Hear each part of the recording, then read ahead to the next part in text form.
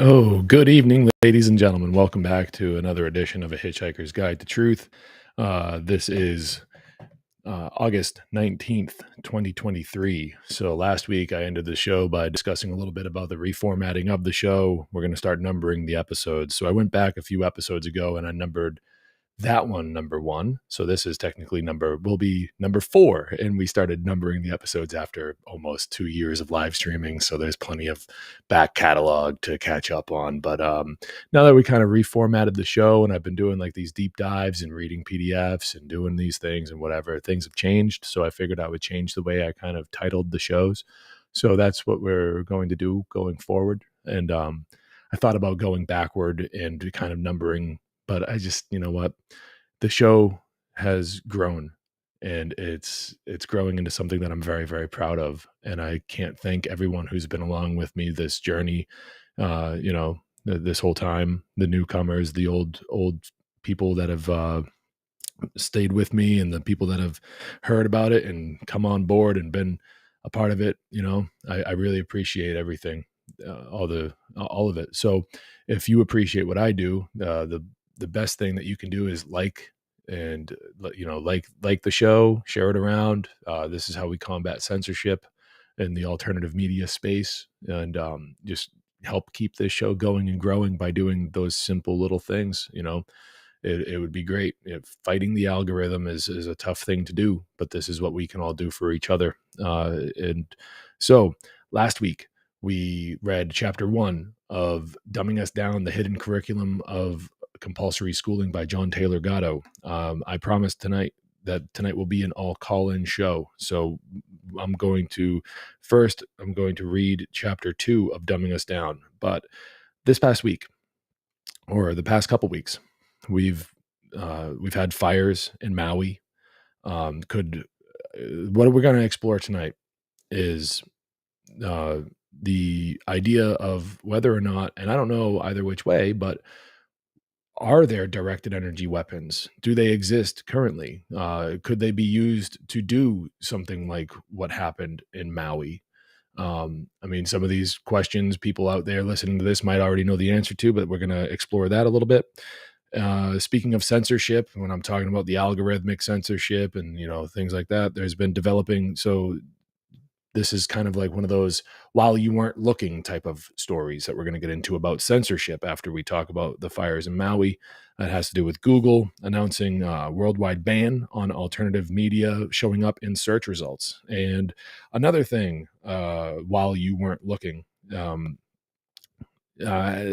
burning question is, and this is just a question, has ivermectin been approved for treating the coof, the COVID, and has it been approved by the FDA? Has it not been approved? What's going on with that? I have a video to play about that, which we should all be able to get a laugh out of, and a couple of articles that I've provided in the show notes. If you come over to freeyourmindne.com/live, the full show notes are available for your consumption over there.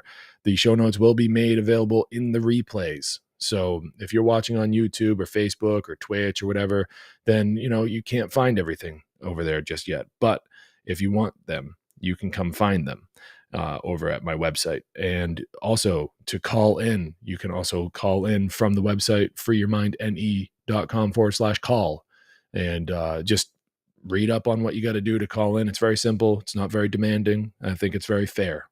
In my opinion, I think that the criteria that I've laid out in order for you to be able to successfully call into the show, I think that that's fair. And if it's not fair, then maybe this isn't a relationship you want to start.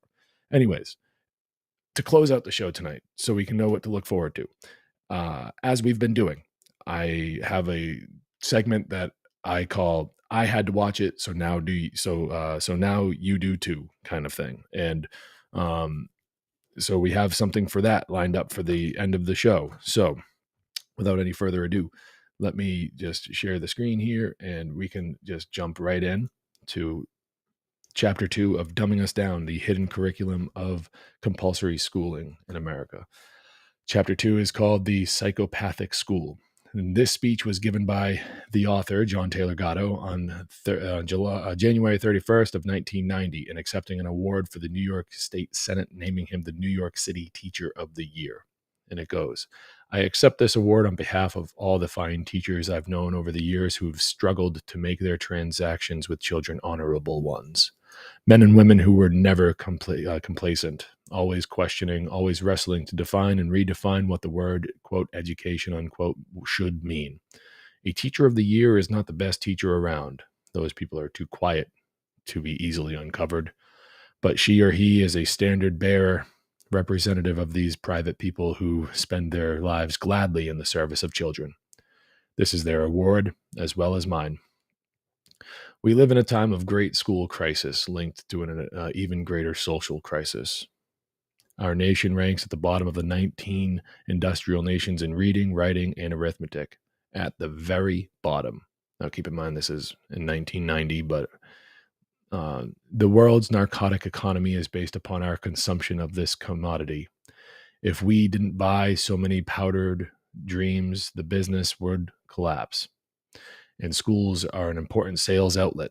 Our teenage suicide rate is the highest in the world, and suicidal kids are rich kids for the most part, not the poor. In Manhattan, 70% of all new marriages last less than 5 years. So something is wrong for sure. This great crisis that we witness in our schools is interlinked with a greater social crisis in the community. We seem to have lost our identity. Children and old people are penned up and locked away from the business of the world to a degree without precedent. Nobody talks to them anymore. And without children and old people's mixing in daily life, a community has no future and no past, only a continuous present.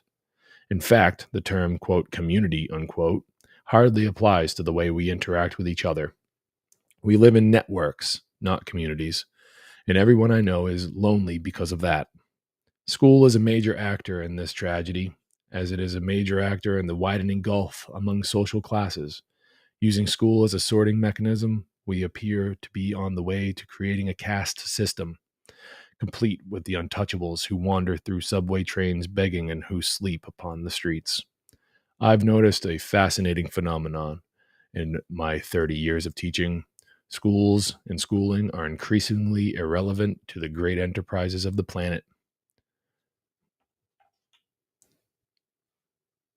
No one believes anymore that scientists are trained in science classes or politicians in civics classes or poets in English classes. The truth is that schools don't really teach anything except how to obey orders. This is a great mystery to me because thousands of humane, caring people work in schools as teachers and aides and administrators, but the abstract logic of the institution overwhelms their individual contributions. Although teachers do not care and do work very hard, very, very hard, the institution is psychopathic. It has no conscience. It rings a bell, and the young man in the middle of writing a poem must close his notebook and move to a different cell where he must memorize that humans and monkeys derive from a common ancestor. Our form of compulsory schooling is an invention of the state of Massachusetts around 1850. It was resisted, sometimes with guns, by an estimated 80% of the Massachusetts population, the last outpost in Barnstaple on Cape Cod not surrendering its children until 1880s, when the area was seized by militia and children marched to school under guard. Now, here's a curious idea to ponder.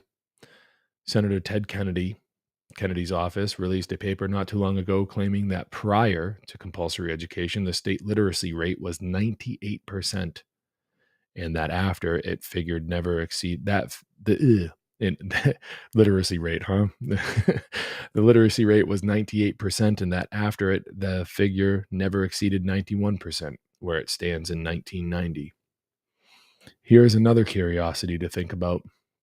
The homeschooling movement has quietly grown to a size where 1.5 million young people are being educated entirely by their own parents. Last month, the Education Press reported the amazing news that in their ability to think, children schooled at home seem to be 5 or even 10 years ahead of their formally trained peers.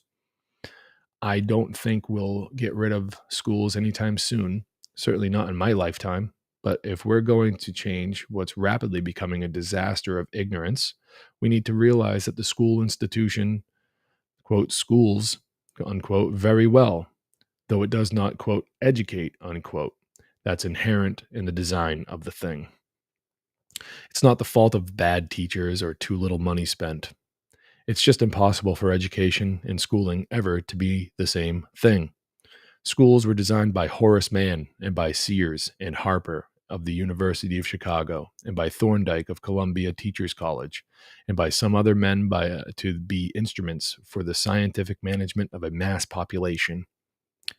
Schools are intended to produce, through the application of formulas, formulaic human beings whose behavior can be predicted and controlled. To a very great extent, schools succeed in doing this, but in a national order increasingly disintegrated, in a national order in which the only, quote, successful, unquote, people are independent, self-reliant, confident, and individualistic, because community life, which protects the dependent and the weak, is dead, and only networks remain. The products of schooling are, as I've said, irrelevant. Well-schooled people are irrelevant. They can sell film and razor blades, push paper and talk on telephones, or sit mindlessly before a flickering computer terminal, but as human beings, they are useless. Useless to others and useless to themselves. The daily misery around us is, I think, in large measure caused by the fact that, as Paul Goodman put it 30 years ago, we force children to grow up absurd. Any reform in schooling has to deal with its absurdities. It is absurd and anti-life to be part of a system that compels you to sit in confinement with people of exactly the same age and social class. That system effectively cuts you off from the immense diversity of life and the synergy of variety. Indeed, it cuts you off from your own past and future, sealing you in a continuous present, much the same way television does. It is absurd and anti-life to move from cell to cell at the sound of a gong every day of your natural youth in an institution that allows you no privacy and even follows you into the sanctuary of your own home, demanding that you do its, quote, homework, unquote. How will they learn to read, you ask? And my answer is, quote, remember the lessons of Massachusetts, unquote. When children are given their whole lives, when children are given whole lives instead of age-graded ones in cell blocks, they learn to read, write, and do arithmetic with ease, if those things make sense in the kind of life that unfolds around them. But keep in mind that in the United States, almost nobody who reads, writes, or does arithmetic gets much respect. We are a land of talkers. We pay talkers the most and admire talkers the most, and so our children talk constantly, following the public models of television and school teachers. It is very difficult to teach the, quote, basics, unquote, anymore because they really aren't basic to society, to the society that we've made. Two institutions at present control our children's lives: television and schooling, in that order. Both of these reduce the real world of wisdom, fortitude, temperance, and justice to a never-ending, non-stop abstraction. In centuries past, the time of childhood and adolescence would have been occupied in real work, real charity, real adventures, and the realistic search for mentors who might teach that what you really wanted to learn. A great deal of time was spent in community pursuits, practicing affection, meeting and studying at every level of the community, learning how to make a home, and dozens of other tasks necessary to become a whole man or woman. But here is the calculus of time that the children I teach must deal with. Out of the 168 hours in each week, my children sleep 56. That leaves them 112 hours a week, out of which to fashion a self. According to recent reports, children watch 55 hours of television a week. That then leaves them with 57 hours a week in which to grow up. My children attend school 30 hours a week. use about 8 getting ready for and traveling to and from school, and spend an average of 7 hours a week in homework, a total of 45 hours. During that time, they are under constant surveillance. They have no private time or private space and are disciplined if they try to assert individuality in the use of time or space. That leaves them with 12 hours a week out of which to create a unique consciousness. Of course, my kids eat too, and that takes some time. Not much, because they've lost the tradition of family dining. But if we allot 3 hours a week to evening meals, we arrive at a net amount of private time for each child at 9 hours per week. It's not enough, is it? The richer the kid, of course, the less television he or she watches. But the rich kid's time is just as narrowly prescribed by a somewhat broader catalog of commercial entertainments and the inevitable assignment to a series of private lessons in areas seldom of his or her own choice.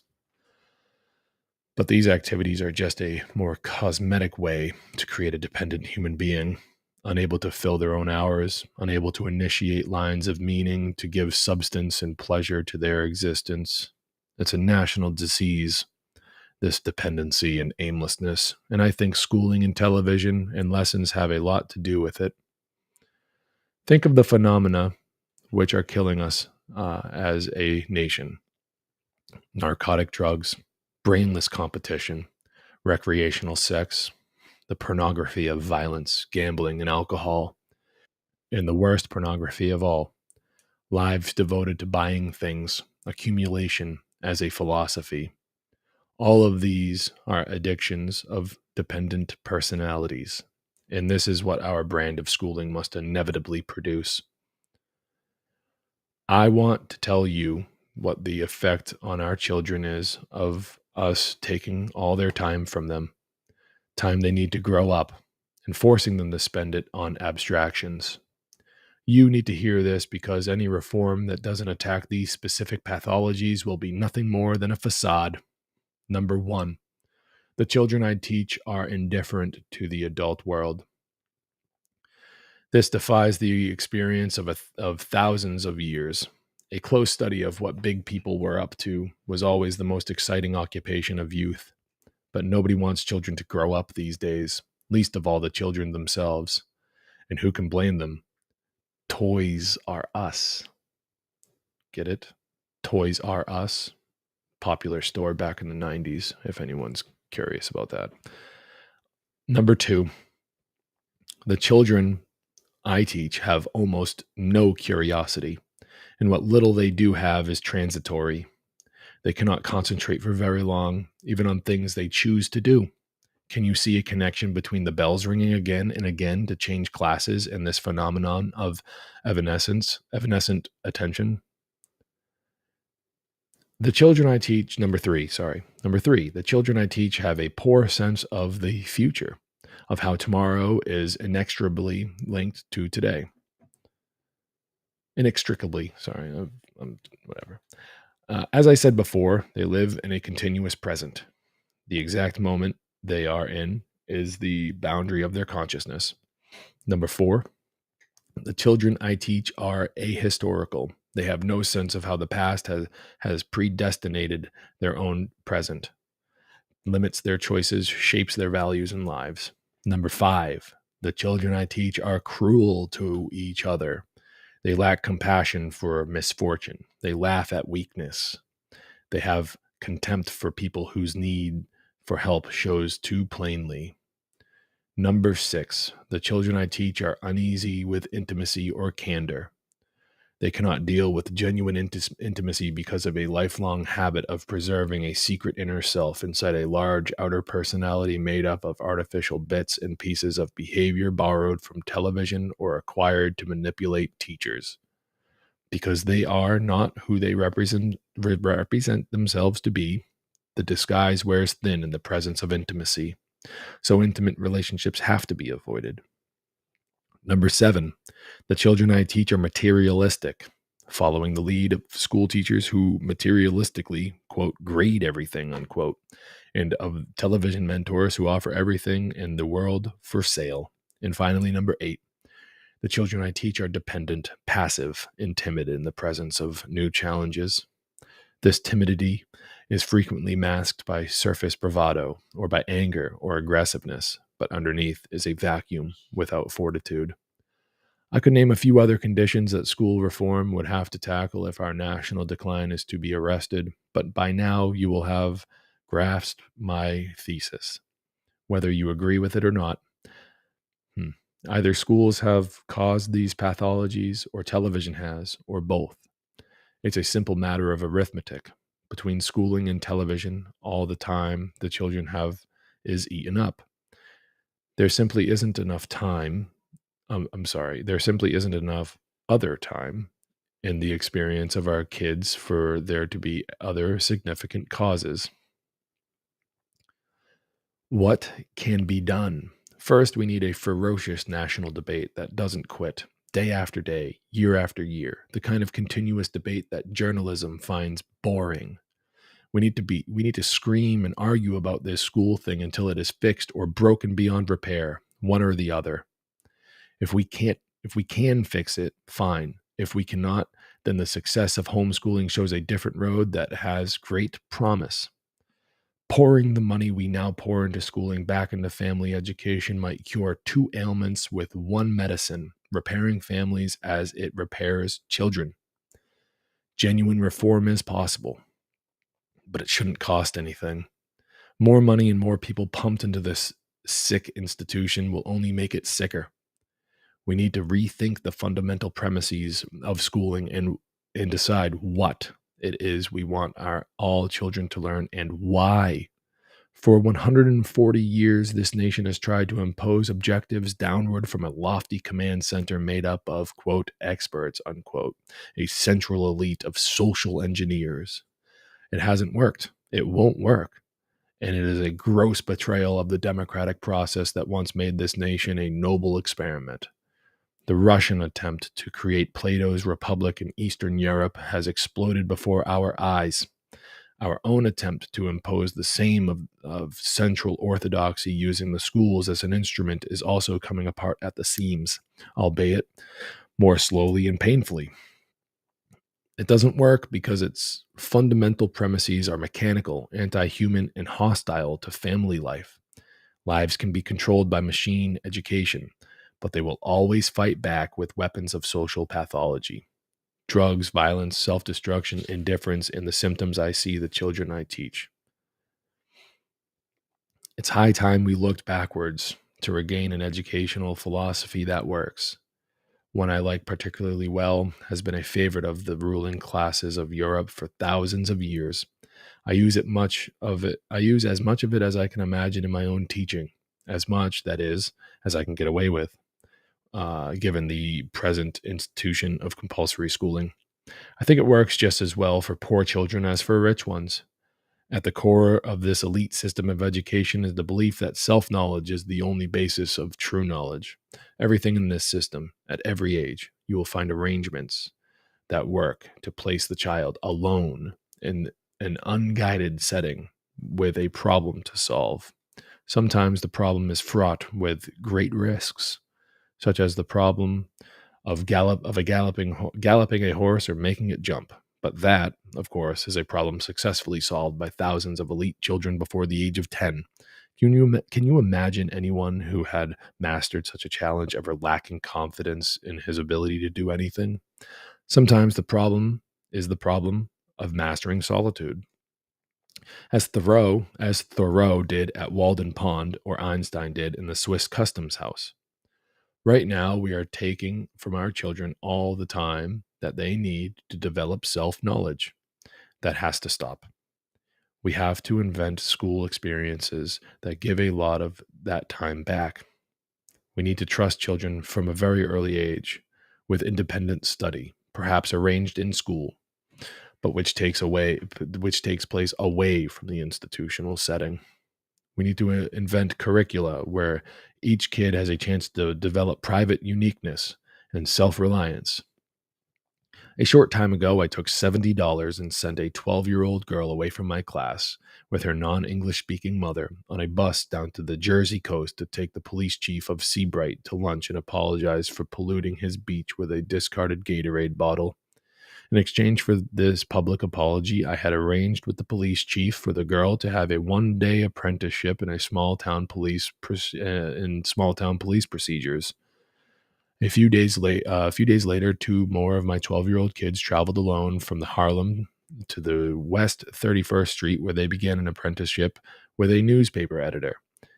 Later, three of my kids found themselves in the middle of the Jersey swamps at 6 a.m, studying the mind of a trucking company president as he dispatched 18-wheelers to Dallas, Chicago, and Los Angeles. Are these, quote, special children, unquote? Special children in a special program? Well, in one sense, yes, but nobody knows about this program except I and the kids.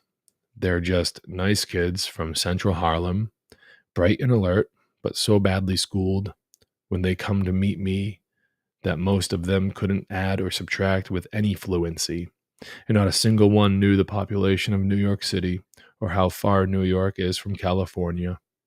Does that worry me? Of course. But I am confident that as they gain self-knowledge, they'll also become self-teachers, and only self-teaching has any lasting value. We've got to give kids independent time right away because that is the key to self-knowledge. And we must re-involve them with the real world as fast as possible so that their independent time can be spent on something other than abstraction. This is an emergency. It requires drastic action to correct. What else does a restructured school system need? It needs to stop being a parasite on the working community.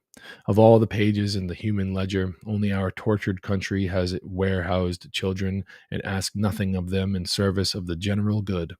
For a while, I think we need to make community service a required part of schooling.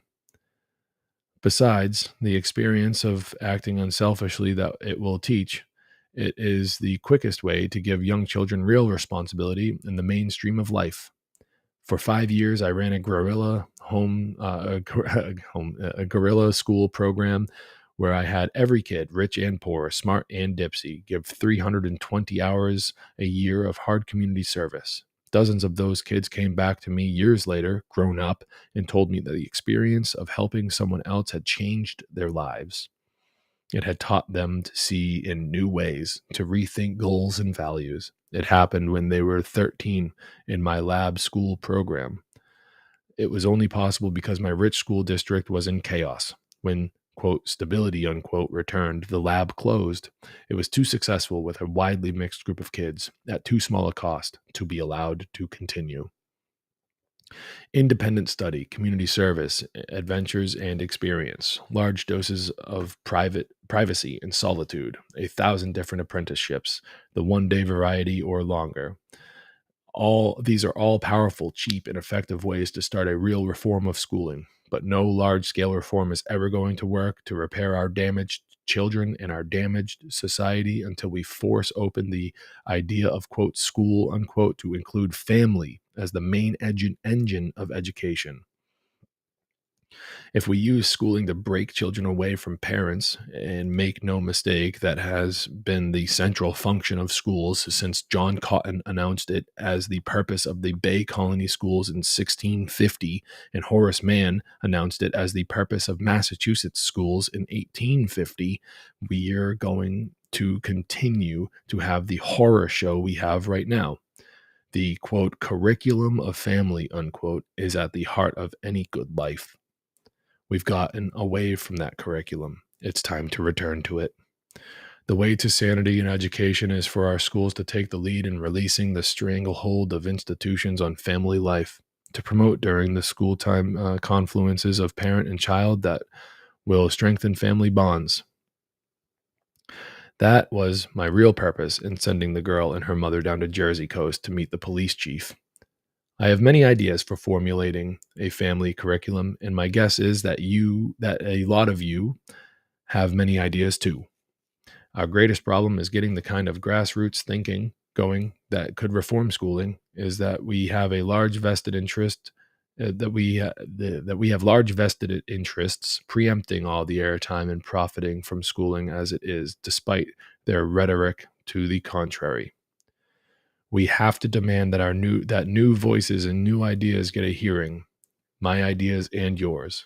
We've all had a belly full of authorized voices meditated by television and the press. A decade-long free-for-all debate is what is called for now. Not any more, quote, expert, unquote, opinions. Experts in education have never been right. Their, quote, solutions, unquote, are expensive and self-serving and always involve further centralization. We've seen the results. It's time for a return to democracy, individuality, and family. So although maybe I don't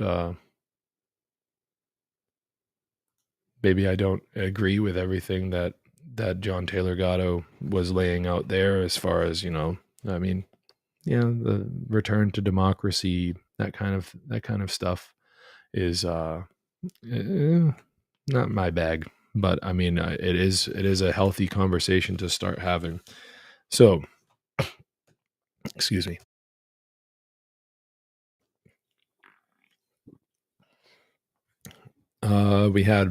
We had a caller or two, but they dropped out.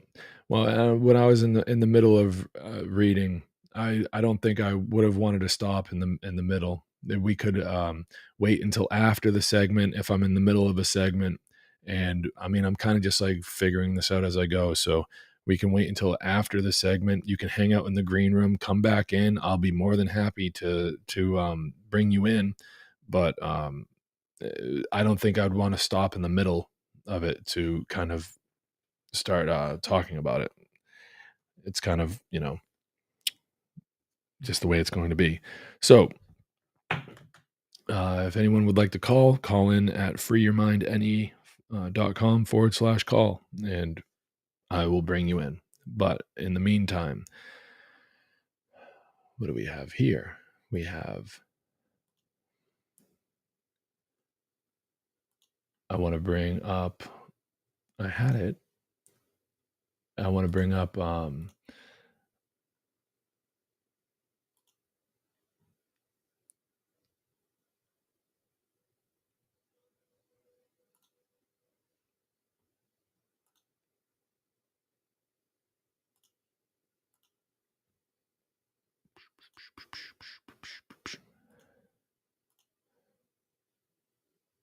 right. So from The Last American Vagabond, we have this article. And we're going to talk about these fires in Maui. So this will be a bit of like a kind of like an intermission, right out from the start, because this is kind of a big subject. A lot of people are talking about this, like these directed energy weapons and everything like that. And from everything that I can find, this is a pretty decent approach to it, and it's something that I'd like to just bring to everybody's attention and get into the time capsule here, and just kind of go over that. So we're going to do that, and we're gonna have fun with it. We're gonna have some fun with it. I don't want to do that part. Hold on.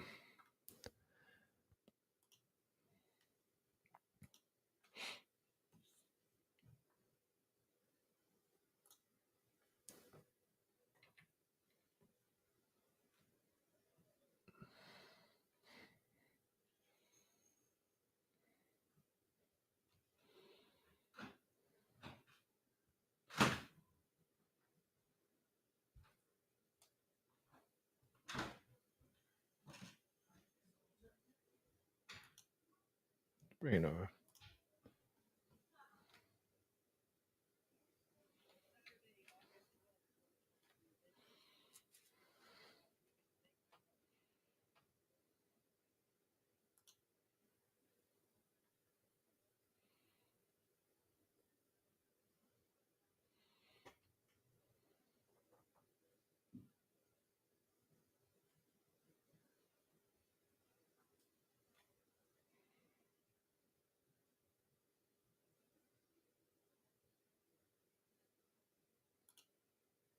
No audio, huh? I'll fix that real quick. Thank you. There should be audio. God damn it. Hold on one second.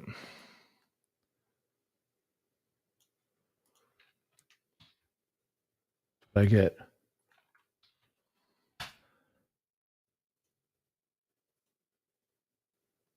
close them.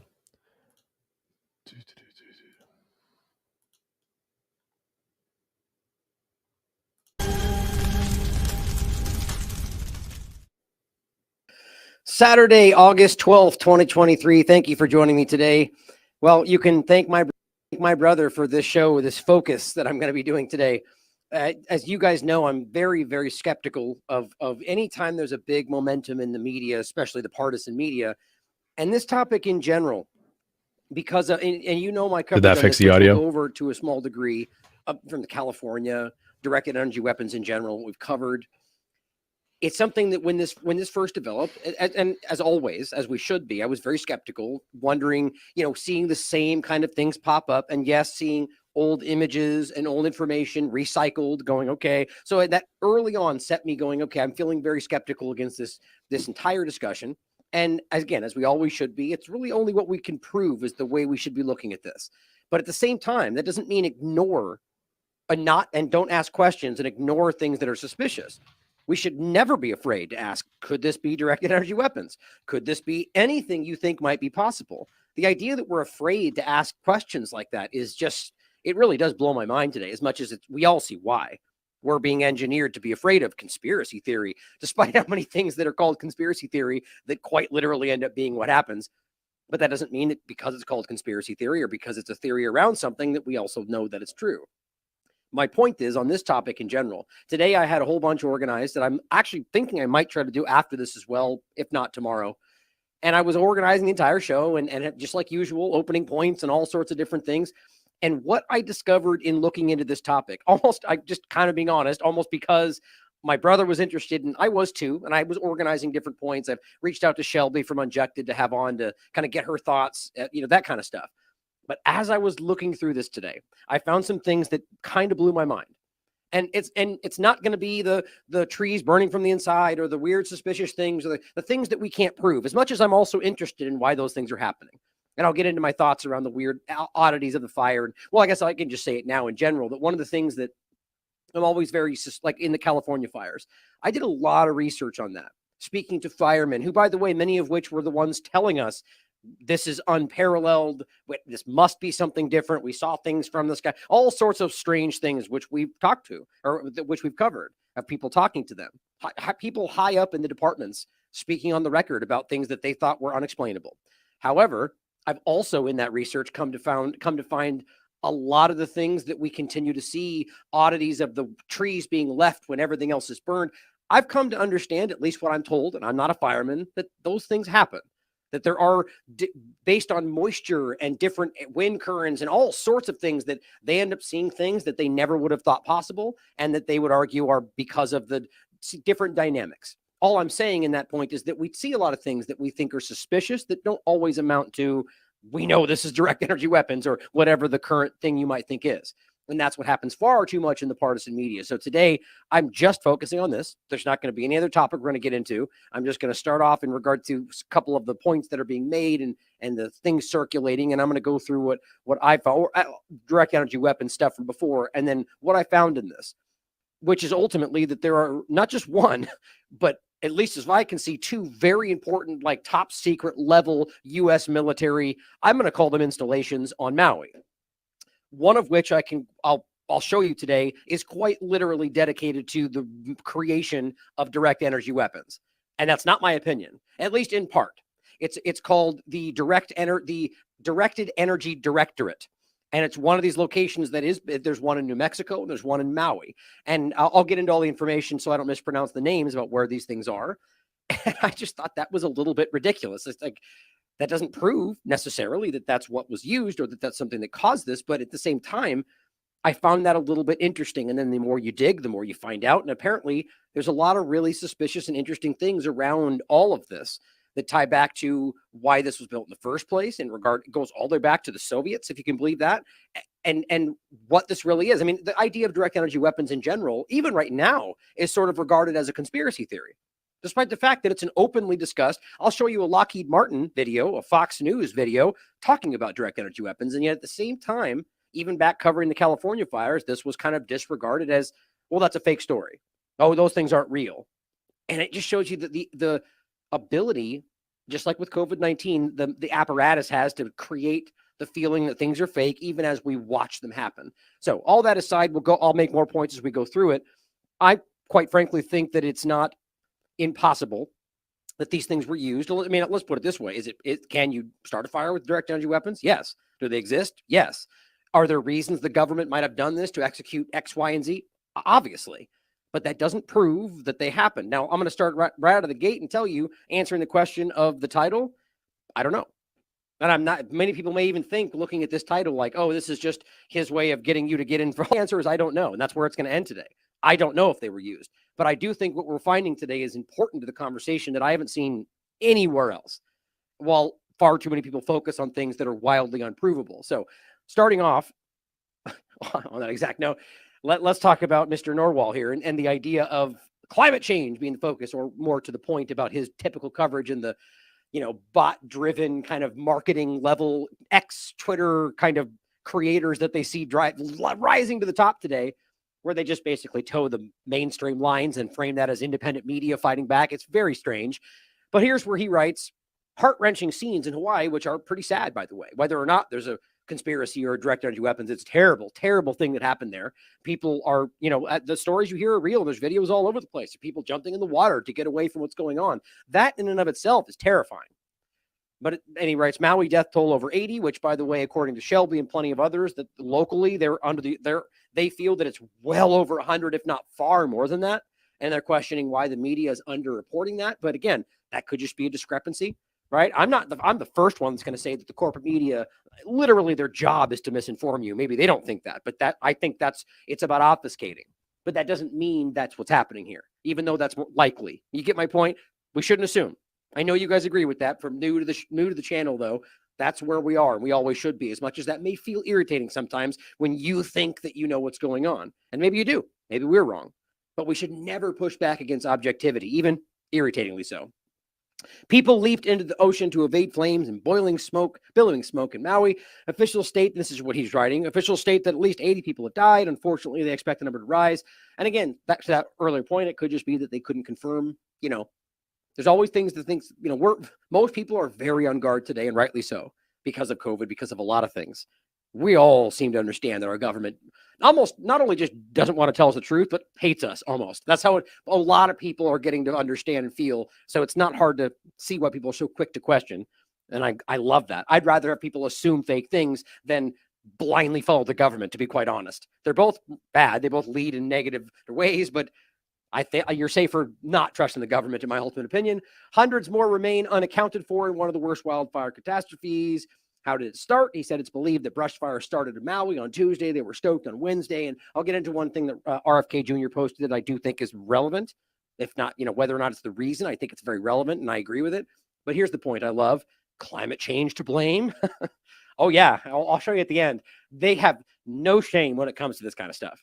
I mean, you can quite literally prove, like we did in other examples, both California and elsewhere, more recent fires. Forget where was the last one we just talked about, the huge one, where they were freaking out. In Scotland, I forget now, but they were just like, oh, climate change, fires. And then it got definitively proven that almost everyone started with arsonists. And they didn't circle back and go, yeah, not climate change. They just kept going with the narrative, right? These people are shameless. The corporate media, I mean. And they will just find an abstract somersaulting reason to make this about climate change because that's what they want you to think. It's like anything else. And don't forget, CNN, James O'Keefe got him on the record saying, yeah, we're going to shift into climate change because that's what we're going to do. Here we are. But here he is going, as the pushing back independent media, climate change to blame. Well, the severity of the fires in Maui have been blamed by some experts on climate change. Despite the fact that there's already multiple this is a really stupid argument, especially when we're at a point where we don't know. Like, that's a stupid, people that are saying it's climate change would laugh at somebody saying it's a direct energy weapon. Neither one is provable as far as I can tell, but the they would see it as conspiracy theory. Well, that's not different. Let's put it that way. The view of climate change was to blame as opposed by Clay, however you pronounce that last name, Clay T., University of Hawaii at Manoa professor and environmental management expert, who said blaming this on weather and climate is misleading. Fire problem is due to the vast areas of unmanaged, non-native grassland from decades of declining agriculture, as well as the corporate side of that, which RFK points at. I agree with this. I saw similar things in Oahu when I lived there for a couple of years. But what's your stance on climate change?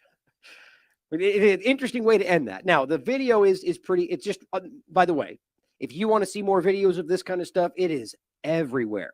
And I recommend you take a look at it so you can kind of come to your own conclusions about it, but be on guard, because I can prove to you, which I'm not going to get into today, there are 1,000 different examples of old videos that aren't even from Hawaii, old images from previous fires from Hawaii, but from elsewhere as well, all being parroted around on TikTok, which everyone shares without checking because Twitter files, and people being misled. Doesn't mean this is fake, but it means that there are a lot of people that are not checking or trying to deceive. This is a video that, as far as I can tell, is definitely from Hawaii, from Maui, and it's just a sad compilation. So you guys can some of the things they're talking about. You know, people that have jumped into the water. I mean, that right there, right in the beginning, that's a terrifying reality right there. That's smoke and fire. The heat coming off of that must be unbearable. And these people are in the ocean, you know, in stormy weather, trying to survive. That's sad. This guy's sleeping next to the ocean, next to the break wall. Look at that.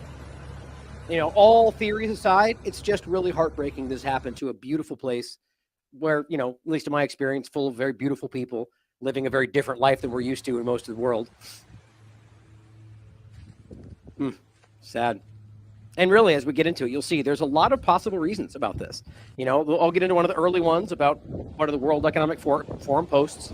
You know, people are talking about climate change conversations, you know, activists starting things, you know, that would even logically make sense, what we've seen around the world, you know, but we've also seen examples of, you know, arguments of energy transitions, of, you know, what the governments of Hawaii have been arguing they want to achieve. And we'll show you all of these, you know, or the, what was the other one? There's plenty of, I mean, there's never a shortage of different theories.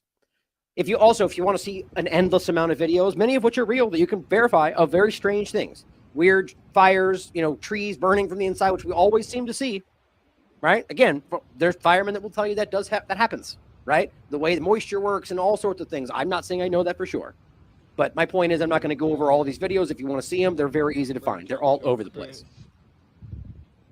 This is just to kind of give you a feel of what the immensity of how big this is. Lahaina being the main location of the starting fire, but from what I'm going to show you, it's interesting. I'll just actually jump to the end real quickly and show you this map, or at the end, where was this? Right here, yeah. So apparently this is from the 8th satellite imagery. You know, Lahaina is over here, and you can see, for those in the podcast, like the western side of the island, sort of like the northwestern peak, or western specifically, but on the northwestern peak, Lahaina. But then you can see fires over here in the mainland.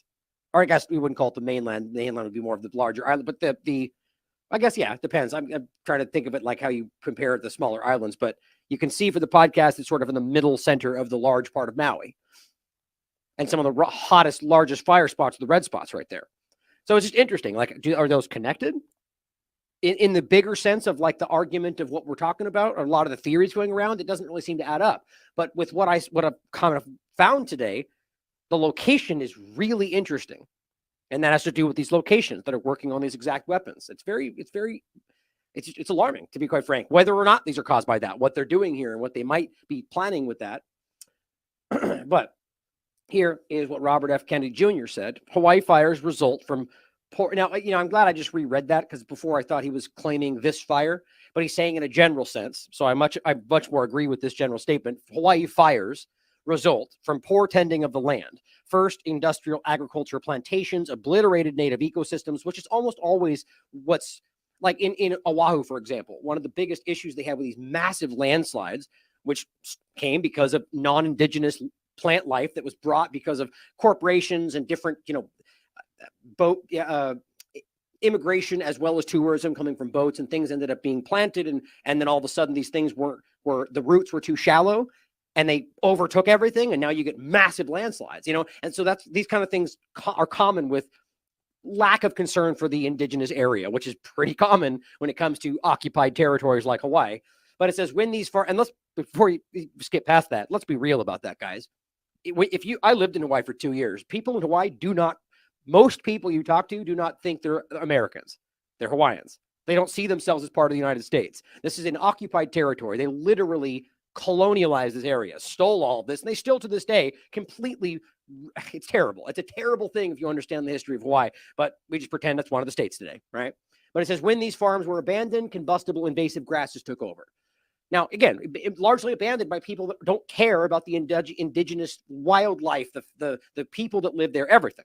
Okay. So whether or not this is what happened there, is absolutely a part of why these things happen. Could it be the only reason? Certainly possible. But I do think the immensity of the fires and what we saw, and the kind of like almost in totality of it, like just across the board, everything, that is pretty strange to me. Because especially, but again, if they're talking about the storms and the winds that kept this kind of thing going, like I would say feasibly that would make sense. But I'm very skeptical of how and why this all took place. But that doesn't then prove that we know there's foul play. But here's one of the first things I'm seeing people today, especially, kind of circulate: how Hawaii plans to be the first U.S. state to run entirely on clean energy. Now, if you just look at this, and by the way, we shouldn't dismiss this argument being, well, they're going to sweep all this out and start that direction on this, kind of a clean slate. Seems to make sense with, if you know more information, maybe that would be the case. And we're also I'll show you this at the end. There's a local, I just thought this was an interesting video to include, making a very valid argument about how these exact locations have been aggressively pressured over the last so many decades to be bought out for corporate reasons and for government reasons. And then suddenly this happens. Yeah. These things happen. Doesn't prove anything. Certainly should consider that. I wouldn't put it past these corporations or the government for doing something like this, but that most people that doesn't sit well. They don't want to believe they would be willing to do something like this.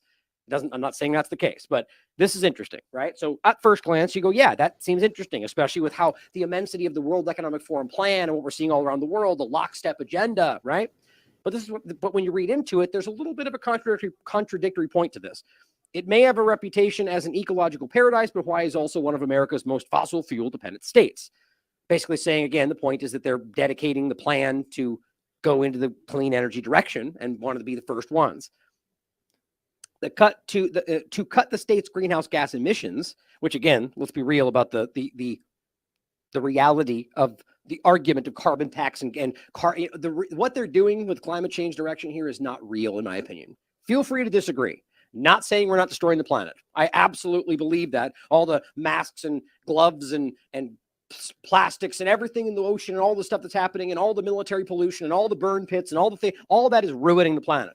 But that does not mean that carbon is the issue, and does not mean that we have to worry about greenhouse gas emissions. But you can disagree. That's what's great about real conversation. But it says the Hawaiian government launched the Clean Energy Initiative in 2008, which pledges to establish new green credentials and aims to use 100% renewable electricity to power the entire state by 2045.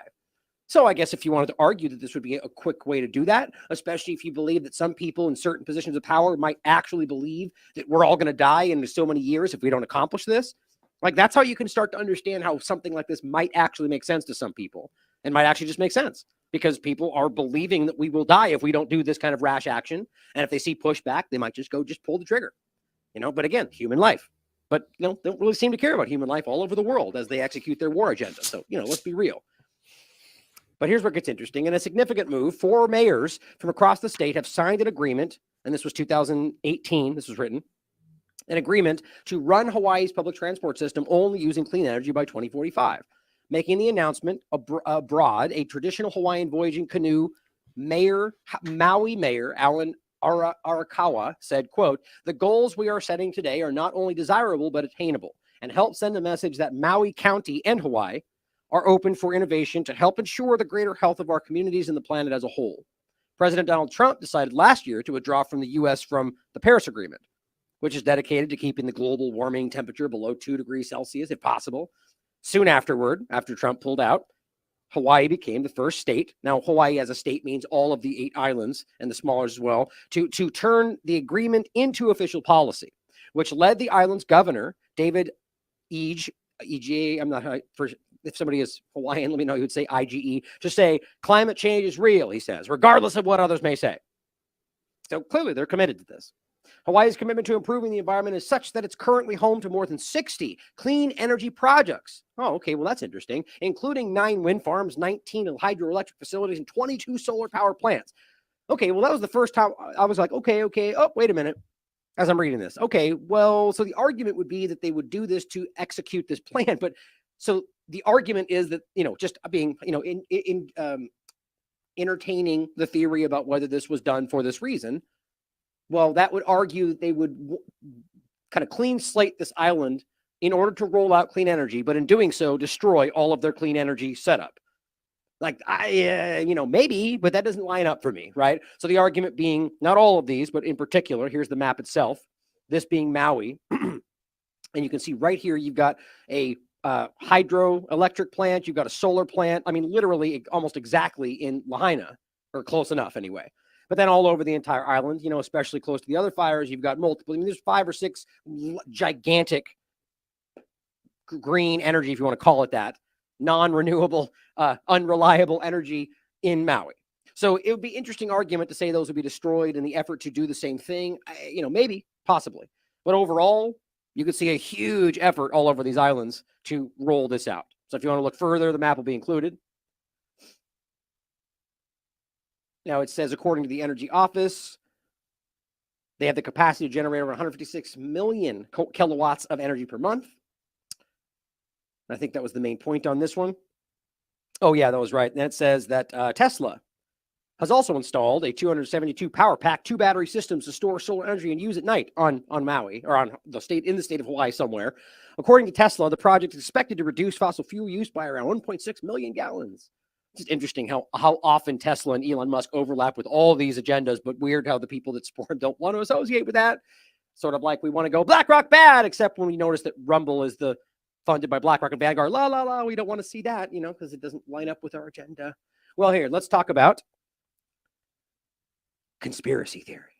Directed energy weapons in Maui. We'll check it out, guys. Apparently, we're all wrong. Newsweek says it's a conspiracy theory. Yahoo says it's a conspiracy theory. AP News says it's a conspiracy theory. So that's the show, guys. We're wrong. No, I'm just kidding. The point is that, of course, you're going to get all this stuff. And if you read into these articles, they're not doing any due diligence. They just go, that's not what we're supposed to say. And that's apparently fake. So end of fact check. It's just so frustrating that they can't even, like, if you're going to do a fact check about this, then do a fact check. They don't, though. They just toe the line. And it's impossibly frustrating because people actually look at this stuff, no matter how often you show that the old ones are wrong, right? You can go back and look at like their entire body of fact check work, and it's like probably 80% incorrect. And I'm not even making that up. It's very, very clumsy. COVID-19 is a great example of that. But my point in being is that if you look into all of this, you're going to find them telling you, well, no. In fact, almost borderline telling you direct energy weapons aren't even real. So before we even get into the important part of this, which is the Air Force Maui optical and supercomputing site, or more specifically, the AFRL Directed Energy Directorate, which operates one in New Mexico, but one in Maui, very near this whole thing. And then we'll talk about the actual people involved with this who are on the record telling us that they're working on weapons. So it's kind of hard not to see that, even though you look it up elsewhere and they don't seem to mention weapons anywhere. It's very strange, right? Of course, it's that easy to see. But before we do that, let's make sure we understand that direct energy weapons, for those that may not want to hear, are very real. It's not even up for debate. It's like the idea of geoengineering, where they can literally be telling you we're doing this to stop climate change. And then you bring it up on Twitter and people go, tinfoil hat. And you're like, man, didn't you just say this is about fighting climate change? It's almost like people can't, like they've been broken. Like they can acknowledge that they're, yay, geoengineering, stop climate change. But then you point at it from a plane, they go, fake news. It's just very strange. It's the same point, right? You can literally prove this. It's been around for decades. They're openly talking about it. Been working on it since the 70s. And yet there's 100 patents. And yet it's fake news for some people. Now, here's an article we did on 2019, or a show I did long time ago. You don't want to look at this. I look really silly. But the point is, watch it, though. It's good information. I talked about the U.S. Congress's Israel-focused directed energy bill, weapon bill, directed energy weapon bill. So here was the article, and you can watch that if you want, from Mint Press News, written by none other than Whitney Webb, about the new bill would see U.S. taxpayers subsidize experimental Israeli laser weapons. Shocking. Nothing new about that. Continuing to pay for all of their, it's just silly, right? This is hard to justify today. Back then, it was just every 30 seconds. I mean, half the stuff was being worked on, or even like the Iron Dome being funded by our money in regard to, aiding Israel, despite them not really needing our aid, and then selling those weapons to the United States. Like, it's double dipping right there. It happens all the time. But this is an important article. You should read this. But one of the points I want to show is here's a Representative Elise Stefanik saying she and Ted Lieu introduced the U.S.-Israel Directed Energy Cooperation Act. This bipartisan bill allows us to collaborate with Israel to counter global adversarial threat. That's always how it gets framed, right? Let's manufacture something in Cuba. Hey, bad guy Cuba stuff. Now we need to work on direct energy. It's how this goes. Whether that's actually what happened or not. The point is they'll say bad guys do those things over there, so we have to do them, right? Cluster munitions happening over there, so we have to use them too, even though we don't want to.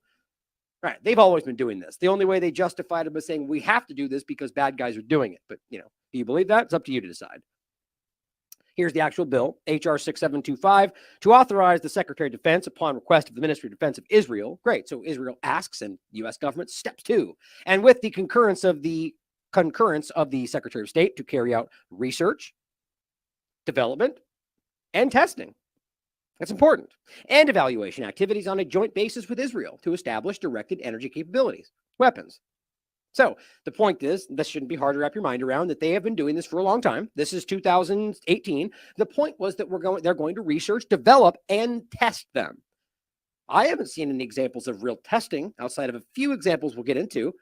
So the question should be, is that something that might have happened? Now, if you can't think that it's possible that a test could go awry, that a military test like that's never happened before could go awry in a location where they're literally building direct energy weapons, and then they've got another location where they're actively doing some other stuff we'll get into, can we not at least ask if it's possible? Let alone doing this on purpose, that they could have been like, let's see what happens when they do this new version, and then boom, fire start, and then what are they going to do? Nothing. I'm just theorizing. Yeah, right? We're theorizing about possible conspiracies about covering things up. Never happened before, right? The point is we should always have the courage to do that. And if we know that they have been working on and testing these things, it's obviously possible that could have been what happened. Just one of the many. But here is an example, as I pointed out, from Fox Firepower. I used to play this all the time, and I'll play the video for you right now where they're openly showing you exactly what these things can do. Lasers sound like the stuff of science fiction, right? Which, by the way, it's funny. When this came out, these things were public. You can look up the research going back 20 years. They're actually for the 70s. But even then, sounds like science fiction, right? I know, fake news, right? It's amazing that people still push back. Completely unbelievable. How could our military possibly be using those in future warfare? Guess what? We've just had a recent breakthrough, more great test results that are making lasers a reality. So it's called ATHENA. Lockheed Martin makes it, and they've been doing a lot of the pioneering in this laser field. Now, what's really exciting about it is that it's so hard to harness that much power and make it compact enough that it's actually going to make practical sense downrange. And they've proven that they can do that. Recently, they tested it against 5 moving drones, so realistic drones that they might go up against with, enemy forces might send against us, for example, or terrorists might send against us. And it successfully shot down all 5 of the drones. This is huge news because it means that in a realistic, practical setting, it's looking very promising. So it could be ready to field quite soon. So when you see the movies or you look at comic books or television shows, when you see laser weapons, they tend to be a color, right?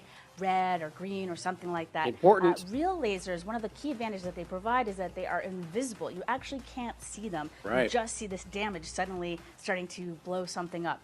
So if we take a look now at what the ATHENA did to a truck. So we're looking at a truck engine, and the ATHENA within seconds was able to beam right in there, heat the whole thing up, and burn through the engine of this vehicle. Doesn't that look familiar? Like if it just, again, just because it looks the same does not mean that's what it is. But being honest, that looks very similar to some of the things we saw in California and these different examples. Something to point out. So if you can imagine if you were in that vehicle, all of a sudden this hole would start appearing in your engine and the whole thing would just disappear. That's what these lasers do. Now there's some other key advantages that we should mention. Let me give you 3 of them. 1, unlimited ammo. As long as we have power, we have an unlimited magazine. And downrange, of course, having unlimited ammo can be a huge advantage. 2nd, it's silent. You don't give the enemy any advance warning that it's coming. You see why this is obviously something they've wanted for a long time. So we're going to get into a point in a minute where they go over why they just kind of decided to put this on the back burner. Don't believe that. That's a joke. This is probably one of the things they've wanted the most for a long time. And the reality is that it's never, when we get told it's on the back burner, that's when they're like, okay, we're doing this, right? We're going to actually use, and then they'd want you to think that it's not in the public eye, probably because they're doing things they don't want you to know about. That'd be my opinion. And then the 3rd one I wanted to touch on is that it travels. And in case I didn't make it clear, that's a verifiable reality. They've been using these. So let's not pretend like it's on the back burner. Speed of light. So not 2nd, it's silent. You don't give the enemy any advance warning that it's coming. And then the 3rd one I wanted to touch on is that it travels at the speed of light. So not only are we delivering powerful, decisive effects, lethality, we're also doing it so rapidly they don't know what hit them. So if you could circle back to that example of being in the car again, that would happen so instantaneously, within seconds, you truly would have no idea what was happening. It would just suddenly start disintegrating, right? So what can we use these against? So we talked about the vehicle a bit. We talked about how ATHENA has just proven itself against drones. But in the real world application, our forces could use it against the drones. We could use it against aircraft. We could use it against vehicles on the ground, like we mentioned. We could also use it against fast attack boats. And in fact, ATHENA's sibling, Atom, a couple years ago proved that it could eliminate these fast attack boats. So if you imagine boats start trying to swarm one of our ships, not a problem for this laser. Burns right through the hull. As you can see right there, it's burning right through the hull. I'm incredibly excited about this news, this great news about the successful testing of ATHENA, because it means that we'll be putting these powerful weapons soon. We could put them in the hands of our warfighters and give them even more powerful weaponry to keep themselves safe and also to deliver the effects that we need. They can be used, laser weapons can be used offensively and of course defensively too, to help protect our homeland. Think of our airports that might be under threat from enemy drones. They could be used to protect we could use them statically and used to protect our airports. They could be used to protect our power grid, our nuclear plants. So there's lots of different exciting applications for this technology. There's no longer science fiction, but science fact. Yeah, well, it wasn't science fiction before this, and this is like half a decade old, right? This, I mean, and let's not pretend like this isn't in the hands of Israel. We know that they worked in they worked with Israel to develop these things. They probably still are. So the reality is that this is something that is probably being executed all around the world. You can't see it. You can't prove that it was there, right? I mean, so who knows? We see all these examples of, and even just pulling back from the intentional point, which we should never shy away from. I find it's far like it's more likely this is something that could be tested that ends up doing something they can't pull back from, and they just let it happen. I mean, even like with the PG&E discussion, like they ended up saying, well, it was, you know, PG&E that didn't do the whole thing, and you know, then PG&E just increases your bill. Did they get held accountable for that? Not that I can see, right? So it makes you really wonder whether this is something that could be, you know, in that realm. And then just, not that you need to see this as well, but here is Lockheed Martin's video, just so we know this isn't just some Fox video that's lying about it.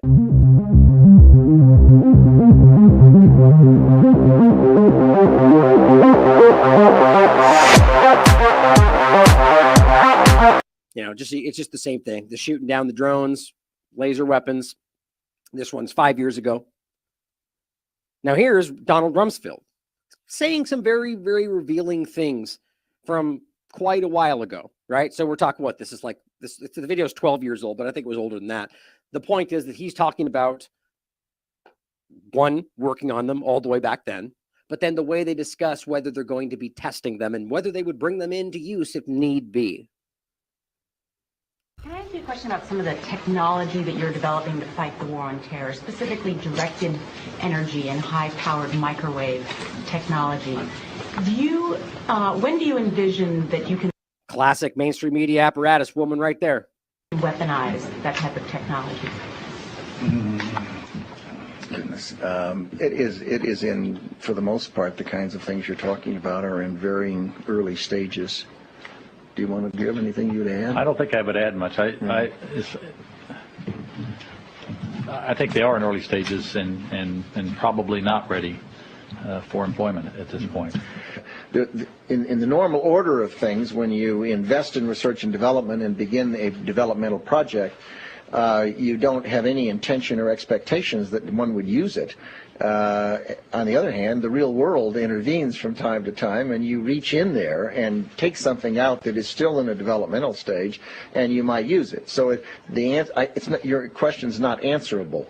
It depends on what happens in the future and how well things move along the track, and whether or not someone feels it's appropriate to reach into a development stage and see if something might be useful, as was the case with the unmanned aerial vehicles. But you sound like you're going to experiment. Right. And let's not forget that those things were used a hell of a lot before we were really told that they were being used. Assassinating people.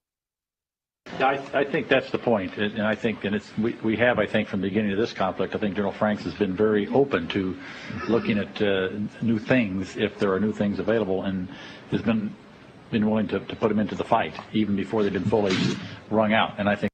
Great. Right. So again, putting them into fight before we, are understanding how they work properly, or right. I mean, that's an interesting statement, seeing as how it's very possible that this thing could have been something that was tested and ended up causing a problem. And, right. I mean, just thinking outside the box. That's not referring to these two particular cases of directed energy or high powered microwave, but sure. And yes. We will continue to do that. The microwave aspect is interesting because these are in the same wheelhouse, right? So we talk about things like what happened in Cuba. It's and I'll show you a couple points on that in a second, I think, unless I got rid of it. Oh yeah, I think I did. There's an article about that in the past, but the bottom line is in Cuba, we talked about that, where they their own arguments. Where let me see. Oh no, I do have it next. Okay, I thought let me show you this video and we'll point a couple things out about that, where they admit after research that they thought a weapon like this, even though we still argue with some people this is fake. It's hilarious. This one is from 8 years ago. And I think this is important both for this general conversation, but also for the 5G direction, which, don't forget, was originally used as a crowd control military type weapon. And that's what this still could be. If this thing is turned up high enough, it literally makes your skin burn. You can, and even more so if it's higher. And you can look at it's on their patents. It's on the research for this exact technology. And this is exactly what we're talking about, a similar discussion. This is a microwave weapon, heat ray. So just realize this is 8 years ago, and this is what they could have done with just, a microwave directed weapon.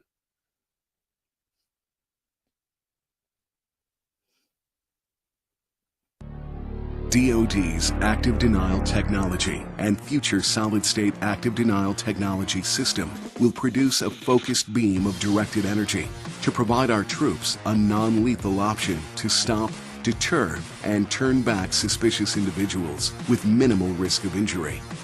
Active denial technology is designed to protect the innocent, minimize fatalities, and limit collateral damage across the range of military operations. Active denial technology uses radio frequency millimeter waves at a frequency of 95 gigahertz. Traveling at the speed of light, the millimeter wave directed energy engages the subject, penetrating the skin to a depth of only about 1/64th of an inch. The beam produces an intolerable heating sensation, compelling the targeted individual to instinctively move. For the military, active denial technology can be used for both force application and force protection missions. Applications include crowd control, perimeter security, patrol and convoy protection. You get the gist, right? The point is just simply that they turn these things on and you feel like you're burning, about to explode, and you run. Very, very interesting. So here's the overlap with this article from August 10th, 2017. A group of American diplomats in Cuba suffered unexplained severe hearing loss blamed on a covert sonic device. And it simply says, after months of investigation, U.S. officials concluded the diplomats had been exposed to an advanced device that operated outside the range of audible sound. That sounds familiar, and had been deployed either inside or outside their residences. It was not immediately clear whether the device was a weapon used in a deliberate attack or some other purpose. Interesting, even though that was not really how it gets reported still. Now, here is a direct Congressional Research Service document from 2022. We're talking about directed energy weapons, background and issues for Congress. It says directed energy weapons use concentrated electromagnetic energy rather than kinetic energy to combat enemy forces. That's how this is a weapon, no matter how you spin this. Although the United States has been researching directed energy weapons since, the 60s, some experts have observed that the DoD has invested billions of dollars in directed energy programs that failed to reach maturity, or that's what we're told, and were ultimately canceled, or that's what we're told.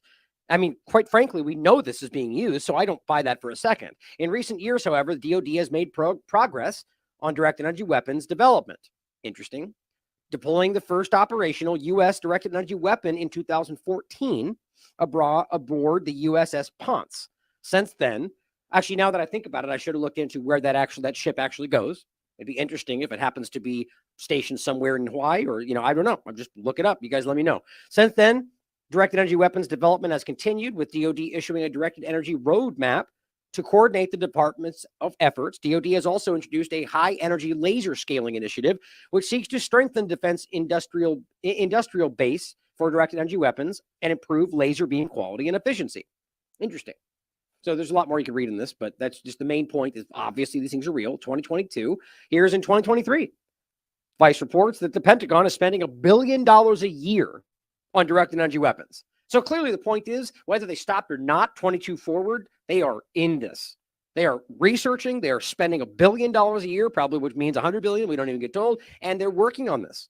So it's interesting to think about what that might translate to. There's some videos here from CNN showing them working on this stuff. Very interesting. Now, here's where it gets especially interesting. In my research on this, really just to kind of find out what I think is going on, I came across a location in Maui. Now, this is called the AFRL, or the Air Force Maui Optical and Supercomputing Site, or AMOS, or the AFRL stands for the Air Force Research Laboratory. That's just the general overview. The AMOS is the Air Force Maui Optical and Supercomputing Site. It says freedom to operate and maintain satellites in space. Now, this is how they frame this, by the way, and I'm going to get into what the actual guy running it says more than once on the record, but they frame this as some kind of surveillance space operation.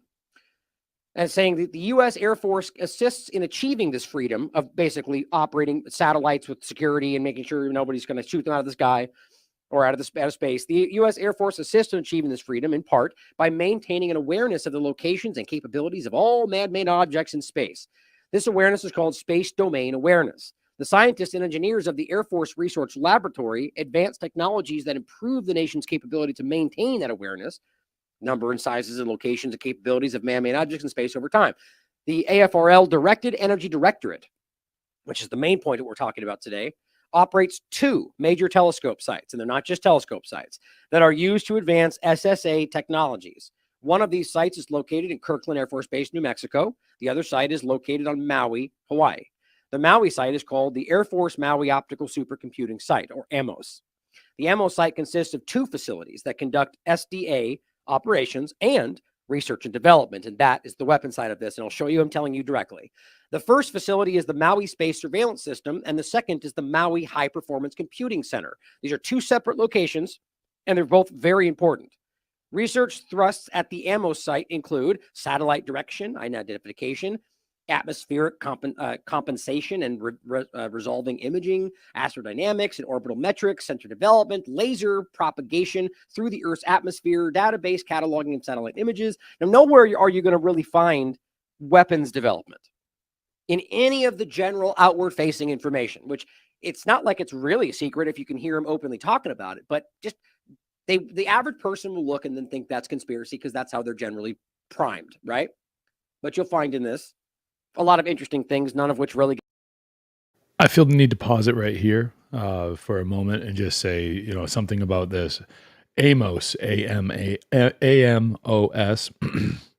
is actually the first Hebrew prophet to have a biblical book named after him. He accurately foretold the destruction of the northern kingdom of Israel, although he did not specify Assyria as the cause. And as a prophet of doom, he anticipated later Old Testament prophets. That's so under the impact of powerful visions of divine destruction of the Hebrews and such natural disasters as a swarm of locusts and fire, Amos traveled from Judah to the neighboring, richer, more powerful kingdom of Israel, where he began to preach. The time is uncertain, but the book of Amos puts the date as 2 years before an earthquake that may have occurred in 750 BC. So, all right. And also, we'll just continue playing the video. To get into weapons, it's all about space I know it's a little surveillance, computing power. long, but it's worth it. Okay, so that's the main document. Now here, again, just so you can see it from their actual website, the Maui location, Directed Energy Directorate of the Air Force Research Laboratory. Here is the first one, and this is from Maui time from 2018.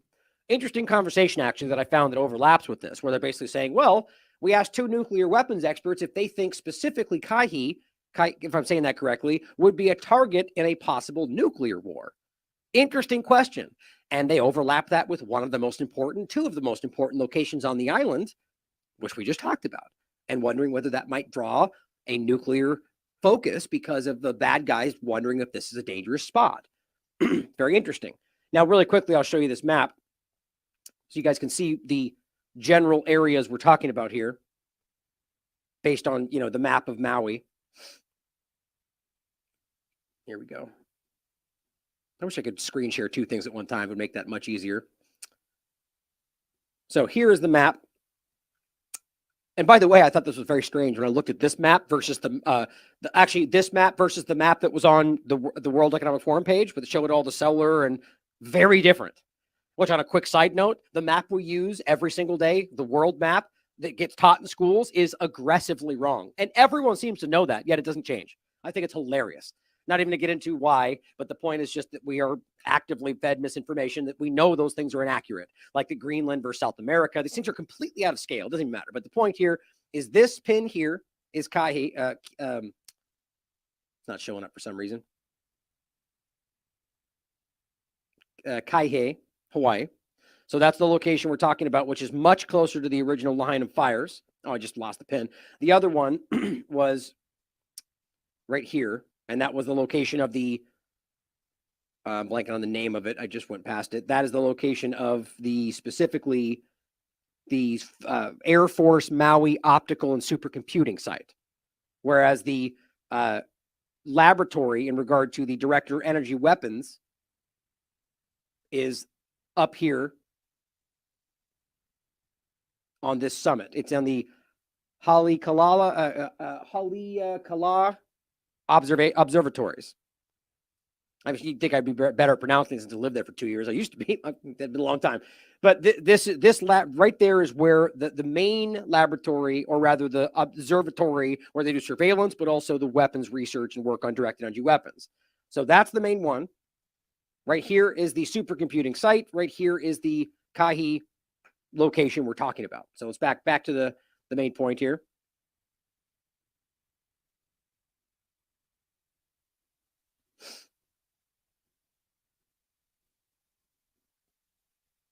Okay. So they're talking about that location and asking, well, would that be a nuclear target? Now it says it's been, and this is also an interesting overlap. It says it's been a little more than a week, 2018, since the State of Emergency Management Agency zapped most of Hawaii residents with a false ballistic missile alert. Remember that? Remember when they said, oh my God, there's a missile incoming, which was wildly irresponsible. Everybody lost their minds. People probably did all sorts of crazy things. I guarantee this was a test. And then they just said, our bad. It was an accident. I literally think they said they accidentally hit the button. I actually think that was the story, even though I don't believe that for a second. Just think about that interesting overlap. Now it says, in a strike, they said, Kaihi would definitely get hit. Interesting. The reason? The Maui High Performance Computing Center, located at that's the one I was talking about, the one just south of that, 550 Laipoa Parkway in Kaihi.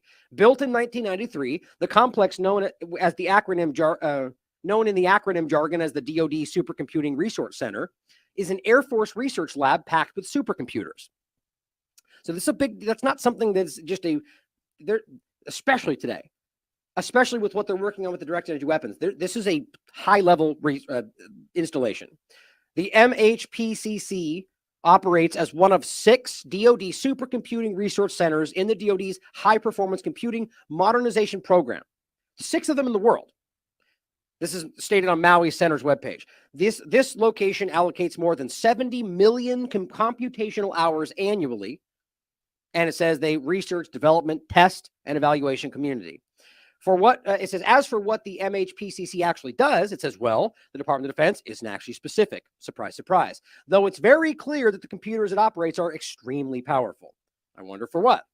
Now, it says they provide computational resource for the DoD, scientific computational needs through their support of DoD challenge projects and other government users. So it states the website. Quote, the center also supports the Directed Energy Directorate's Maui space surveillance system, which does more than surveil.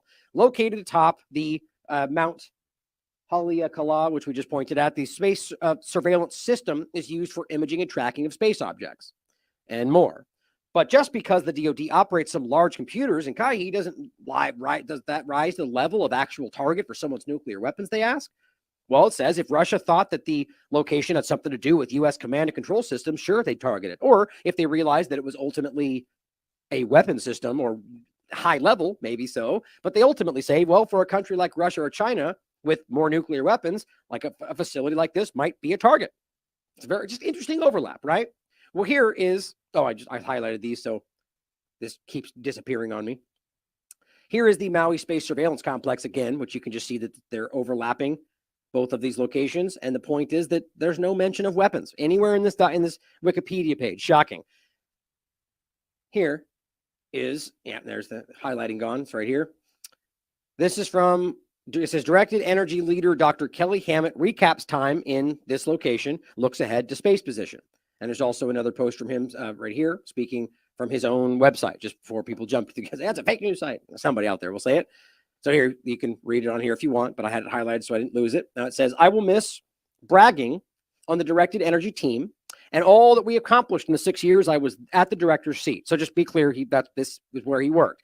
Hammett's work in directed energy programs and his path to leadership of some of the U.S. Air Force's legacy high-energy laser, high-power microwave, and electro-optic systems began much earlier, though. It says, before taking on a role as director, Hammett served 4 years as the directorate's chief engineer. Make sure I didn't miss anything there. Now it says, the high-powered microwave CHAMP system, which I'll show you in a second, tackling the Air Force Maui Optical and Supercomputing, or AMOS, site's sustainment and modernization program, along with other challenges. It says, quote, we delivered the United States Air Force first ever operational directed energy weapons. Let me read that again. They delivered the United States Air Force's first ever operational directed energy weapons. So this location, I find this impossible not to think is crazy with the conversation today, in Maui, created the very first ever, as according to them, operational directed energy weapon. And yet it's being roundly dismissed that this is a dumb idea. And I'm not saying that proves that it was used or prove that's how they started the fires, but isn't that crazy? I almost fell out of my chair. I'm like, that can't be. And this is why we have to talk about it today. Even though I'm still saying we don't know. I would argue we haven't proven that this is why it started or even that this was involved. But that's pretty wild. It says, as part of the Air Force Directed Energy Experimentation Campaign, which is taking place on Maui, AFRL characterized and deployed 4 directed energy counter-unmanned aerial systems to overseas locations being in use, guys. 3 Raytheon high-energy laser weapon systems and the AFRL tactical high-powered operational responder system, Thor. Great. We built Thor in-house in Maui in 18 months in breaking time. As part of these efforts, AFRL secured the Secretary of Defense approval for operational use of all systems. That's pretty interesting.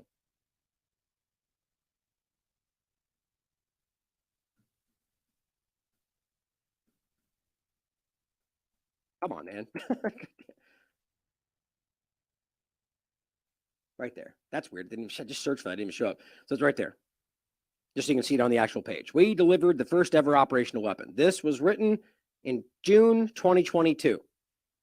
So what we're saying is basically that they have a completely operational, all systems wide system in regard directed energy weapons system on Maui called Thor, high powered operational responder system, tactical energy laser weapon system. That's what this is. So is it not possible this could have been something that was used? Is it not possible this could have been something that was tested and went awry? Is it not possible, since we know how Hold this on. stuff is interconnected with all I just got to pause it again real quick. Don't you just love their acronyms? Amos, Athena, Thor. Like what?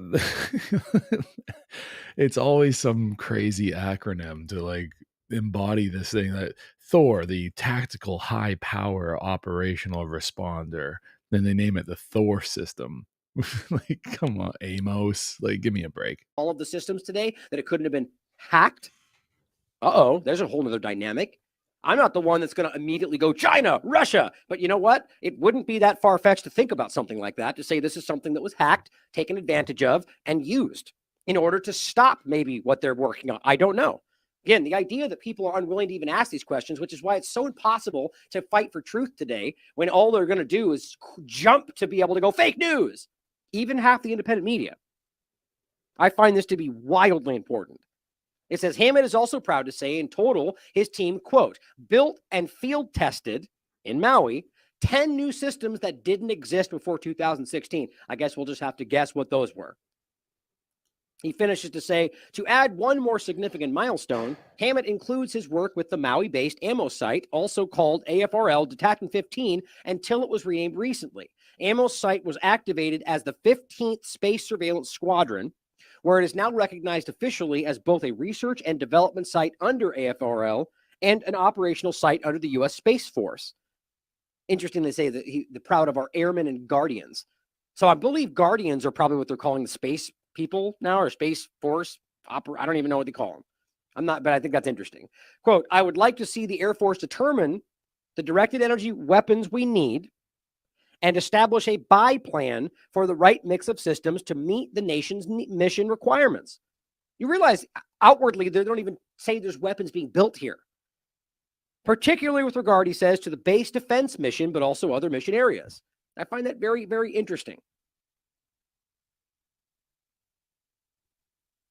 Basically just saying, I'd like to determine, I would like the Air Force to start, determine what we need, buy these and establish them. And, but yeah, sorry, bud, they want this to be secret, apparently. Maybe he doesn't know that. I don't know. Find that pretty interesting. Oops. So here, by the way, was the CHAMP system. Just one of the side projects he also worked on. High-powered microwave advanced missile project. The Counter Electronics High-Powered Microwave Advanced Missile Project is an unmanned system great acronym, capable of flying into contested areas and disabling an adversary's electronic system. Right? I mean, these are things that are actively being used, guys. And do you think they're going to say, yep, we did that, especially if they want to cause, I don't know, things to completely have blackouts? And they go, look at how bad they are over there. Look at what they're doing wrong. They can't take care of their own systems. Or are we actively sabotaging these things? Do you really think they wouldn't do that? Of course, we know that they do these things.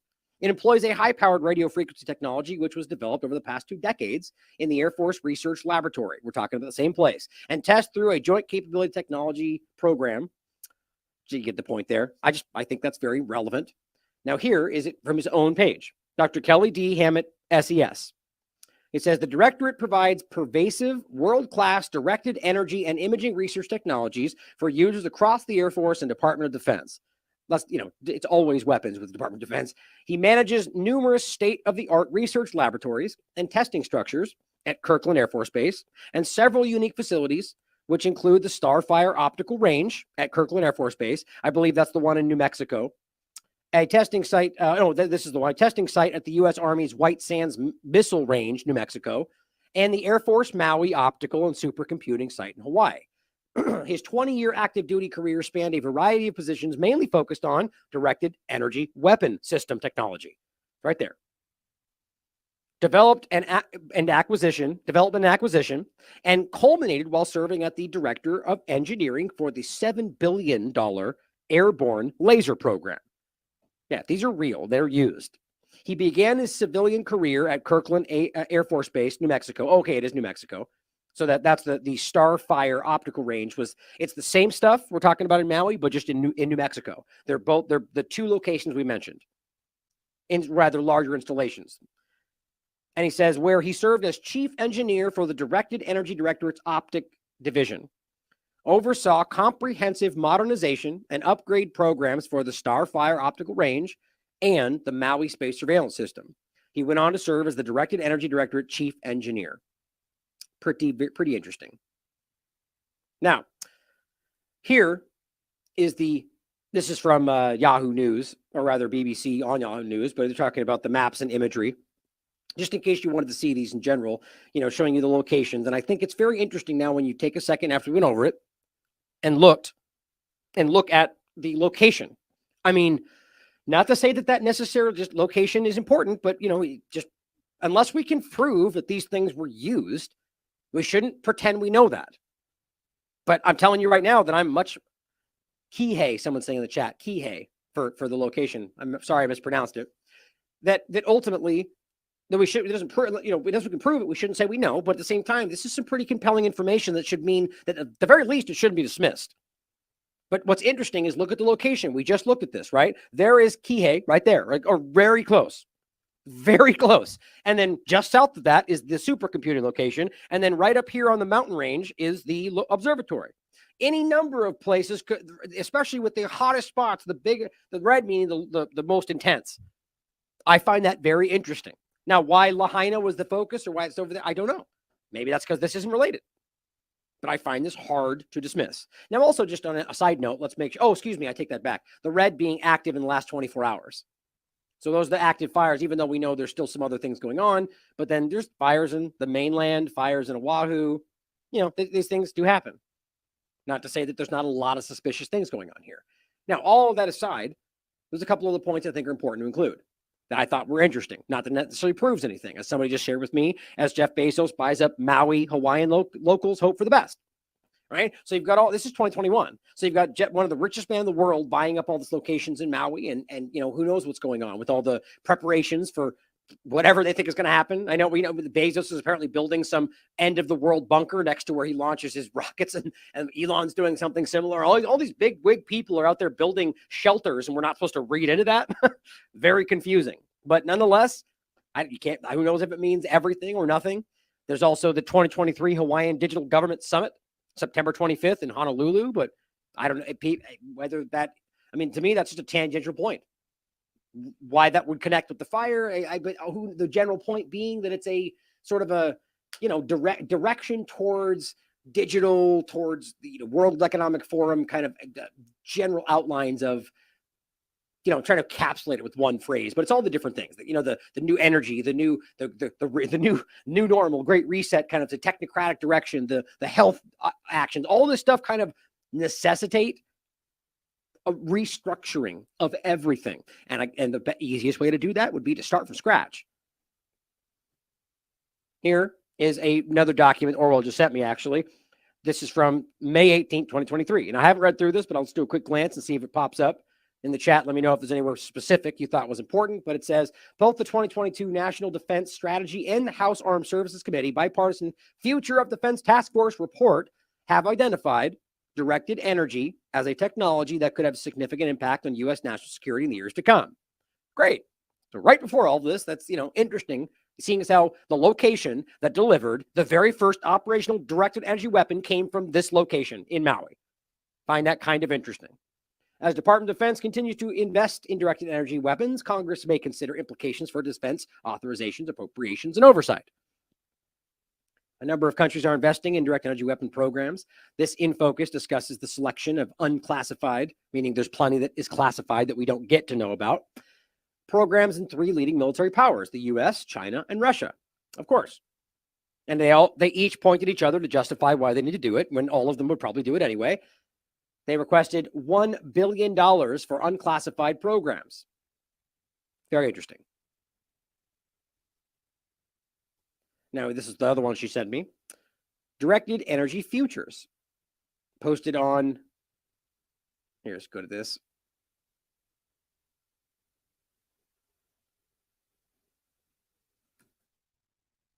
The same location. AFRL. About the Air Force Research Laboratory. Isn't that interesting? Maui, weird, doesn't even pop up. So this is interesting. So here's the document she sent me. Visions for the next 40 years of U.S. Department of Defense Directed Energy Technologies, 2060. All right, so now we have a connection to the future direction right? So they're pointing at what they want to do. They're telling us they're investing billions of dollars in this right just before all of this. And now we find a document, thank you, Orwell, for sharing this, coming directly from the same location in Maui, talking about the future of direct energy weapons. Pretty damn interesting, I got to say. This is the whole reason why I shoved everything off and made this a focus, because pretty interesting. I mean, it's compelling enough to make me go, this is worth making an entire point about. Even though I'm still on the same point of saying that I don't think we can prove that we know this happened yet. But damn, this is interesting. Now, here's a video I was told you I'd show you of a local guy basically saying that he's watched this happen. And interestingly enough, the same people that he's seen push back on these corporate grabs are the primary locations that end up in these fires. Doesn't mean it proves it, but it's still relevant, isn't it? Due to fire, flood, monster emergency services. But I need you guys to hear me out. You don't see what's going on. I feel something is bigger. I've been on Maui the last 9 years, and I know the geographical location and how everything works. There was no fucking way. Oh, sorry. I forgot to tell you guys, he cusses in this. Earmuffs for children. That a hurricane missed Big Island, went to Maui, and didn't flood them, didn't give them, crazy, other things, but it caused fires. I know, again, this is opinion, but I wouldn't say it's impossible. I've seen all sorts of very strange things. Yes, the trade winds in general are very, pretty consistent, but it doesn't mean you can't have winds coming in from the other direction, right? It's all of this seems highly unlikely. A lot of the story we're hearing doesn't mean impossible, right? So that's all I'm saying. I'm cautioning against jumping to conclusions all the time in any topic, but especially things like this that kind of overtake the conversation, right? Cause fires in not only on Maui, but it caused fires in the most precious parts of real estate, right? That's important. In Maui. Lahaina Front Street is worth billions. The Hawaiians that have been holding out and the Kanaka have been holding out for years, not wanting to sell their property in Lahaina due to these big $1 million companies.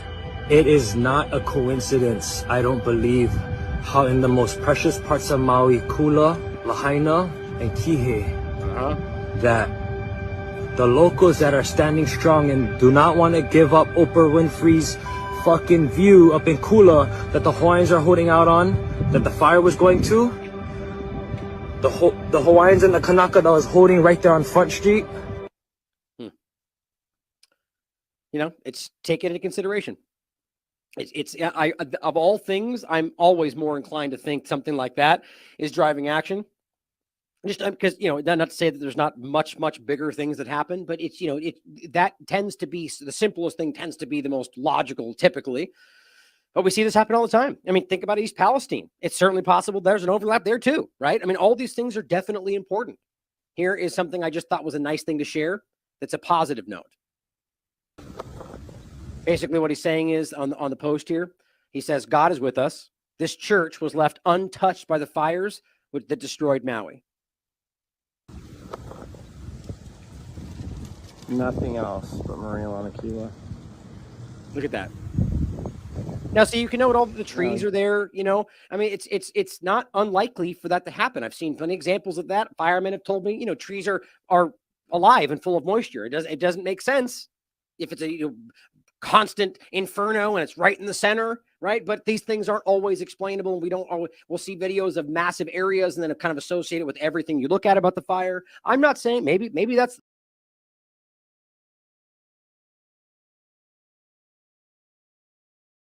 okay. So we got through that. There's still a few minutes left of that, but it's been like an hour, so we'll just move on. We have a gentleman joining us. His name is Jerry.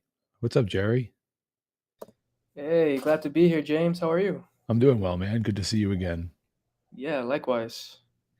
That was What's a good going on? video. What's that? That was an interesting video. I know, right? There's a lot of interesting things that he pointed out in that video. A lot of food for thought.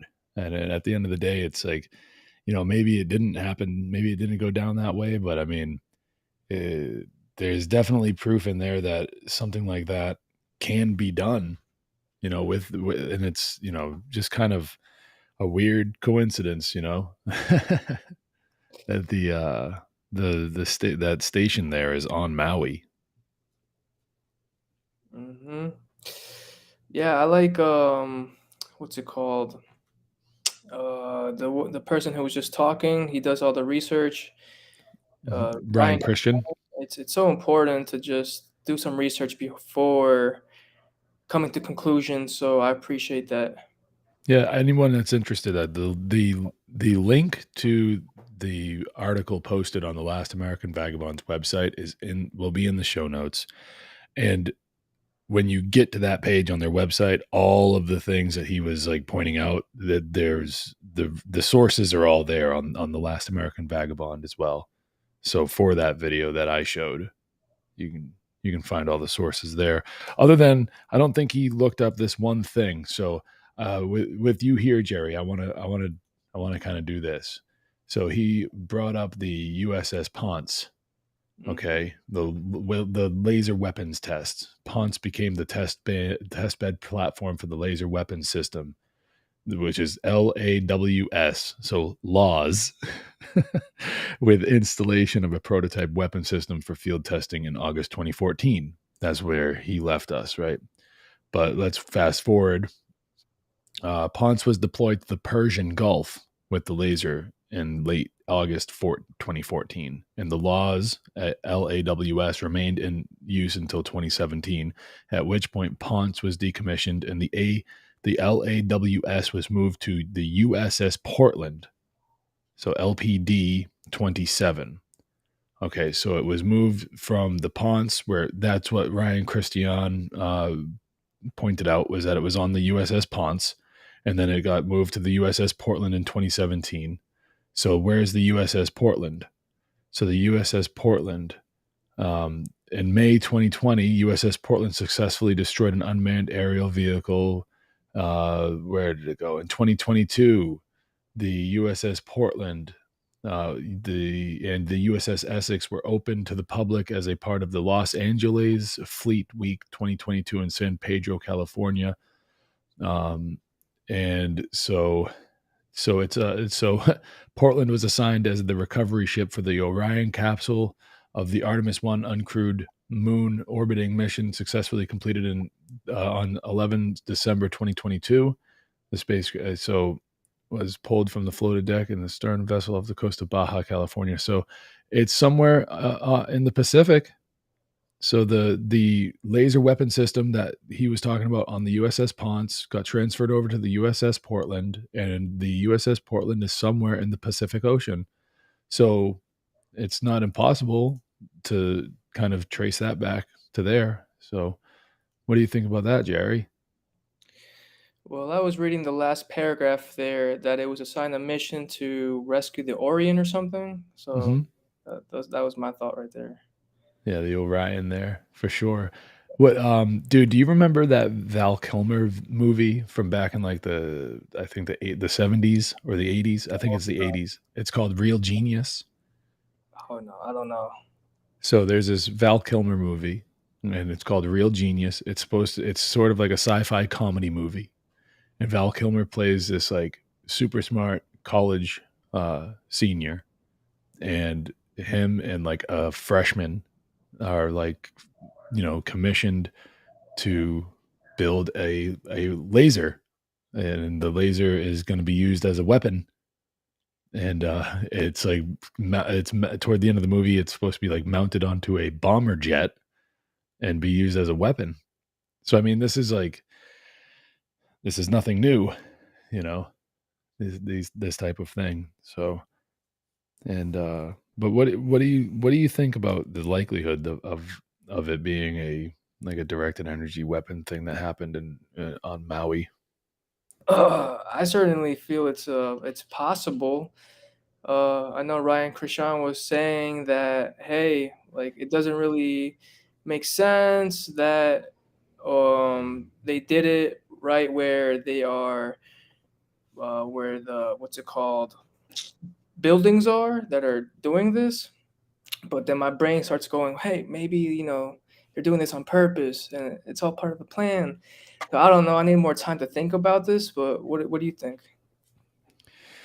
Well, I mean, just with like I guess it would be like a preponderance of coincidence, like the amount of different things that are like he's pointing out there. It's just, I don't want to say for sure either which way because I just don't know. But I mean, I certainly don't trust the government, and I certainly know that there's no extent that they'll go to like get people to be afraid. And this is like a major red herring event, to get people all like scared of climate change and all of these different things that they're trying to do.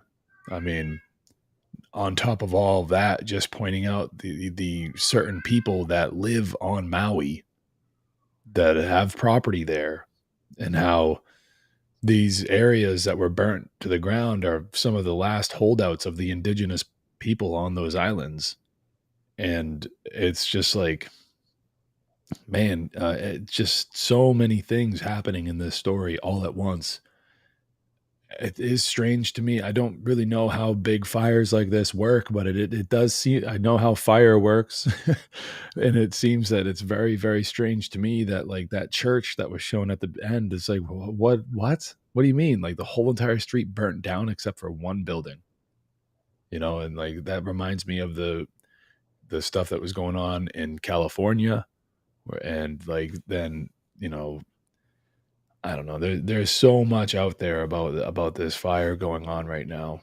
It seems to be grabbing at the attention of just about everybody, including us this evening. But I mean, we got to get it on. We got to kind of get it on record here of like what his report was, and everything like that. So I think that it could very well be exactly what he's showing us. Absolutely. I think it might be covered in Grand Theft World 2 if it hasn't yet. So maybe those guys will cover it. Hope I think they probably will. Or if they haven't already, they probably should. Yeah. So it's important to just essentially pay attention to what's going on. And I appreciate you going through the whole hour, and I learned a lot. And hopefully the audience did as well. Yeah, hopefully. I mean, it is. I would recommend people just kind of like look into it for themselves for sure, and just kind of try to come to an understanding of it for themselves the best they can. And realize that there's a lot of things out there that can go toward, this whole predictive programming aspect of it, where we see these things in movies all the time, and it's just kind of warming us up to the idea of it being real world. I like how he pointed out that there could be a possibility that it was hacked, or that they could blame it on it being hacked. That's what I mean. Like, it's just so many different angles that are being kind of explored here with this disastrous event. I mean, I don't want to take away from the tragic, the tragic aspects of this, but no amount of thoughts and prayers are going to help these people. And it's like, that's the sad truth of the matter. It's like, oh, thoughts and prayers for Maui. Like, that's like the thing, right? But I mean, how about we expose the truth? Like, how about we try to get to the truth of it? Fuck your thoughts and prayers.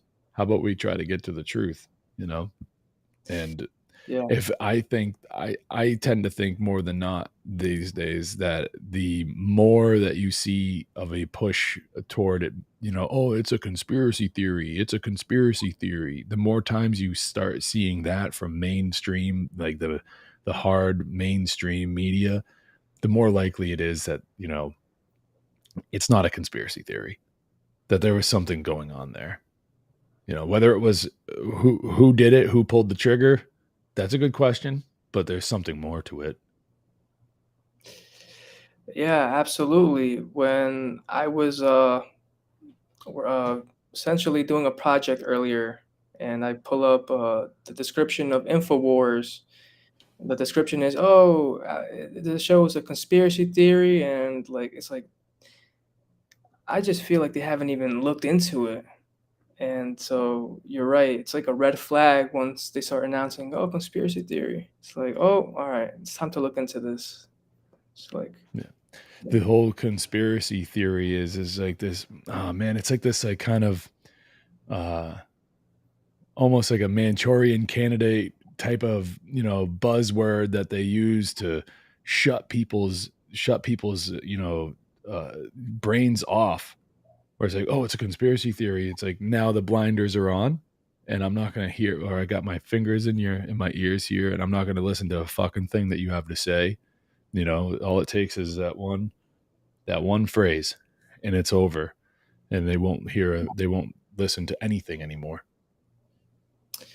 Yeah, I think that's how he started out the video. He said, oh, people think this is a conspiracy theory, and then they just shut down. Oh, and yeah. It's going to be a great video. And yeah, I mean, it is. That's the whole thing about maybe what's so important about being able to ask questions, and no matter what that question is, the most important thing about free speech is like the ability to ask questions. You're having the right to be wrong about things, and that is why we should cherish this. I mean, we don't need it to be written down, of course, in order for it to be true. I have a voice box. I can push wind through it. I can speak. I don't need it to be, a law for me to be able to have free speech. It's just all about what's going on up here. But I mean,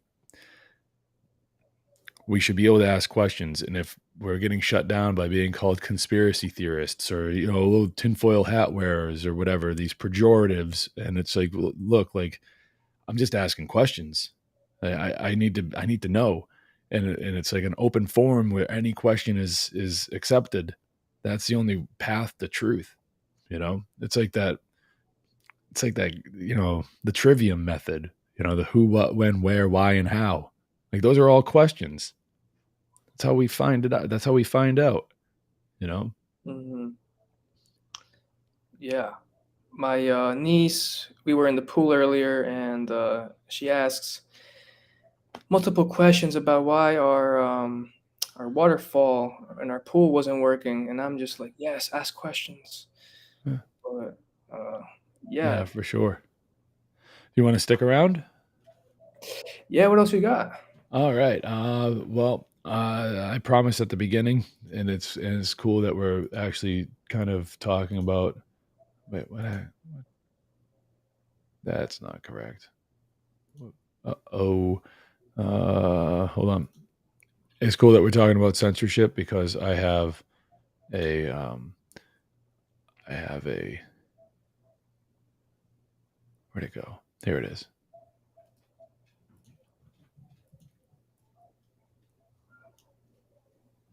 I have an article here from the People's Voice, and it's talking about Google announces worldwide ban on independent media from search results.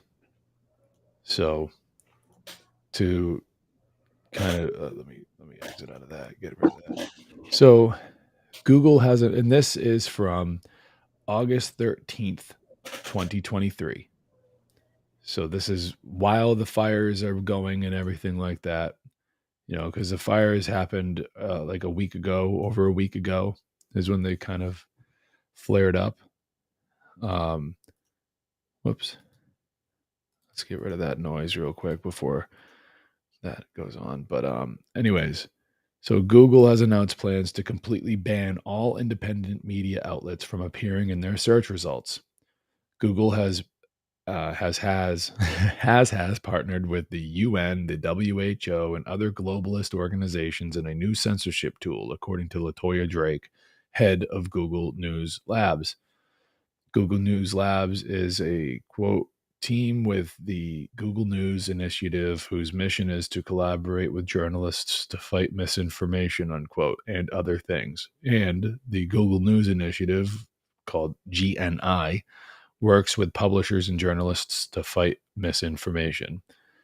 expose-news.com reports below are the short descriptions from GNI's About page. The titles are misleading. What the heck?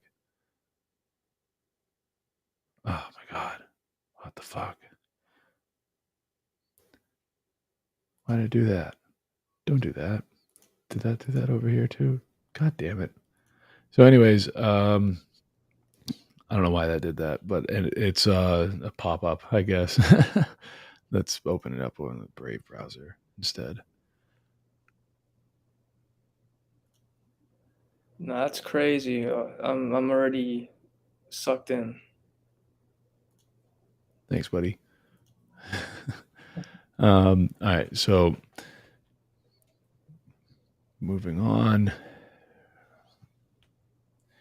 So, for example, following the Our Partners hyperlink contained in the words "learn more" does not lead to a list of or overview of its partners. It leads to, quote, case studies, some stories about how news organizations around the world are growing their news coverage in digital businesses.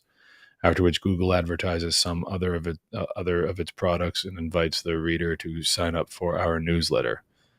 And so, Google's new. Let's see here. Last week, Swiss software developer Dejan I don't know how to pronounce that last name, Georgiev tweeted, Google's new global censorship tool was introduced today, which was August 7th at 9:10 a.m. via an email press release. So Google fact check tools, the following uses the points that Georgiev highlighted about GNI's new censorship tool as a backbone to which we have added information for context. A copy of the Twitter thread above with some additional comments can also be read on Naked Truth News here. I don't have that. I'm not pulling that up.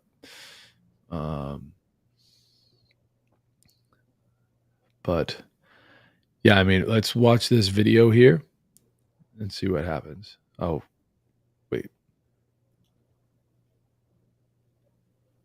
There won't be audio here until I do this. We'll watch this to see what LaToya Drake has to say, and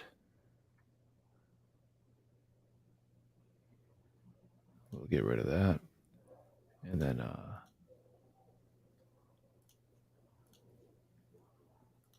Hello, I'm LaToya Drake. In this video, we'll explore how Google helps the fact-checking ecosystem with tools that journalists, fact-checkers, and researchers can use to improve information quality around the world.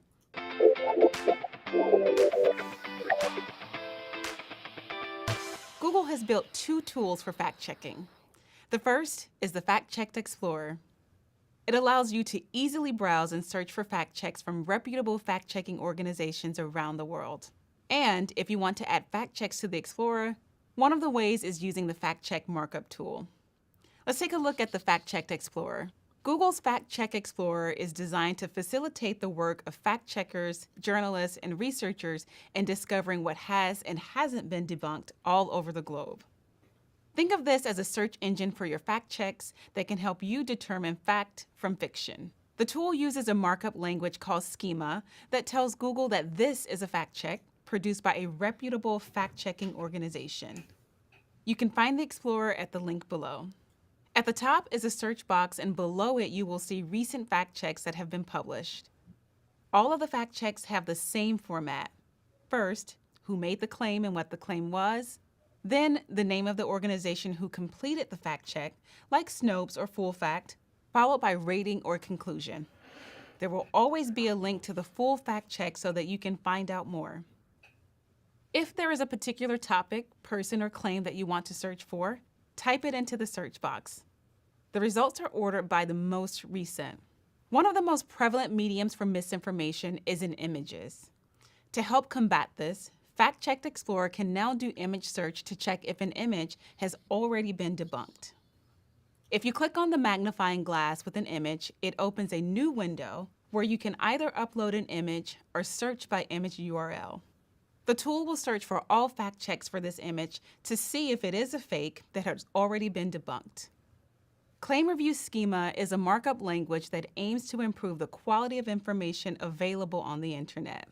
It provides a way for journalists and fact checkers to flag fact-checked articles from platforms, search engines, and apps. Claim review is an important tool in the fight against mis and disinformation. It helps ensure that fact-checked information is prominently featured and easy to find. Once your webmaster has set up an account in Google Search Console, you can add claim review in a variety of ways. One is using the fact-check markup tool. Visit toolbox.google.com/factcheck/markup tool. To add claim review markup, you'll need to provide the following information: the URL of the article, the name of the organization that conducted the fact check, the date the fact check was published, the name of the person who authored the fact check, the rating of the fact check, and this part is optional. Once you've provided this information, you can click Create to add the markup. All right, that video was nowhere near what I thought it was going to be, but it's just like a walkthrough, I guess. I mean, what did you think about that, Jerry? Some pretty messed up stuff, huh? I mean, Yeah. what do you Well, think about the idea that these companies are like allowed to do whatever they like with their company? Like, what do you think about that idea? Well, I feel like they have the right to do what they want, except when you censor people and call misinformation that potentially is correct, that's a wrong. That's what is causing slavery. So I dislike it, man. What about you? Oh, I agree with you. I mean, I wholeheartedly agree with you. I mean, this is why like morality is such an important thing to hold on to. If you don't like what somebody is saying, you don't have the right to stop them from saying it. You know, it could be some of the most horrible stuff on the face of the planet to say. And I have videos about that later. And it's like, look, like I don't like that. I don't like that speech, but I don't have the right to stop them from saying it. In fact, I welcome it because I want to know who the fuck you are and if what kind of ideas are running through that head. And if you're a racist, bigot, homophobe, these types of like terrible things, I mean, you can like somebody, you can like or dislike an individual, but like what the, you can't lump you can't lump an individual into your idea of what is, your idea of a whole group is. Like, sure, there's plenty of people of many different ways, shapes, colors, whatever, that are pedophiles. Not all of one type of person are pedophiles. You catch, like, not all trannies are pedophiles. It's like they're not all groomers either. It's that type of thing. But if you're that way, I want to know, and it's going to come out in your speech.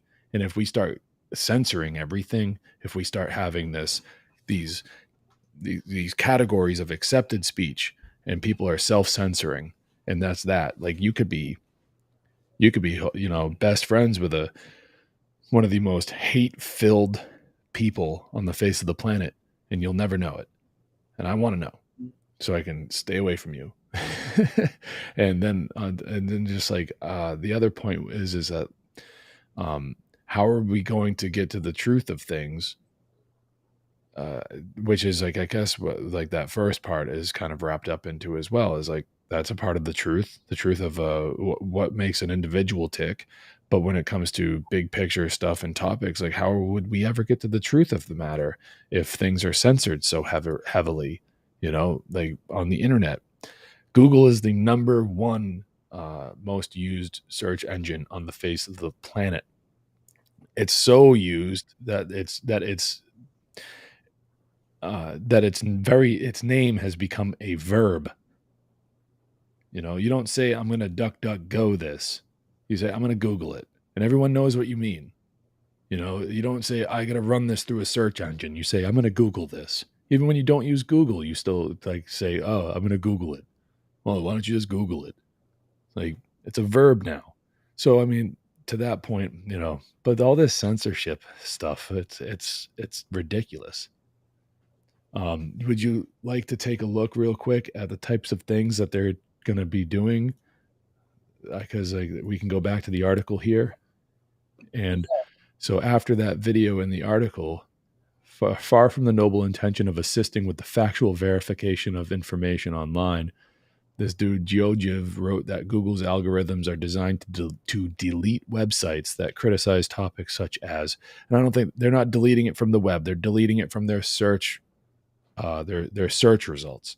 So if you have been found to be if you have been found to have posted misinformation, that they're calling it, about COVID-19, the World Bank, FBI crime statistics, GKB, which is, what is this? Pharmacogenom. I don't know how to pronounce that word, but what is Farm KGB or KGB, GKB? Farm GKB. So what is this? I don't know. I just walked into this, but anyways, where were we? Back over here. Other topics about global warming statistics provided by the IPCC, which is the International Panel on Climate Change, based in Geneva, Switzerland. What else is based in Geneva, Switzerland, or over in Switzerland in Davos, right? That's the World Economic Forum. So, and there's also, CERN is also in Switzerland. So a lot goes on in Switzerland, right? But the World Health Organization's finding on any topic that the WHO selects, anything that they say, that they say this is the truth of the matter. If you go against what the WHO has to say about it, Google wants to do this to you. The Environmental Protection Agency's greenhouse gas reports. So another global warming thing. The Anheuser-Busch Baldwinville Brewery. What? Like, what? And then the Stanford University's Deep Solar. What is this? Let's see what this is. The Deep Solar Project. Deep Solar is a deep learning framework that analyzes satellite imagery to identify the GPS locations and sizes of solar photovoltaic PV panels, leveraging its high accuracy and scalability.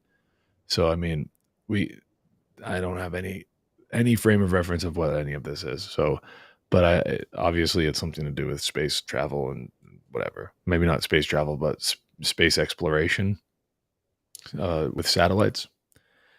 So, yeah, this is some pretty nutty stuff about censorship. We got Chris Nelson joining us. What's up, Chris? Hi. Hey, what's up, buddy? What's going on? Hey, Chris. I guess I could turn on my camera. I've been taking care of my little one. He's a month old and he takes a lot of attention. Hey. Hey, buddy. What's going on, dude? Not much. I'm rocking him with one hand, as you can see by my desk. Congratulations, brother. Yeah, thank you. Congratulations. Yeah. He's asleep, but I'm going to keep rocking him, make sure he stays in that rhythmic mood and stays out. Great. Oh, man. Yeah, this fake news thing, well, this is all, it started after the election in 2016. I wrote a few articles about it on a blockchain site, Steemit at the time. And yeah, it's all about controlling information, like you've been talking about, setting up a ministry of truth, even though that might have backfired last year or 2 years ago. They had set up a ministry of truth, new department in the US government, but yep, I got shot down because of all the backlash to it. But they can just do it through other means like Google and YouTube and not make it official by the government, but all the other tech giants can just get in on it and do it anyways. And well, that's the thing. Like, that's like, so, Nina Jankowicz being a part of the Misinformation Governance Board is what you're talking about. That's this Ministry of Truth that you're talking about. And yeah, that crazy bimbo. Yeah, but the thing is that like they tend to release these things to the public to like kind of get an opinion. It creates a cybernetic feedback loop of what a public opinion of these types of things would be, and that that kind of gives them an idea of how accepting the public will be of these types of things. And if the outrage is too much, they pull back, and then they kind of try it again in 5 years or something. Right. Yeah. Then they do certain things exactly. They choose a different flank to go out to kind of try to, penetrate their opposition's forces, which would be us. They will flank, on the right when they came left the first time. Now they're going to try from the right, that type of kind of analogy there, where they pull back and then they're going to try to attack from a different angle. They would have let that misinformation governance board go through completely if the public was like, okay, whatever, whatever, okay, well, okay. But yeah, I mean, this is some pretty heavy stuff. I wanted to know about this Anheuser-Busch brewery. So this is what they're talking about in Baldwinsville, is I guess about the wastewater or whatever that's being released into the Seneca River. And so I guess that's like one of the topics that whoops, wrong thing. One of the topics that Google is saying that, that their algorithms are designed to flag, if websites are criticizing these types of topics. Like, so the reason why I think the Anheuser-Busch thing is so kind of weird to include on this list, like of all the things that they're probably looking to flag, why include an Anheuser-Busch brewery scandal thing about wastewater? And automatically what comes up is like all of this stuff that's been going on with Bud Light. And like, I don't know. I just see this as like as one of those things where it's just like, here's a company that's been getting a lot of negative attention lately from a certain group of people. And why else would they include this include that company on this list? What do you guys think about that? That's an excellent point. I mean, I just think that this is just a small amount of topics that they're censoring. What do you think, Chris? Yeah, I think it might just be there. Like these are just other topics include. So it's only a 1, 2, 3, 4, 5, 6 additional things amidst the top 5 that are mentioned above. So there's probably like thousands and thousands of other things. And this site that you're getting it from might have just included it because of the recent controversy for the past 2 months related to the Dylan Mulvaney, I think that's the influencer's name, and the backlash for the woke agenda. So I guess they're just making it like a social meme context relevance to put it there. But if they're doing this to wastewater, going back into water, well, that's just covering up like anything that the government approves that's bad for you, well, they're going to censor it. So if like there's another Flint, Michigan or something, and that's like, or whatever corporations dumping stuff in the water and the government approves of it, then they'll just like, oh, you're not allowed to criticize that because it's government approved. So anything, that's the direction it seems to be going. So that's why like the IPCC, well, you can't question climate change, you can't criticize climate change, you can't talk about the WEF or Bush or so many people mentioning the word one world government, a new world order, or anything like this, even though it's an obvious thing. It's been in the works for thousands of years. That's what Alexander the Great was trying to do, and that's what Genghis Khan was trying to do. And in the movie with Jet Li, Hero, that's what one of the emperors of China was trying to do. And they're always trying to conquer in order to. It's like that's the Star Wars meme of bringing peace to the galaxy through an empire, and they're just going to make everyone obedient to the authority, and that's their version of peace, which isn't peace, it's just control. And that's the movie Equilibrium too. It's just make everyone subservient to the authority, and then they call it peace because there's no more fighting except for the authorities who are killing people who are the rebels who don't agree with them. And that's what you always end up having in all these fictional narratives, and in reality it plays out too. And yeah, it's always the authority, the ruling power gets to decide who's allowed to do what. And if you go against them, well, then you're the bad one, and we're going to eradicate you. But when we eradicate you, that's for the greater good, and we're not actually, doing the thing that we're criticizing or we're supposed to be preventing. We're doing the necessary thing to prevent that war and that conflict and that chaos from happening, but it's actually the war and the conflict and the chaos that they're creating it. And then it's that feedback loop where that's what the government does with the media, where they create the chaos through the persistence of the enslavement system, where we tolerate support and accept our claims of ownership. So that's where the enslavement is and the immorality. And then whenever there's people who fight against it, the rebels, then they're like, oh, look, this is chaos. Well, we need more laws. We need more of this. We need more of that.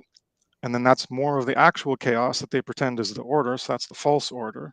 That's where again, with the Star Wars meme, they're bringing order to the galaxy. Well, it's a fake order. It's just actually chaos.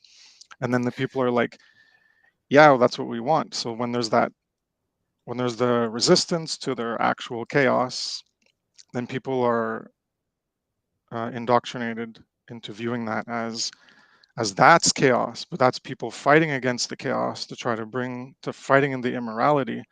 And then people are like, oh, well, I don't feel safe. I want to feel secure and safe. So then it's the problem, reaction, solution, Hegelian dialectic, where there's people trying to fight and oppose the immorality and the actual chaos created by the belief in authority and the authoritarians. And then the people who are so indoctrinated into supporting that belief in authority, well, they view that opposition to the actual negative force as the negative when it's actually a positive. And then they want the negative force to bring in more negative that they ignorantly and foolishly believe is positive. And then, so then they want it. That's the Hegelian dialectic. And then the government brings in more chaos. And then the media supports it. And they say, oh, look, the government's doing great. Look how they're stopping all this evil, which is just creating more evil. And then there's more resistance. So then they bring in more oppression. And then which the people beg for and support. And then it keeps going round and round in this feedback. And that happens for decades and hundreds of years. And that's the eventual degradation into a totalitarian society.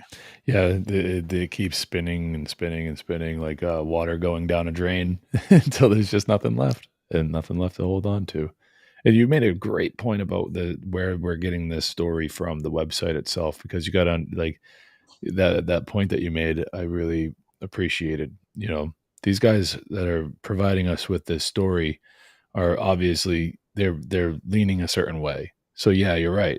The other topics included section, they're gonna cherry pick things that get attention. So I appreciate you saying that, because of course, that's what they're doing. And but I mean, it is still strange that if this topic of the Anheuser-Busch brewery is on that list, if there's a bigger list like that, it's on there. That's like kind of a strange thing to me still, nonetheless, but yeah. Apparently this Farm GKB place is like just like a drug thing, I guess. That's tying into like the coming biosensor Internet of Bodies, the IOB, after the IoT, Internet of Things. So they study the relationship between genetic variations and how, I don't know, I didn't get to read the last sentence there. It was at the top of the page. And how our body responds to medications. So it's studying the relationship between genetic variations, but just genetics in general, and how bodies respond to it. So this is why they're going to be pushing for more biosensor monitoring, where they can monitor everything that goes into your body, and then like a predictive crime, not a thought crime, but predictive, pre-crime, where, but for the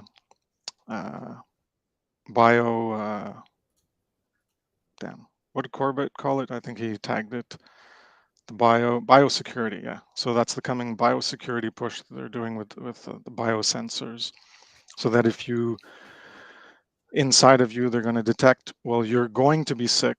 So here's your mandated dose of whatever medication or vaccine to to prevent you from being sick and being a threat to society. That's eventually where they're coming with this. But of course, the fact checkers would say, no, that's just a conspiracy theory. It's not happening, just like the 100 of other things in the past 3 years where they said, that's just a conspiracy theory. And then 6 months later, or a year later, or 2 years later, it ends up, that's what they're actually doing. But there's some people who are aware of information, who can see patterns, and that where they're eventually pushing this, and that's where they're eventually going with all this stuff. Maybe that's why they've included the farm GKB, because that's what I see in it, is that it's more of a push to look at your body and medication and how they react, and the push for the biosecurity state, which is what COVID helped to move forward, and the biosensors that are being developed in technology. Yeah. So Farm GKB is an NIH funded resource that provides information about how human genetic variation affects response to medications. Farm GKB collects, curates, and disseminates knowledge about clinically actionable gene drug associations and genotype phenotype relationships. When using Farm GKB, you will see different types of information. These are detailed in the sections below. Just as a side note, I'm gonna make sure to include a link to this website into the show notes so people can explore this for themselves and have fun doing so, because this is a pretty interesting website. And especially for the gene drug associations in the second line, that's what the genetic therapies are. It's the drug and how it affects your genes. That's the whole point of genetic therapy, which is what the mRNA mod RNA injections were So doing. these are detailed in the sections below. That last sentence. The first section is the prescribing information. Prescribing information includes clinical guidelines for how to adjust treatment for certain medications based on a person's genetic information. Several organizations around the world write these guidelines, and the Farm GKB provides annotations of them on our website. This is really interesting. This is really interesting stuff here. Let me get a link to this website over into the chat right now, because Sarah's in the chat right now. She's asking for a link, so let me make sure I can get that over there. That should give you a start, Sarah. And it'll be in the show notes for everybody else. But drug label annotations are annotations on medication labels that contain pharmacogenomic PGX information. Wow. Pharma GKB provides American, Canadian, European, Swiss, and Japanese medication labels with pharmacogenomic information. Drug label annotations are assigned a level of PGX information, including whether they recommend or require testing a patient for a genetic change before giving them the medication. So, testing a patient for genetic change before giving them the medication? I mean, changed. Does that read to you the same way it reads to me? Like they're changing the patient's genetics? Yeah, that's what it says. Okay. I'm just making sure, because I'm just like, what? Thanks for asking. Yeah. But what it's saying is like it'll snowball into something else. But what it's saying here is whether to recommend or require testing a patient for a genetic change that they might have before giving them medication, which might have different results than they expect because you have a genetic change, versus giving the medication to someone who doesn't have that genetic change. So it'll affect them in a certain way. But if you have a genetic change, then the medication will affect you differently. So the way it's phrased there is more like, oh, it's for your safety, to make sure you don't have this genetic possibly anomaly where the medication might have a deleterious side effect. But yeah, it could be. Anyways, this policy will change in the future as more people become accepting of the emerging biosecurity state, and then they'll just use it as the pre-crime thing that Corbett's talked about, where they'll just predict that you're going to get sick and that you have to take these medications, and don't worry, it's safe and effective as usual. So again, like, I guess it would be kind of standard practice to point out that none of us are doctors, and that you want to explore this website, do it on your own and see what you make sense of it yourself. But it's pretty good stuff that Chris is telling us about, though. I gotta say.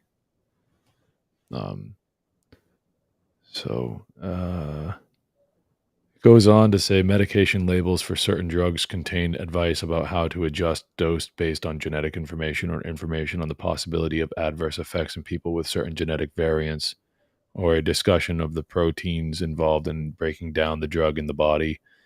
The U.S. Food and Drug Administration, the FDA, maintains a list of American labels that contain pharmacogenomic information. PharmaGKB monitors this list and adds these labels to the website along with a description of the specific pharmacogenomic information. So, wow, like this is quite the website to stumble across. I gotta say, I'm pretty happy that we stumbled across it, but. And what do you know, this actually kind of leads into the next thing that I had on the game plan for this evening, guys, and it had to do with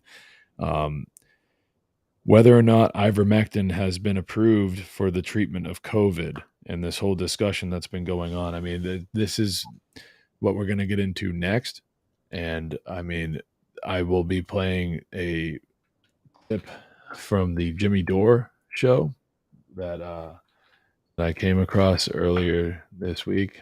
And is that the horrible horse dewormer that no one should take because it's a horse dewormer? Yeah, it's a horrible horse dewormer that God. has never won a Nobel Prize in chemistry, or what was it? Nobel Prize for what?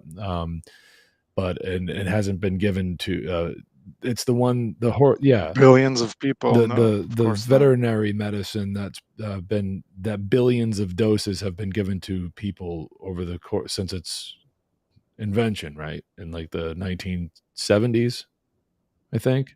Those people must have mistakenly been categorized as people instead of horses. Those were actually billions of doses for horses. That's Chris. I don't know if you knew this, but some people. I'm being facetious. I know. I'm trying to joke with it. You ruined the joke. Okay. But anyways, like this is pretty crazy stuff. You guys want to watch this video because it's pretty fun. I'm game. All right. Here we go. Let me stop sharing this one and we'll start sharing a different one.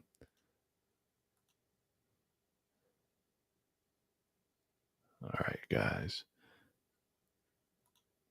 So the big news was from yesterday, the last year's show, the FDA lawyer in court, because they have to go to court now, and they have to defend all the stupid stuff they said about ivermectin.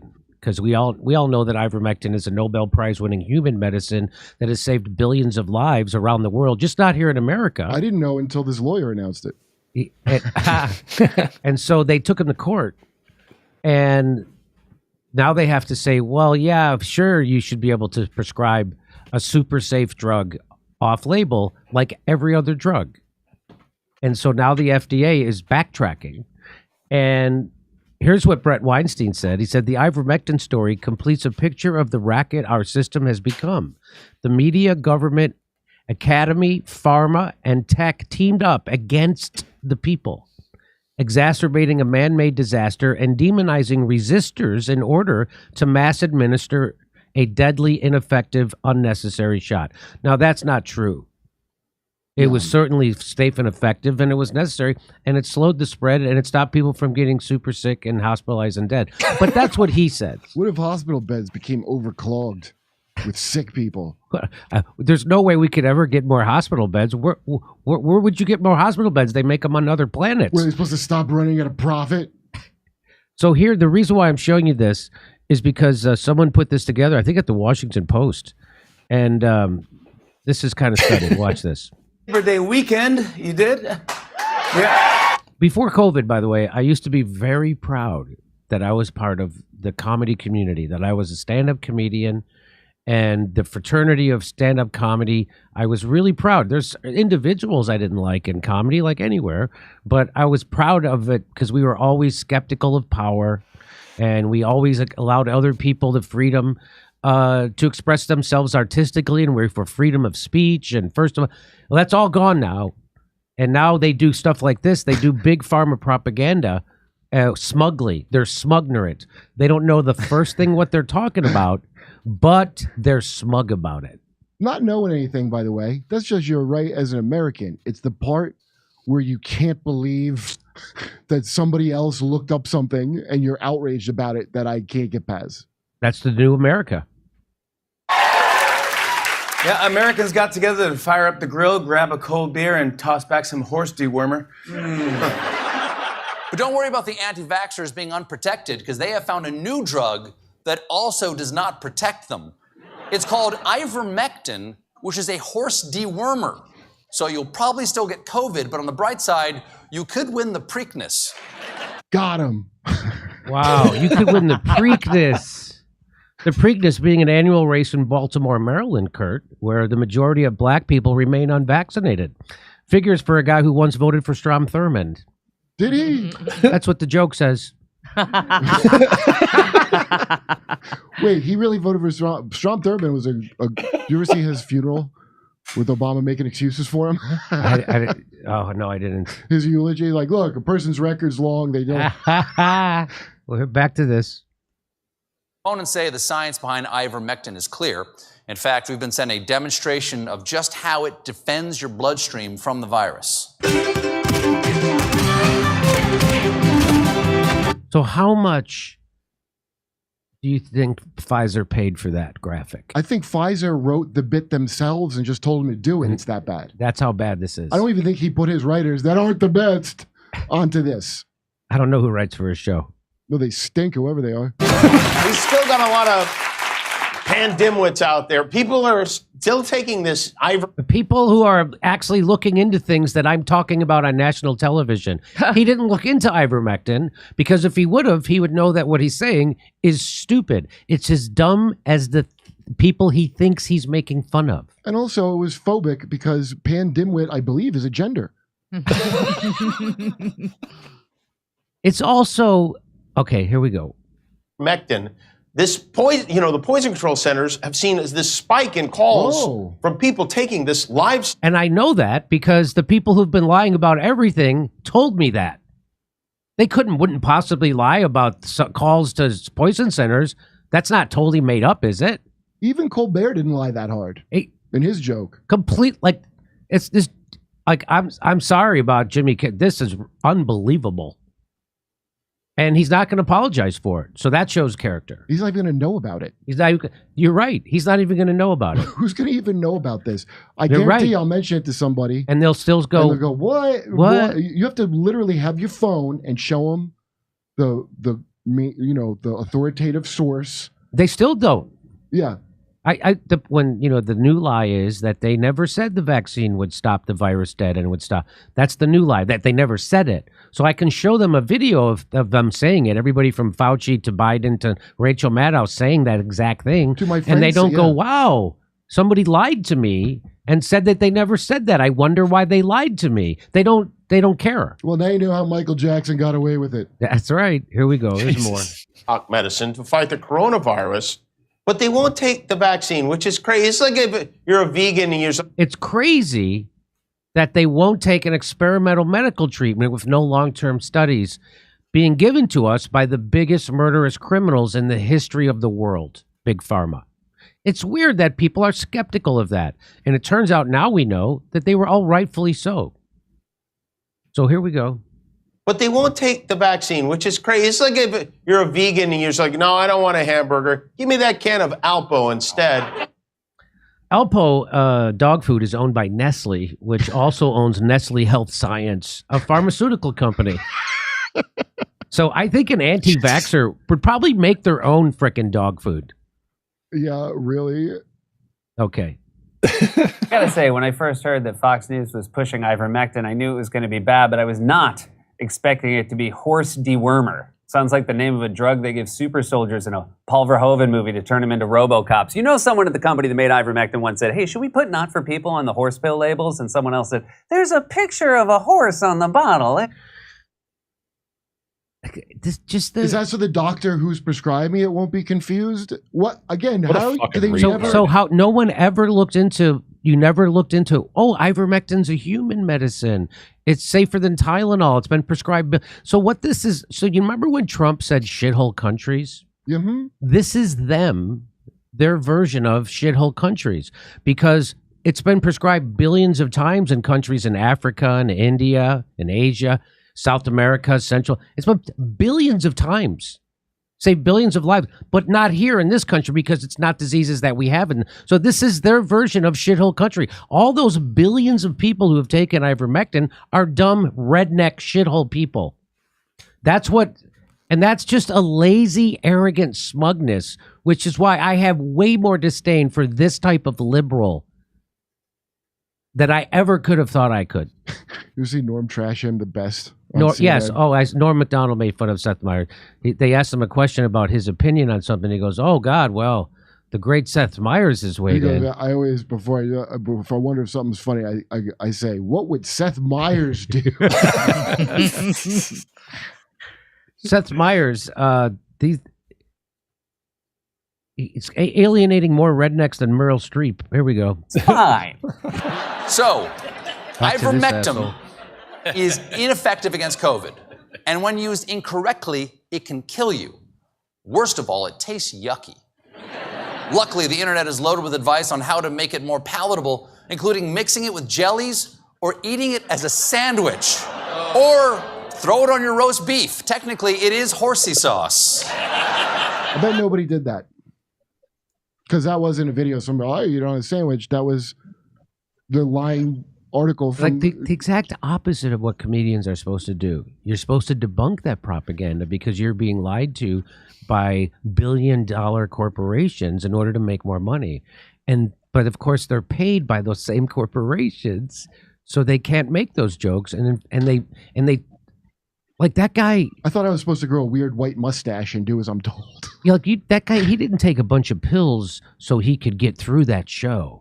You know what I mean? Like really? He's like they've somehow done some kind of mental trick where they just don't let in accurate information. He became the thing he used to make fun of.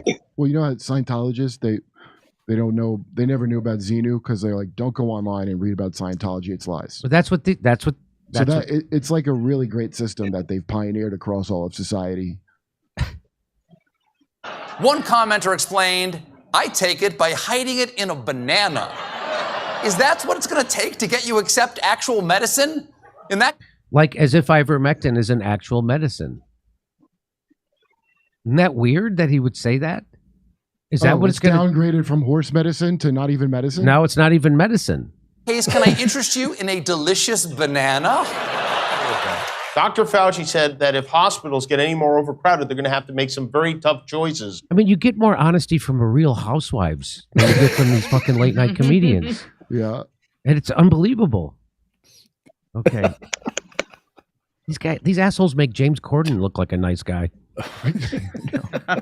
About who gets an ICU bed. That choice doesn't seem so tough to me. Vaccinated person having a heart attack? Yes, come right on in. We'll take care of you. Unvaccinated guy who gobbled horse goo? Rest in peace, Wheezy.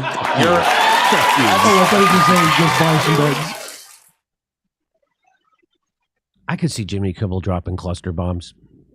I'm sure he has a joke about how they're good. I bet he does. Cluster bombs are good. It only kills Russians. I was trying to find like stuff where people are saying how cluster bombs are good. I found only a couple channels. Most of them will like make an excuse for it. Only a couple are like, but this is a good thing. Oh, really? Yeah. I wish you would send me them who are like it. I'd love to see it. Okay. So that's why I'm embarrassed when people ask me on aeroplanes now, what do you do for a living? I tell them I give speeches at colleges. I don't want to tell them I'm a comedian because I would say 95% of the comedy community that I saw anyway, the clubs that I go to and the specials that I've watched were a complete letdown, and they folded into the Nazis. They went along with the Nazis. That's what they did. And shame the people, not only that, but shame the people who stood up to them. They shamed dissent and skepticism. That's what comedy did as a community, and they're still doing it. Well, and none of them are going to apologize for it. Do you remember the thing of he's one of these guys who's just asking questions? Yeah. I've heard that said derisively. Yes. And I was shaming you for asking questions. And I'm like, who the hell is like just asking questions to be a troll? Right? Are you just saying that because you don't want to answer any goddamn questions? That's right. Again. Or, he's a contrarian. I looked up what a contrarian is. Do you know what it is? It's someone who goes against the popular sentiment, but it was first used for people who pick stocks. It was a Wall Street term for a guy who doesn't go with the herd. So the guy who's right. Yeah. That's what it originally meant. And now it means just a jerk.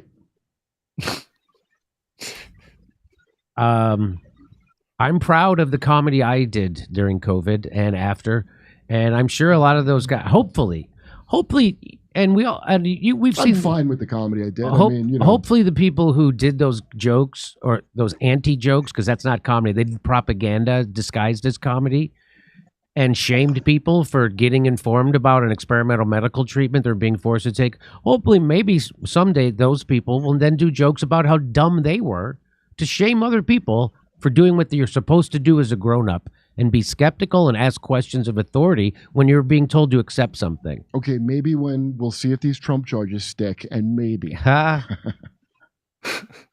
Again, I can forgive all those guys for that if they asked. They never will. I can't. So I'll pull it from there. But no, I can't forgive them. Fuck them. They tried to kill us. So fuck them. So, but what do you guys think about it? Sarah, hey, what's up? Thanks for coming on. What's going on? Oh, nothing. I was just watching. It was like you were pulling up some pretty interesting things. Well, thank you. I think Chris had to go for a minute because he was holding his baby, but I'm happy that there he is. He's back. Let me bring him back in. All right. Yeah. But well, thank you, Sarah, for that. Try to come up with some interesting things to share. So, but and the medical website is very interesting. Yeah, that was actually that's actually something that we just stumbled upon. I didn't even plan on clicking on that link, but I was just like, what's this pharma?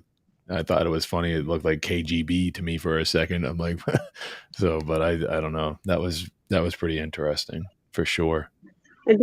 I'd say it'd be a good website for anybody to kind of really look at pretty deeply, just because, it just was. I guess it was triggering me a little bit because I'm like, because. People like me are often, as like chronic patients, we're often thrown kind of into that world, almost, not necessarily against our wills, but kind of in a way something we don't want happening.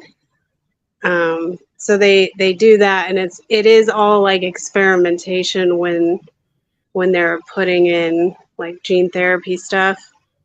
And they're looking at the human genome, and it's like very specific, and it's just really crazy because when they're using it for treatments, it doesn't always go as anything is predicted with that kind of science, even though they're like, oh, it's set in stone. I'm like, well, the hell it is, because the human body says otherwise.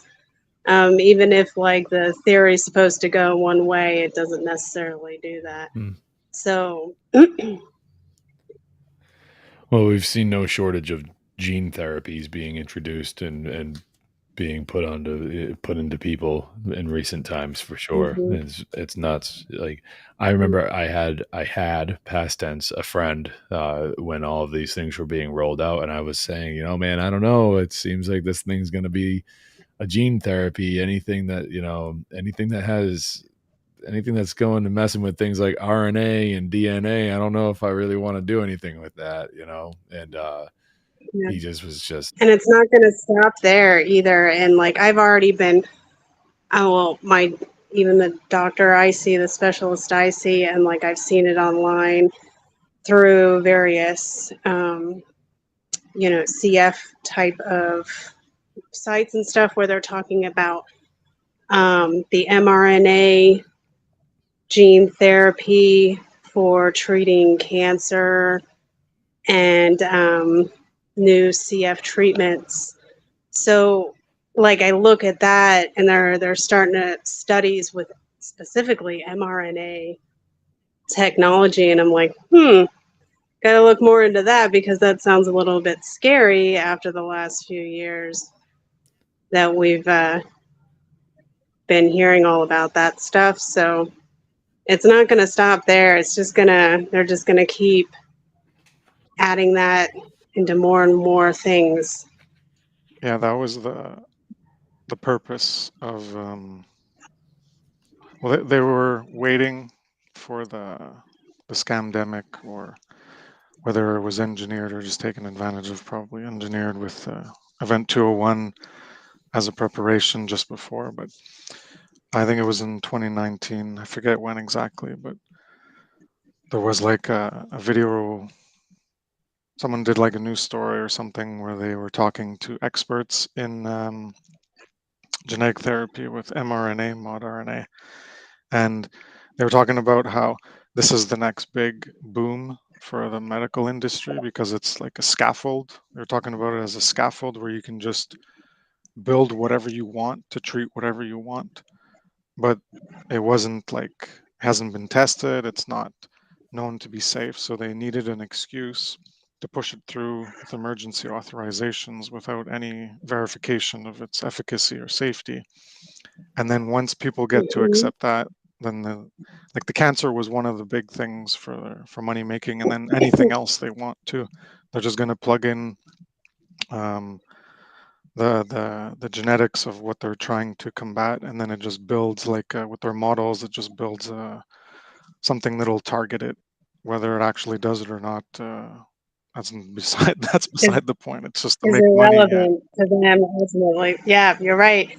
And like they know that cancer, all they have to do is say the C word, the dirty C word, and it's going to trigger everybody to support it, whether it's something that's good or not. And like I hear that all the time. I'm swimming in it.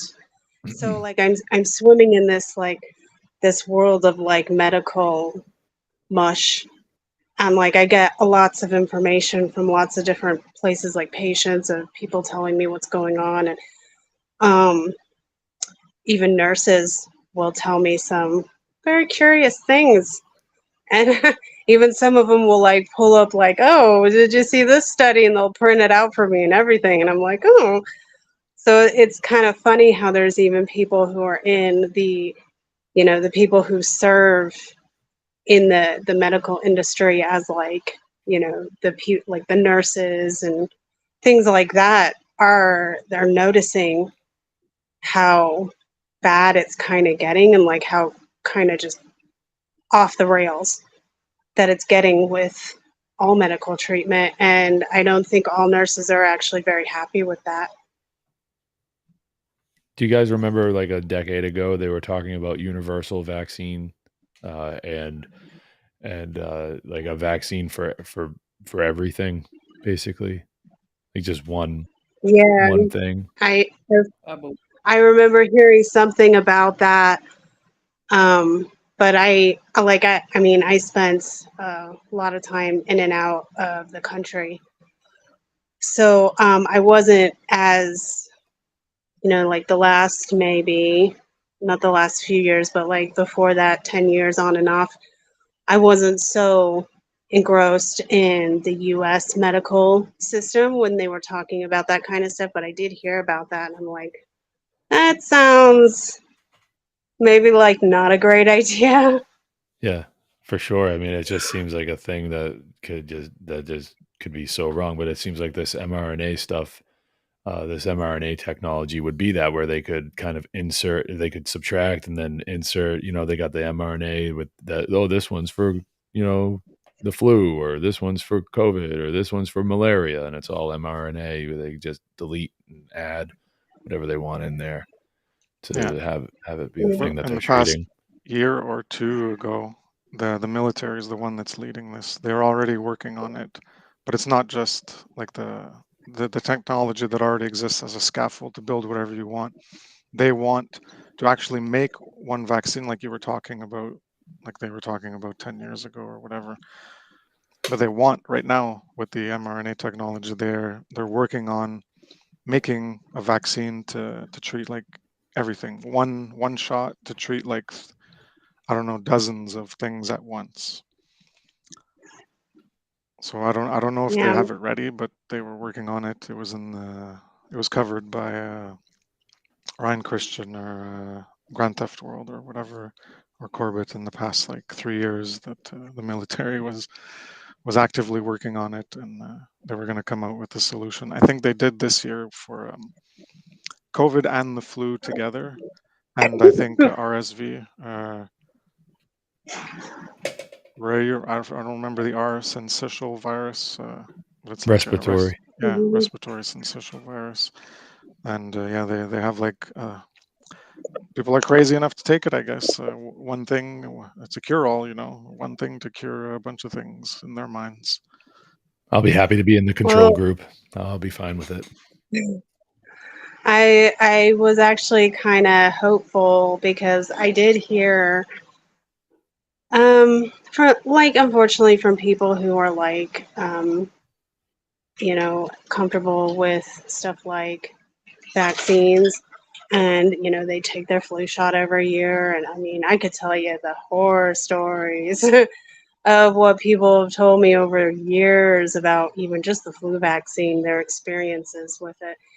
But even through this like latest thing where they're mixing it, they're combining it with the two. Even people I know who recently who would get the flu shot every year, they're like, I'm not even going to do that because of everything that's been going on, and now they're mixing it. And I'm like, okay, so that gives me some hope that, people are kind of in their own ways slowly starting to look at things a little bit differently than maybe they would have a few years ago. So It's just any time any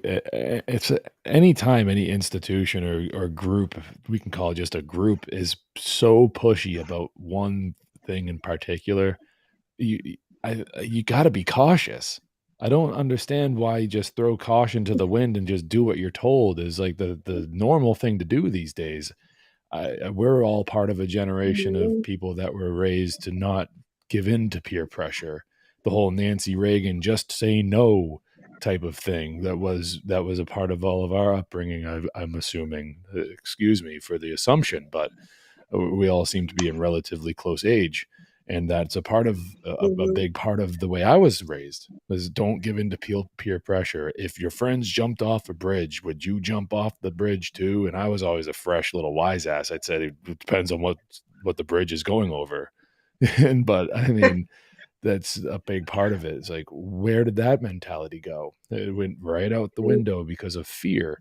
And I can understand fear, but it's just, there's no little part of the back of your head, in the back of these people's brains, it's going, no, don't do this. It's not worth it. It's not worth the risk.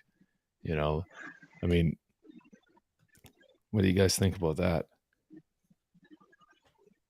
that's how I was raised. Like, don't do what everyone else is doing just because they're doing it, Yeah.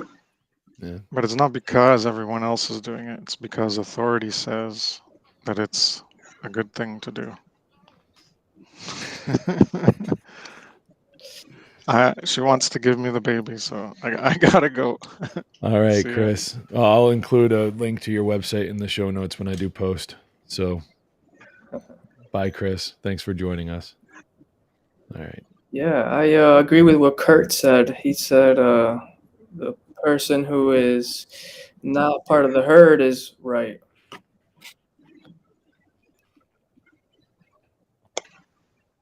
Yeah, for sure.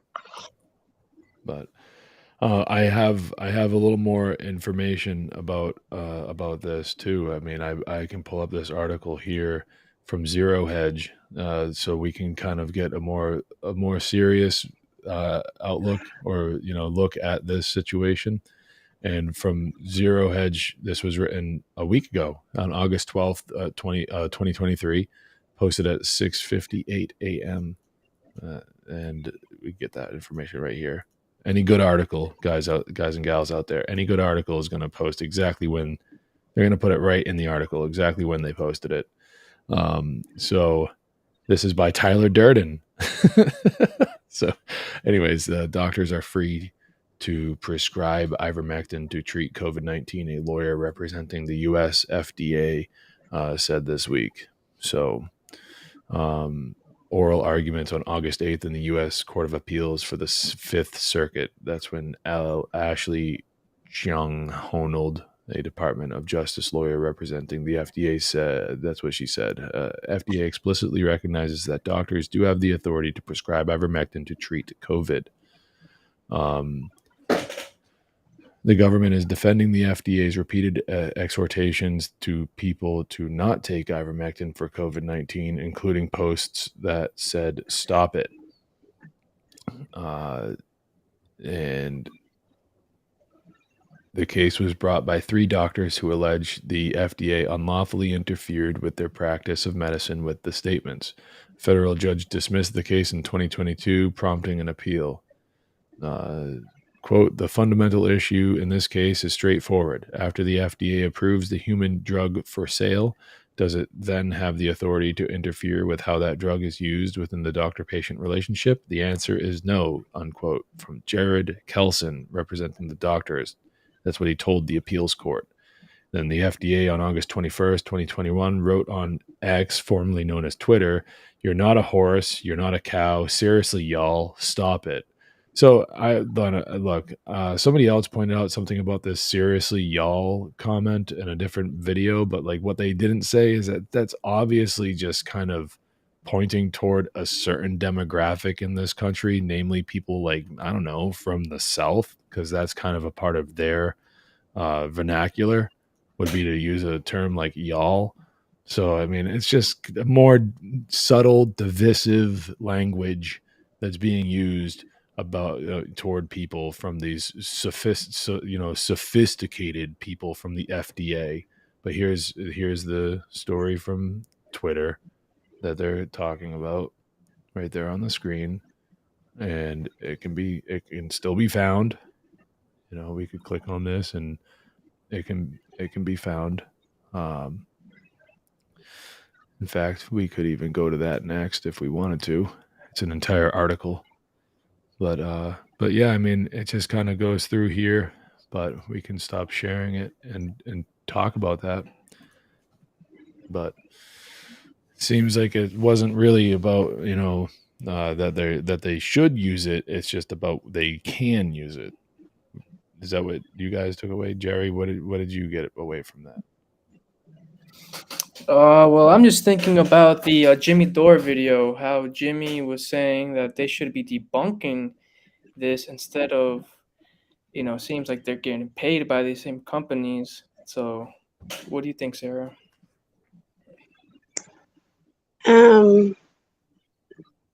I didn't really hear a lot of what he was saying. That was the video of the comedian, right? Yeah. And well, the thing I caught from him was that I thought it was funny that he was kind of like making fun of the comedic world that he is part of, and how all the comedians in his circle were kind of just all making like they were just basically like, making it, making fun of anybody who was against vaccination. And that, like, I just thought that was really, really interesting that was coming from I thought it was interesting. I would think if there was any group in the entertainment industry that would be kind of against all of that stuff, it might be the comedians, like the majority of the comedians, because it's like, I don't know if it's just a stigma or whatever about comedians, like they're all kind of just and they all just kind of hate everything anyway. So when like, you know, fucked up shit happens in the world, like that's how they deal with it, is through comedy. And I was just really surprised comedians jumping on the whole like pro-vaccine stuff at all. Like I just remember that during that whole time frame. But yeah, I mean that was what I mainly caught from him. Well, if you think about it, like a lot of the entertainment industry kind of trickles down like this. They shut down the venues that these people go to perform. This goes for comedians, bands, what have you. And next thing you know, these people, comedians, bands, they're not making money. And then the government comes out and says, "Oh, we can open back up, but based on these guidelines, and everyone has to be vaccinated." So of course, there's going to be big named comedians and bands out there going, "Come on, guys, go get Yeah. your vaccines." Like people like Jello Biafra from the Dead Kennedys, and people like some certain groups of comedians because they want to go on tour, they want to make their money. So they're choosing money over truth. Of like, no, maybe effective or not, we should still be exercising caution because it is an experimental medicine, an experimental medical procedure that can only be done if there's no. Come on, Wade, get off of me. There's only one way that such an emergency use authorization can be given out, is if there's no other medical treatments that can be applied to the situation. This is why we saw things like hydroxychloroquine, ivermectin, and things of the like being shot down so heavily by mainstream people, is because this vaccine that they're rolling out and people are already taking, the billions of dollars that went into the funding of this thing, not only in the experiments or the testing or the actual production of the vaccine itself, but the billions of dollars of advertising that went into it as well. All of these things, and then you think about it, then the channels that people like Kimmel and Corbett, not Corbett, but what's his name? Stephen Colbert, and Seth Meyers, these late night talk show host clowns, they're on these channels that are sponsored by the very company that's making the vaccines that they're pushing. So it's like they're paid stoolies of these pharmaceutical industries, right? And now they can't go against that, so they're part of a different crowd, so in all ways, like it's kind of like a battlefield on multiple fronts. You have the lower level guys that just want to go back out there so they can start touring and doing their jobs and getting paid again, just like anyone else would want to, right? I mean, that's kind of a very common response to what we saw happen after lockdowns and everything. Everybody wanted to go and get back to work, and we don't want the economy to go to shit, which is like pretty, okay, we don't want that to happen, but we want to get back to work. We want to be able to get our jobs back and, do all these things. And we can't do that. They're saying we can't do that. They're holding us hostage. It was a hostage situation, basically. You get this thing or else. And then enough of us were like, no, we're not doing it. And then, they let up. It's just like that thing that we were talking about earlier with the Misinformation Governance Board. It's a cybernetic feedback loop. They're doing this thing. They're testing it. They're pushing the envelope. They're pushing the boundaries of what they can and cannot get away with, testing every single one of us. And then they pull back, and then they come at it again, But yeah, that's what I see. That's why I say fuck these people, because it's like, dude, like, who knows how many of us are gonna have a serious reaction to this thing. If we all took it, then there is no control group. That's what I mean by what I just said, like the implications of what I just said, alluding to like maybe I took the vaccine. I did not. What I'm saying is that if we all took it, then there is no control group, right? And then once the people start dropping off like flies, dying all over the place, then everyone can just go, well, we don't know what's happening. There is no control group in this anymore, because everybody took the vaccine, you know? Yeah. So you can't blame the vaccine because there's no one to go, well, what about the people that didn't take it? Are they getting myocarditis, pericarditis? Are they dropping dead on sports fields all over the place? Are they having strokes? Are they having the blood clots? There would be no group where you can look at and see those things. So Yeah, that stuff drove me absolutely crazy. I'm just like, since, and then you've got, it was like this whole like joke that went across everything of the Oregon Trail that died of suddenly. And I'm like, oh my God, I need a t-shirt of that. But it was like, that stuff drove me just crazy that like people were like, what's happening? What? I can't figure out what's going on. And I'm like, and like, it must be climate change, or, you know, there's something going on with the water here. I'm like, hold on a second. What is the one thing, the one factor? And this is like how like the scientific method can work and come into play when you're doing like theory, like, and you're playing with theory and science and experimentation on stuff. When you look at the whole thing as a whole, and you're like, what's the one factor that took place where something like everybody did one thing, and then all of a sudden, out of nowhere, you have the majority of those people coming up with like a handful of very odd, very rare, very like untimely type of conditions going on, like 10-year-olds having strokes, and people who have a 30-40 year track record of being perfectly healthy, almost nothing wrong with them, barely having a cold, and suddenly they have like Bell's palsy. Or people who have very good health, very good diets, nothing wrong with them, nothing wrong with their organs, nothing wrong with their hearts, nothing, and all of a sudden they're having aneurysms. And it was like a handful of things, and that's what I noticed about all of that stuff. It was a handful of things, a handful of very odd, rare things that were taking place. So that the control group, or the people who didn't take that shot, I guess that is the control group, people who just didn't take it, because there's no record that I've seen that's tracking people who didn't take the shot of things like that just suddenly happening for no reason. Like if they've happened to a person like that, then you can actually track it biologically. You can see the history of what may have caused it.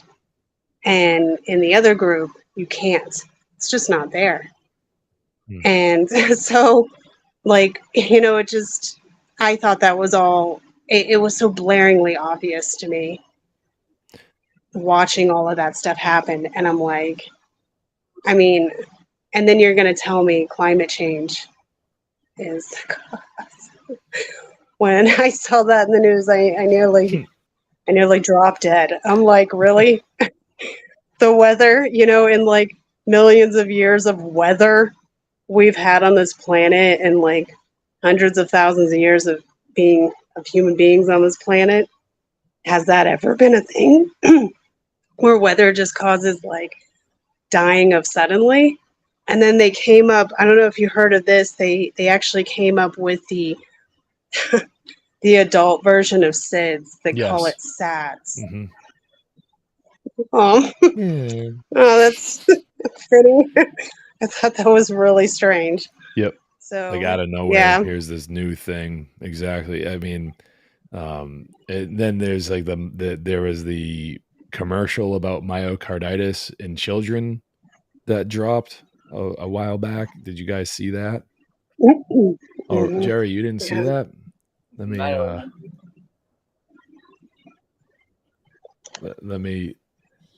see if this is it. and we can play it because this is some serious shit right here.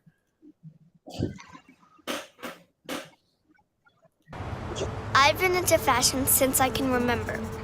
But one day I had a stomachache so bad I didn't want to do anything. The team at New York Presbyterian said it was actually my heart. It was severely swollen, something called myocarditis. But doctors gave me medicines and used machines to control my heartbeat. They saved me. So now I can become the next great fashion designer.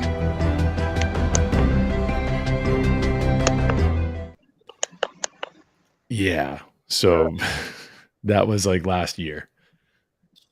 All of a sudden, Yeah. I've never heard of any child under the age of 18, unless they have a serious, rare condition, No, it's like, having any real problems with their heart like that. right. That's very strange. Never mind like hearing about any child having a problem with their heart like that. Hearing about like, have you ever in your life ever heard the word myocarditis or periocarditis before? Never. Not me. 40 years. Never. Growing up in a hospital, I've never heard that term before. Nope. Not once.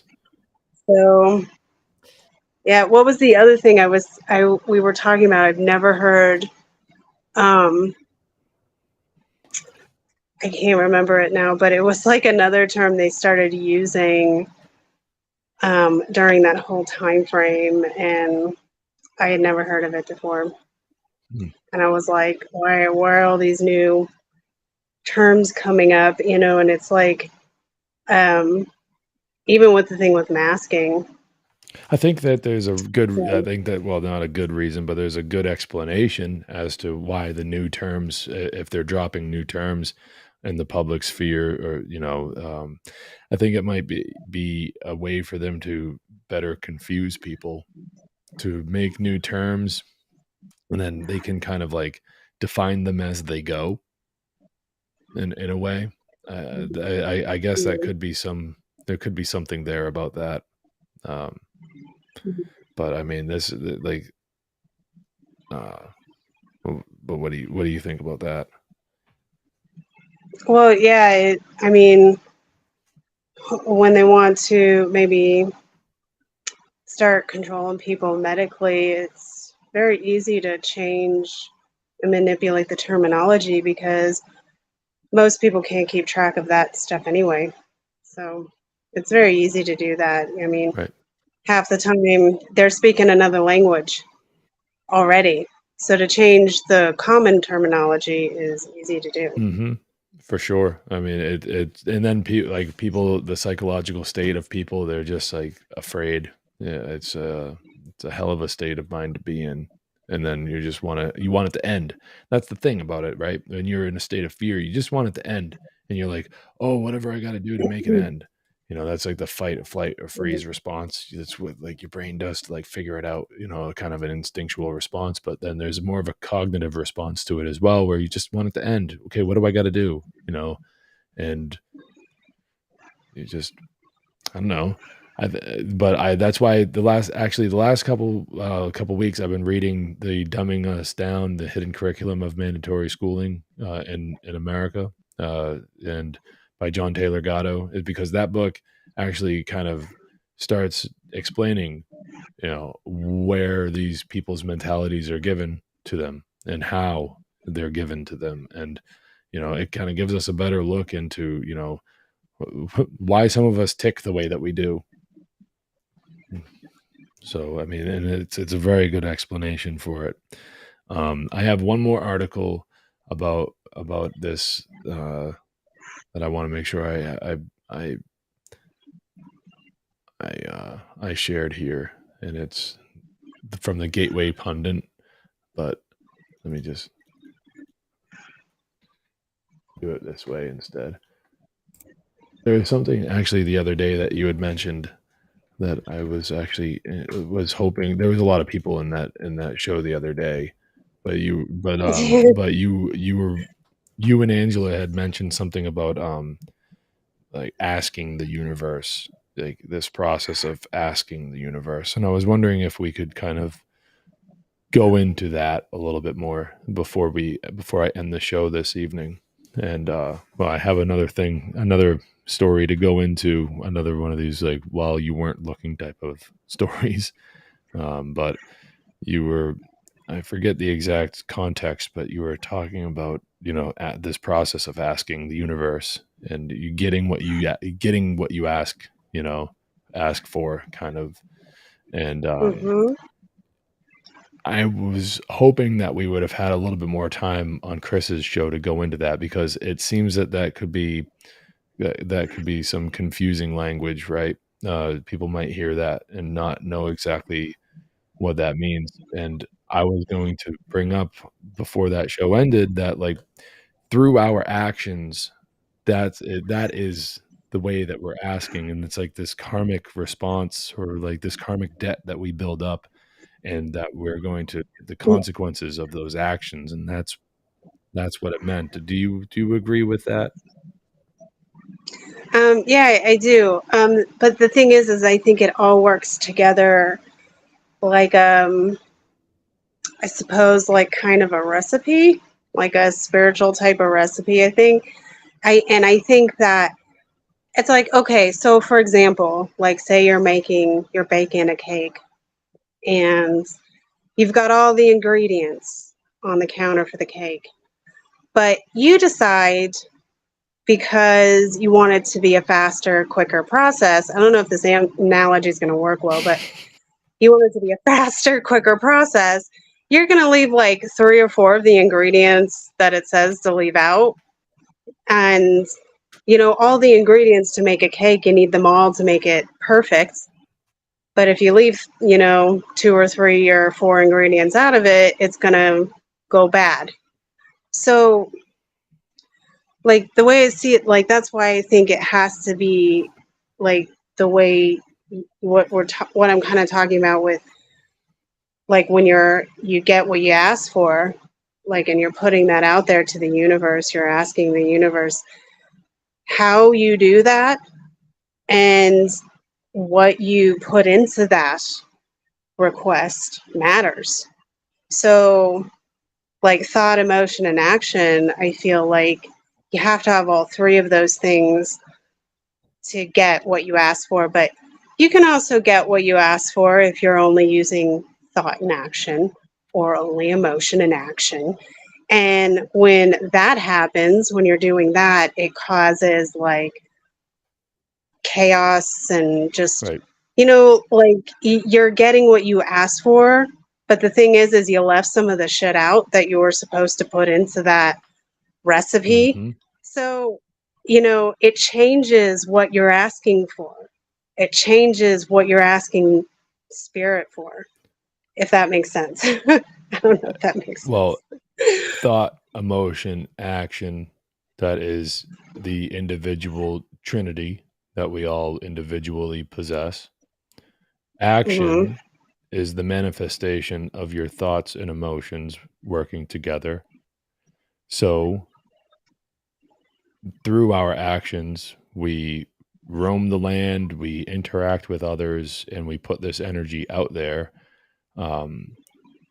And that is the part of the equation where the universe is being presented with what could be referred to as question, which is us, through our actions, asking the universe for consequences, whether they be good or bad.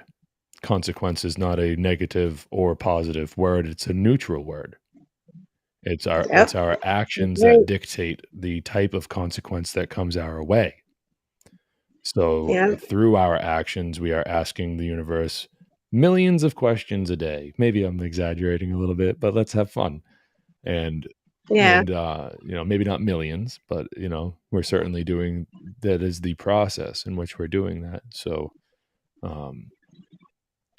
and like action is, that's like how we interact with the physical, maybe even the non-physical realm for some people. But it's thought and emotion is how we do that, because we have to have both of those things too, I think, to be able to interact properly with our fullest selves correctly. And then just think about like I would do like a lot of people kind of watching, and I'd see people who interact with their actions like that, like what you're saying, but they're only using thought. Like it's thought first and then act straight to action, or they're using emotion. Like, ever meet somebody who's like very emotional and they wear it out on their sleeve for everyone to see. So all of their actions are actually being controlled by their emotions. So it's the same thing when people are interacting with their action and they only use thought first, and they're not people who want to use any emotion, so they just cut all that out. And so all their actions are through thought. So that kind of deadens. Like it's a weird kind of, like I see it as like a weird kind of imbalance. Like people who are all using all emotion to act with are on the side where they're just completely overwhelmed with spirit, even though they don't even really understand that what they're tapping into. Like they can't manage the information. And the people who are using thought only to interact instead of using thought and emotion, it's the same problem on the other side. They're deadening themselves and to like almost everything that might connect them back to that. So I don't know, like that's kind of how I've just noticed how a lot of people who I end up being around, I see that in them. Well, I think now about this stimulus response process and how the stimulus is your reaction to what's happening around you. And that could be equated to the thought. And then the response is going to be what we see as action. And in between then is the processing. And this is what we can equate to emotion.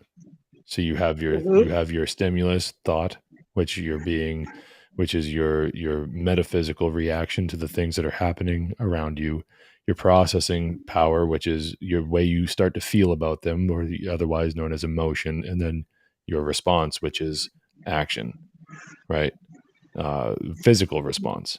So all of it is really a response in this manner of explanation. It's all really a response to the outside world, but it's the inner processes that influence the outer response that everyone can see and recognize, that I'm kind of going through here.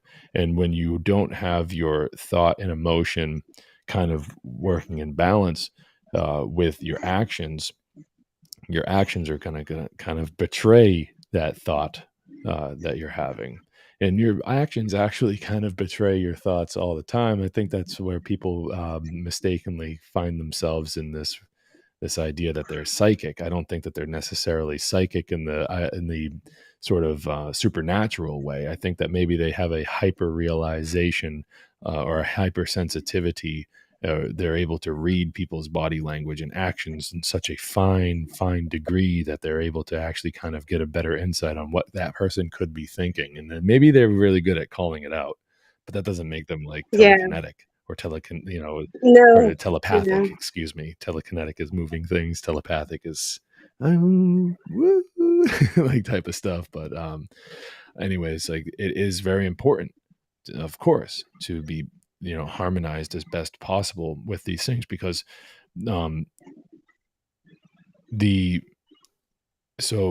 your actions carry an energetic weight to them. Of course, no one can deny that, right? Because this is where we see the physical manifestation of energy. This is where we use our energy, and this is where we put our energy. Let me put it this way: this is where we put our energy to use, is in the physical realm. But then the thought, there's also a vibratory energy to thought as well. Your thoughts put energy out into the universe as well. So this is why it's important to be in harmony and to tell the truth and to realize the truth and not lie to yourself, is because that's going to distort everything else that comes from that. I firmly think that it all starts in the realm of thought. That's why I think that it's always referred to as thought, emotion, then action, in that order, because that is the order in which you need to start practicing these things in order to be able to harmonize the way that people think, the way that they're able to either think for themselves or have other people do the thinking for them is going to drastically change the outcome and influence these people's actions, each and every one of us. So this is why this entire show this evening has been about like what people think, who's putting those ideas in their heads, and should we be able to better question things and have open debate. That's why I talked about the fires in Maui, censorship on the internet. You see where I'm going with this, the second chat is and I was hoping that you'd call in, Sarah, because I was hoping for your assistance on this, because it was that thing the other day that made me go, I need to talk about this and try to get to the bottom of this kind of thought, emotion, action process, because this is where we do the healing. This is where the solutions happen, is in this trinity, thought, emotion, and action. And if we can gain a better understanding of what each of us, how that process works within each of us, then the outcomes will be better. And it all starts with the truth, coming to grips with the Absolutely. truth. So, and you're right. It all starts with mind, and like going all the way up through the physical manifestation into the spiritual realm. It all starts with mind. So that is where it all starts, is thought. That's why in the Kybalion, the principle of mentalism is number one. That is the number one principle. It's the first one that you need, the principle of principles. The first one that you need to learn is mentalism. Otherwise, the entire, you could call it a house of cards, you could call it a line of dominoes, whatever. It's not going to work. These principles of natural law, they compound upon one another. It's prerequisite information that you first must understand before moving on to 2, then 3, then 4, all the way up to number 7, and even further beyond that. There's things that you won't understand fully if you don't know the first 7 principles, and you need to know them in order. Mentalism is number 1 for that reason. It all has to do with what's going on between your ears. If you can't make sense of things. So it's thought, emotion, and action in that order. And I haven't really focused a whole bunch over the years in trying to get people to really change much of their ways as far as like their deep-seated belief systems, or how they see politics or whatever. I just kind of focused throughout the years of doing like my person-to-person type of work when I worked in the community center and other community events, is that if I could get them to organize themselves mentally using thought, emotion, and action, then this is, in the very least, a very good first step. Even if, like the way I see it, like even taking baby steps is taking steps. So it's, I never like to put on to people the kind of like diehard type of pressure, like you got to change now, because I can kind of see people in a different perspective, I think, because of my own experiences. So I like to give people the chance to take that information from me and settle with it, because some people need to absorb that, and they need to understand that fully before they can move on to the next thing, and grow from there. And I've seen the change in people even by just doing that. And I've had people come up to me and be like, months later, a couple of years later, they're like, oh, remember when we were talking about this, and then this thing happened to me? And da da da da. And you know, I've seen some like amazing transformations in people just by doing that alone and giving them that little tidbit on its own. So I don't know. I think that all the other stuff I think is all vitally just as important. However, I think with the way society is in the modern world, how badly we have been in a way kind of medically, generationally damaged, you know, in a biological almost kind of way, I feel. I think there needs to be, like, there were stepping stones that they took to get us here. So I think there needs to be stepping stones to get us out of it. You know, you can't just, some of us can open the door and walk right through it and be like, well, fuck that. You know, but some of us need a little bit more attention. So that's how I kind of operated, and like that's why I think like so strongly that thought, emotion, and action is, that's where you got to start. You got to start with that, balance that, get right with that within yourself, and then we'll talk about moving forward into learning more of the weirder, crazier, wilder stuff that's out there. Let me see how you handle that first, and then we'll talk next week. Yeah, right. I mean, it is like it all comes back to just asking the right questions, and this is all like the internal process, right? Like the shadow work that people like to call it, shadow work. Asking the right questions of yourself to yourself, and taking the time that's necessary to find the truthful answer to that question, whichever question it may be. And this is inner work. You know, what have I done? What's going on with me? Why do I do this? Why do I feel that way? Why do I react that way? And then sitting there, this is where people have the most trouble, I think, is they're not willing to take the time to actually answer those questions. You know, I don't have the time for that. What do you mean you don't have? You're cheating yourself out of a centered, well-balanced, fulfilled life. You know, you don't have the time for that. Give me a break. You know, Yeah. Jesus Christ, you don't want to get to know yourself. You don't want to be able to have self-control. You know, what's wrong with you? You know, if you're not in control of yourself, someone else can be in control of you, and that makes you a fucking slave. You know. Yeah. So I think I was able to get through to a few people using that method alone. And what I did was, like, oftentimes they would give me some kind of situation in their life, and then I would use the recipe of thought, emotion, and action to help them dismantle that situation, and like what they thought and felt about it when they first told me about it. Then they would go and they would think about it. They would sit with that, you know, kind of stew with that for a while, and they'd come back and they go, oh, right.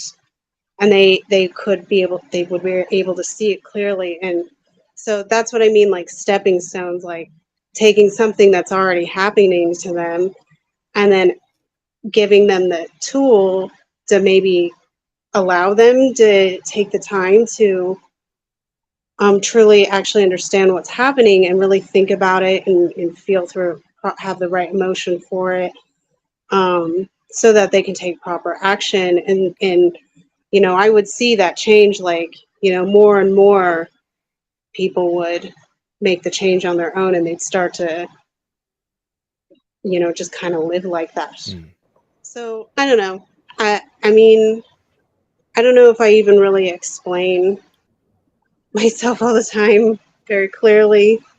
I can, you know, only do the best as with my experience, like how I view it, which might be kind of a strange perspective. But yeah, I think that's kind of what I meant clarify all of that, you know, like when you're talking to your highest self or spirit or whatever, or just, you know, the universe, whatever you want to call it, like, and you're going to get what you ask for. And if you're not using the 3, then it might mess up how the universe responds to you, how spirit responds to you or your situation or whatever. Well, it's going to consequences, like we said, consequences are going to come your way regardless. It's just whether or not you want to be conscious of why or what happened. You know, these consequences you're coming your way, like, what the fuck made this happen? You know, I mean, there's certain, you know, random things out there that happen that, you know, might not be able to be explained as consequences for your own action, but they're definitely still consequences nonetheless. And then, you know, maybe this might be heavily tilted. What I'm all talking all about is like heavily tilted toward this whole consequentialism thing. But yeah, I mean, this is part of the like. My God, Cat's getting in the way. He just got really courageous. Like, what are you doing? But what I was saying is that, like, this, you know, consequentialism is not the only thing that exists. You know, I mean, there is a random component to what's going on here for sure.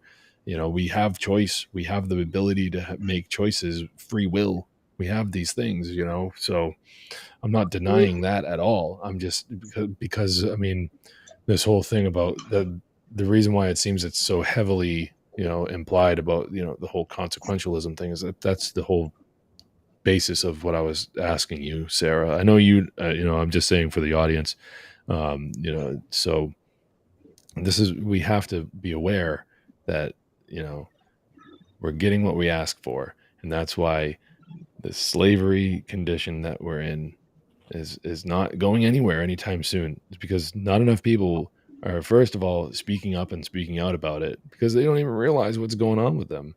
They just want to live their materialistic life, and that's it. You know, so many solipsistic, just narcissists. It's sad. It really is. Yeah. You know. Yeah, I got a what's it called? I got a plug-in, if that's okay, James. Yeah. Richard Grove's mindset lecture and workshop tomorrow. I think this fits in very nicely because he's touching on organization, and we're talking about mentalism and thoughts, emotions, and actions. And this could be beneficial for your audience. Especially, I'm still a learner, so I'm definitely gonna be there, and I hope to see you there. I'll be there. I'll be there for sure. Oh, for sure, dude. And I'm still a learner too. I'm still a learner. You know, that's just the truth. I'll be a learner for the rest of my life. It's a part of the teachability bell curve. So is part where you want to be. You know, you don't want to be just, you know, so much a learner, and you don't want to be, you know, so arrogant to think that you know everything. So there's a healthy medium point where you want to be like open, but still confident. You know, so that's where I think that everybody should really consider themselves a learner, but really I would almost say a better term for that is scholar, because scholar isn't necessarily somebody who just knows everything. Like, there's a reason why a scholar is a scholar. They're people who study all the time. That's what they do. That's their whole life. And it's not necessarily like it's just being a scholar, really, or just like, I mean, now today people may look at that, hear that word and go, oh, well, you know, you have to go to college and you have to have all these kind of credentials. I'm like, not necessarily. You could just be some bookworm who hangs out in a library all day, reading all day and whatever. And really, it's just somebody who, you know, reads and studies all day long. And that's kind of what that really just is. But it was I mean, another person your audience might like, if they haven't already heard of him already, he's pretty well known, is Dr. Joe Dispenza, who I've read a couple of his books, or really the audiobooks of it, and like he's just, I just think that's like really, that's some crazy stuff right there if you like listen to his stuff. And he talks about this kind of stuff too, only I think he really talks about it more on like the, neurosurgeon type of way, like his perspective of being, because I think he was a neurosurgeon or something. I think that's what he was. And then he wrote a few books, and he did a lot of study on the brain and how the physical brain operates, and then how that operates when you're using your mind, which is a different thing. So like I think it's interesting how he kind of differentiates that, or like that's what I got out of it. Like there's your physical brain, the house for your mind, and your mind operates through spirit and your brain operates biologically, and that our bodies are the house for that. Our brains are the house for that. So I thought that, like, that's one of the things I got from him. I think that's really interesting. So Dr. Joe Dispenza is a great resource for anybody who's looking to kind of look into more of this kind of stuff as well. Nice. I'll have to look him up, and get some of his books, like Breaking the Habit of Being Yourself, right? Yeah. Becoming Supernatural. Is that right? Evolve Your Brain. Yep. Mm-hmm. Yeah. And it's interesting. He does talk about this one story that you guys might find interesting, is that he talks about this study. Well, I guess it was a study, but it was a situation where there was this like group of people who did like mass prayer, and they're all praying together for the same thing. And it was something to do with healing somebody. And what was interesting about it is he talks about how that's basically using thought, emotion, and action, really, if you think about it. They're using this mass prayer. They're all in sync with each other, and they're all asking for this healing effect to take place for this person. And what was interesting about it is that it did take place. The healing took place, but it wasn't for the same people they were praying for. It was like for some other, it happened on this like mass scale in this other hospital or something, where like all these people like just suddenly got better.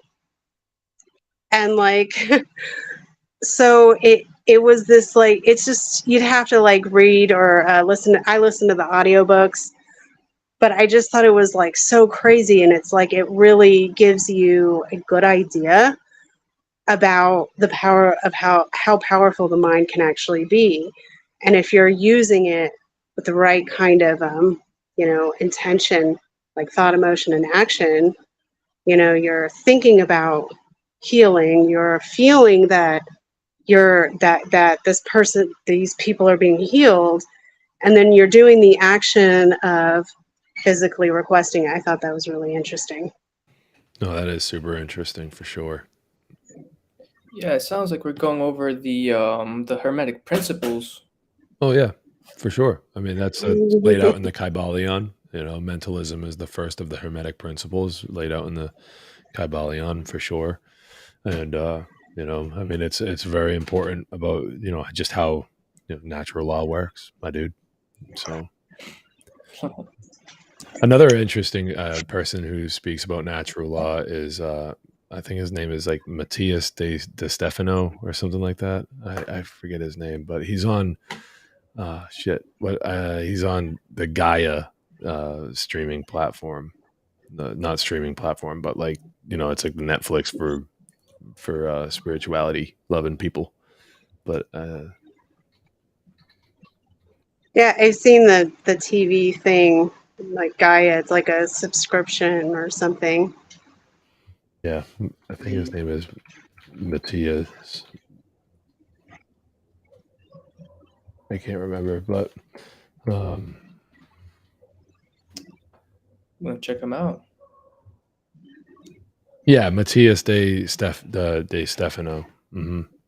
He does a breakdown of the Hermetic principles that I found pretty cool. He kind of juxtaposes it to the chakras, you know, and I thought it was pretty cool the way he breaks it down. So I recommend it.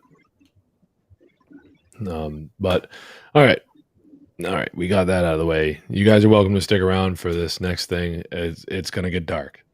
We just talked about all this light and happiness and everything like that, but I'm gonna be wrapping up the show after this next clip. But as I've been doing for like the last few weeks or the last few shows, I have this segment where I'm calling it "I had to watch it, so now you do too," and it gets pretty dark at the end here.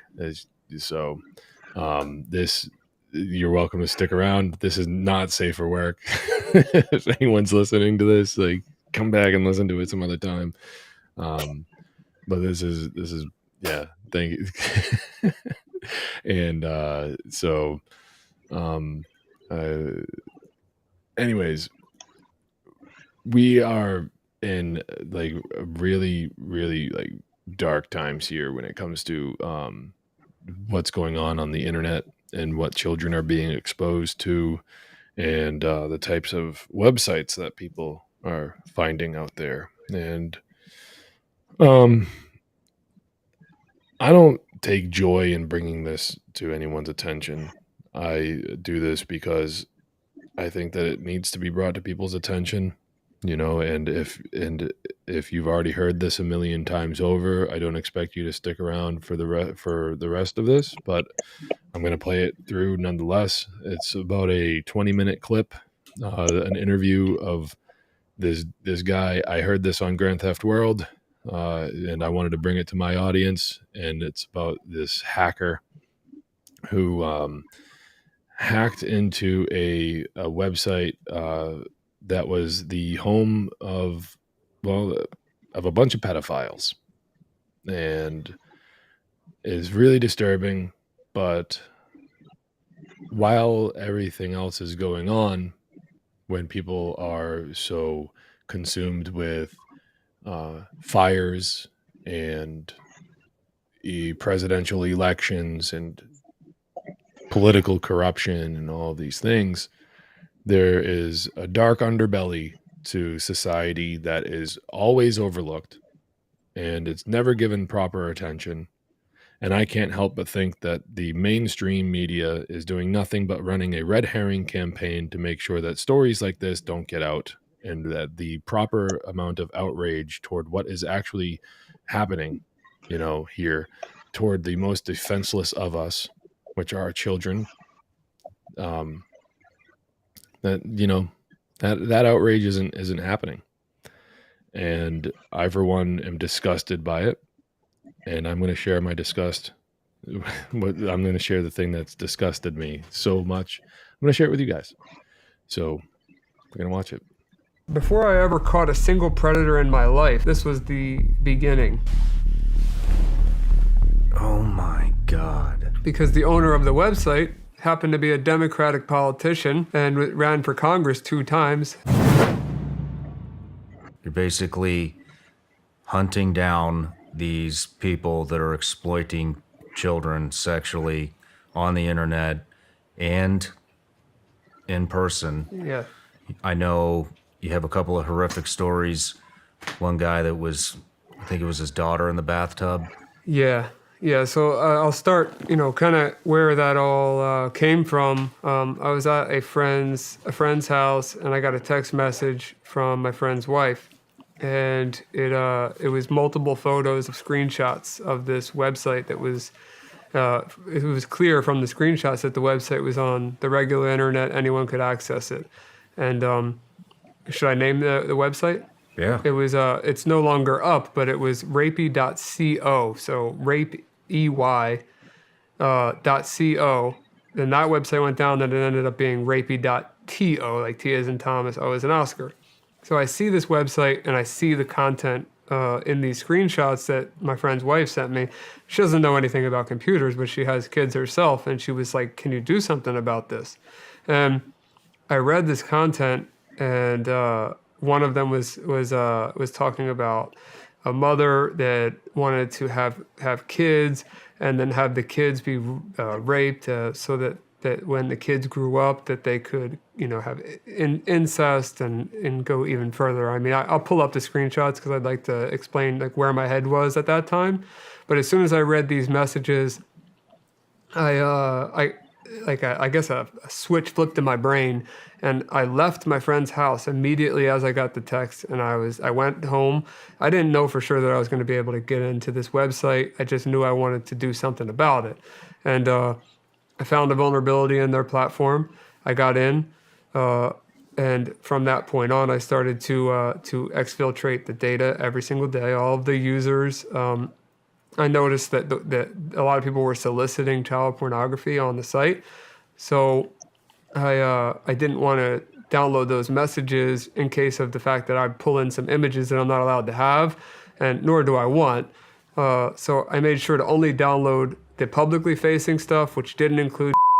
It had some very graphic text, but it didn't include anything illegal, which I think it should be illegal to talk that way. But it was horrible stuff. What were some of the? So you started this basically from a text conversation with a concerned mom. That's what got you into it. Yeah. What's some of the text that you saw on rapey.com? I'd like to read them to you if you want. I still have them. Read them. So this is before I ever caught a single predator in my life. This was the beginning and what set my brain off to want to help. But this is before I even heard of this website, before I heard of anything to do with it. Okay, here they are. So the title, should I read these? Like, they're graphic. Yeah, read them. So the title of this post is, "Who wants to bang these little and then somebody replied underneath, "I've got first dibs on the little middle." Joseph Fritzl, Maximilian, there's two different users there. Pick for yourselves. And this was the photo that they used. Oh my God. That's just one of three. 3 text These messages. girls look like they're 6. Very young, yeah. And then there was that one story where I told you about I can't see it, but the story I told you about the bathtub situation where there was a father who posted their child in the bathtub, and it said underneath of it, they have no idea what's going to happen to them tonight. And then underneath of that, there were people that were part of this website who were saying what they were going to do to this child. And this wasn't just some fantasy that this guy was talking about. This was a guy posting his child in the bathtub, like for real. Like it really was his child. I assume he was a man, but it was a parent. So that really got to me. And then I got another part of this text message. I'll just read one more of the 3. And this one says that they are a 16-year-old. A lot of these people were role-playing to be children. And in our investigations, we found out there was a lot of actual kids on this website, real kids, that were under 18 at the time of this when I hacked the site. What are they doing on there? They're selling their bodies for money to these kids? To these people, yeah. It's kids prostituting themselves. Yes. Yeah. So one of them, I don't know if this is a real 16-year-old or not, but what was said was pretty disturbing regardless. It said, "God, I really want to be a mom. I need someone who wants to impregnate my little 16-year-old. When I have our daughter, I'd let you do whatever you wanted from whatever age. Make me watch as you hurt her, making her scream, or if you prefer to gently groom her, teaching her how to lovingly. Don't worry if it's a boy. You can watch me teaching him how to properly a woman, teaching him how to slap and hurt me to He'd be so cute trying to hard, but so little. Oh my God. So when I got these text messages and reading them even current day right now, it makes me sick to my stomach to even think about, and I know they're gone. So, I mean, not all these people are still out there, but the website's down. How many people are on this website? At first, I thought it was a couple thousand. When I cleaned up the database and figured it out, there's about 7,000 people in just this one website, and we have a total of 5. You have 7,000 people on one website. And you couldn't become a member of this website unless you answered an application where you had to answer a question that was something like, "Are you okay with doing something horrible with a 3-year-old?" You had to answer that question in detail. I forget the exact verbiage of the question. It's posted somewhere in regards to this interview or Project Veritas, one or the other. But you had to fill that out to become a member of the website you just saw, and which would tell me that either you're an undercover cop or you're an actual predator on the site. I mean, who would answer a question like that, even if they were just curious? Is there multiple? So it's a whole questionnaire you have to do to get into the site. There was a few questions, I think 2 or 3, that were really horrible, but you had to answer them, or they would not approve you to join the site. Is there any other prerequisites to get on sites like these? Yes. So what I learned in this process, doing the investigation and exporting, everything that I could legally export, I found that they used a chat app called Telegram, and they were going back and forth talking about and they would call it cheese pizza and use all kinds of different phrases for it. And I realized there was these moderators in the chat rooms outside of the website, where if you would send them child pornography, they would let you into another group which was full of child pornography. But of course I couldn't do that, so I never got to see past that part. But I do have evidence of that being a thing because I exported all the chat logs. So I can, it shows that if I were to send something horrible to one of those moderators, I would have seen something even worse, which is hard to imagine, than, we are already seeing here. What did you do with that information? Actually, let me backtrack. I'm sorry. How long did it take you to crack into that website and get this information? I wasn't sure, like I said, when I got the text messages, and I wanted to try to my goal was to just take the site down, and I knew I could make that happen because it was on the clear net, regular internet for anyone to visit. I knew I could do that, but I didn't know if I could actually get access to their server. Once I found the vulnerability, maybe an hour, 2 hours at the most, if I could remember correctly. It wasn't long. And they never found out they were hacked. So to this day, they never found out. They will never find out. I mean, unless somebody in that database is watching this, now you know. I have your data, and we will find you. So I actually recommend you come forward so we don't have to make the story up for you. What did you do with this information? So as soon as I got the information, I thought it was a slam dunk. I thought like these people were going to jail. I thought that maybe I solved something that the FBI or somebody was working on for a long time. And I instantly went to the exploited children tip line, and I submitted, saying who the owner of the website was, that I had access to all the data, and that they were welcome to have it, basically. Then I reached out to a bunch of news stations, and talked to a ton of reporters, and all of them were super excited to talk to me. What news stations? Sun Sentinel, Daily Mail, Business Insider, Fox, some influencers, Ronan Farrow, Candace Owens, they both didn't read my messages. But as for the news stations, I had full conversations with the reporters. They knew what they were getting themselves into. They were very excited about reporting on it. And once it got back from legal, they weren't allowed to report on it. I said, well, okay, if you're not allowed to report on the illegally obtained material that I have, just let parents know that this website exists and whatever you want, but just keep whatever illegal out of it. I just want parents to know that this website exists. You don't need to put my name. You don't need to put the material that I obtained. Nothing.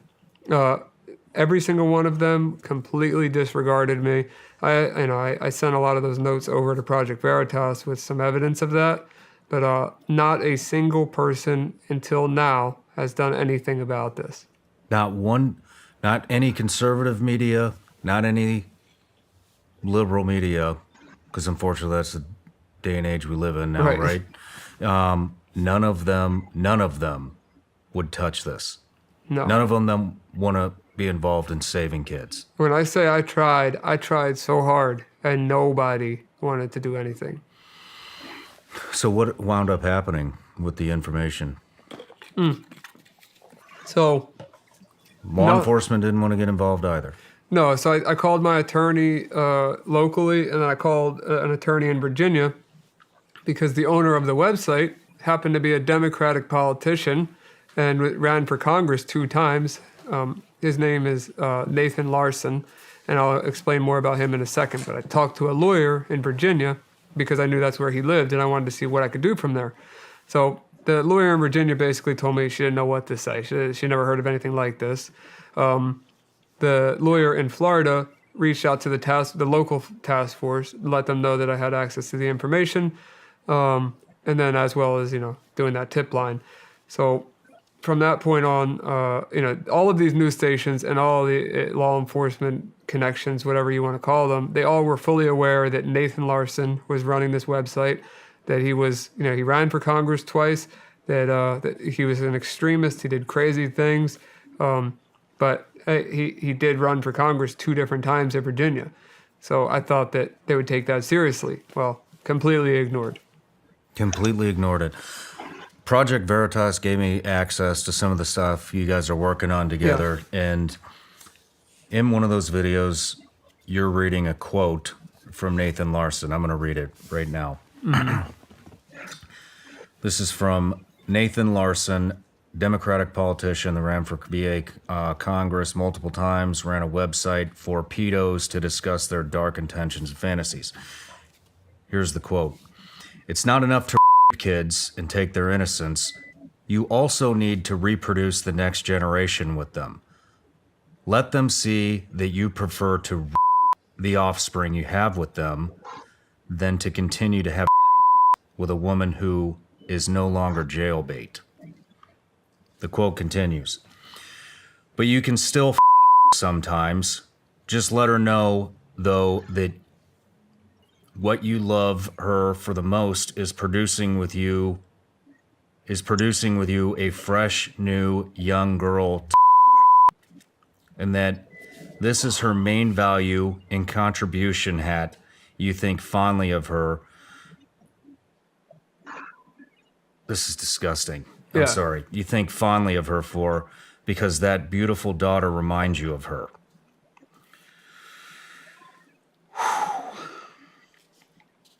It's unimaginable.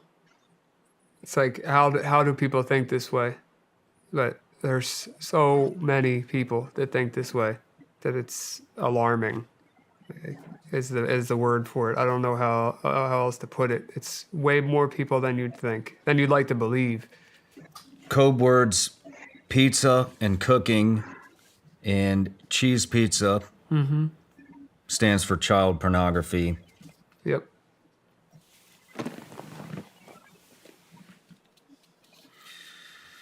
This is disgusting.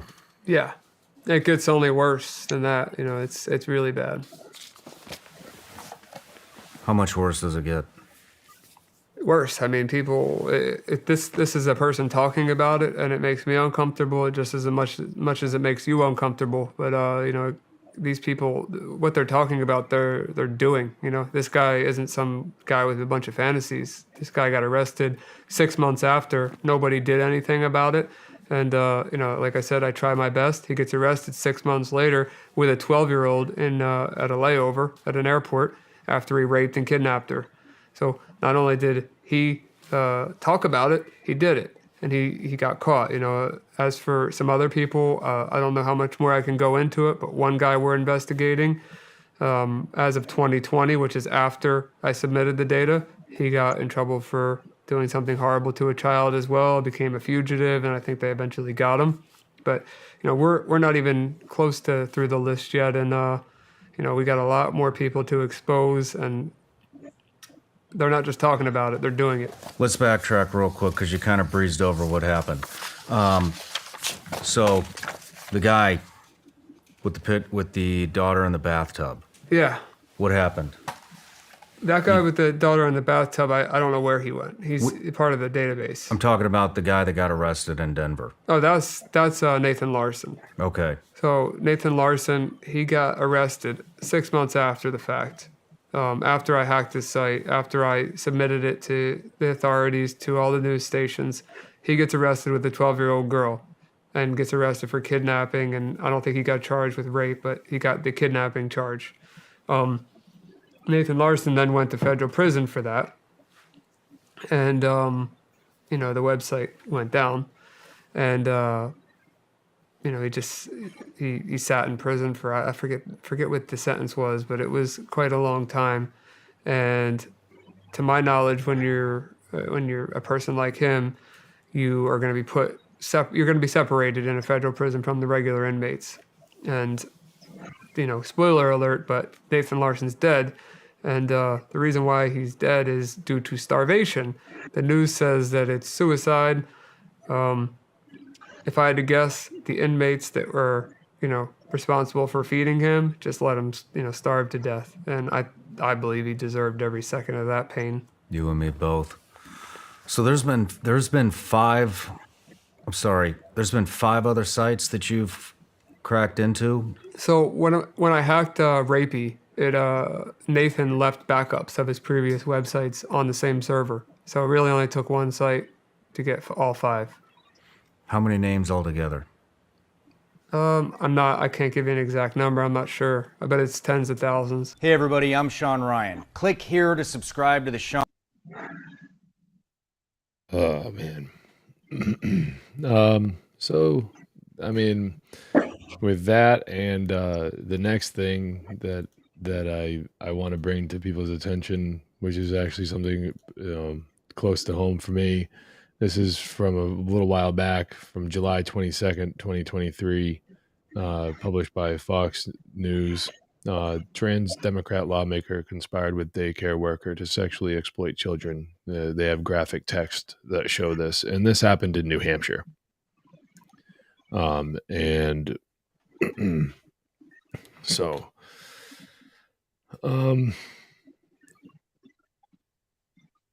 from Stacy Lawton, and this is the picture of Stacy Marie Lawton right here, and that was in Creative Minds Early Learning Centers.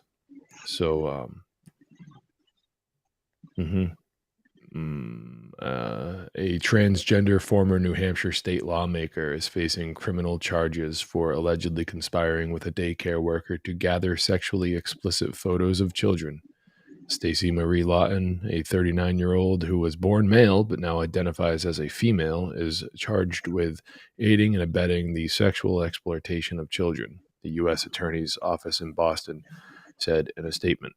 Lawton was arrested in connection with the arrest of daycare worker Lindsay Groves, 38, who is said to have been dating Lawton at one point, and the two are believed to have worked together to take sexually explicit photos of children where she worked.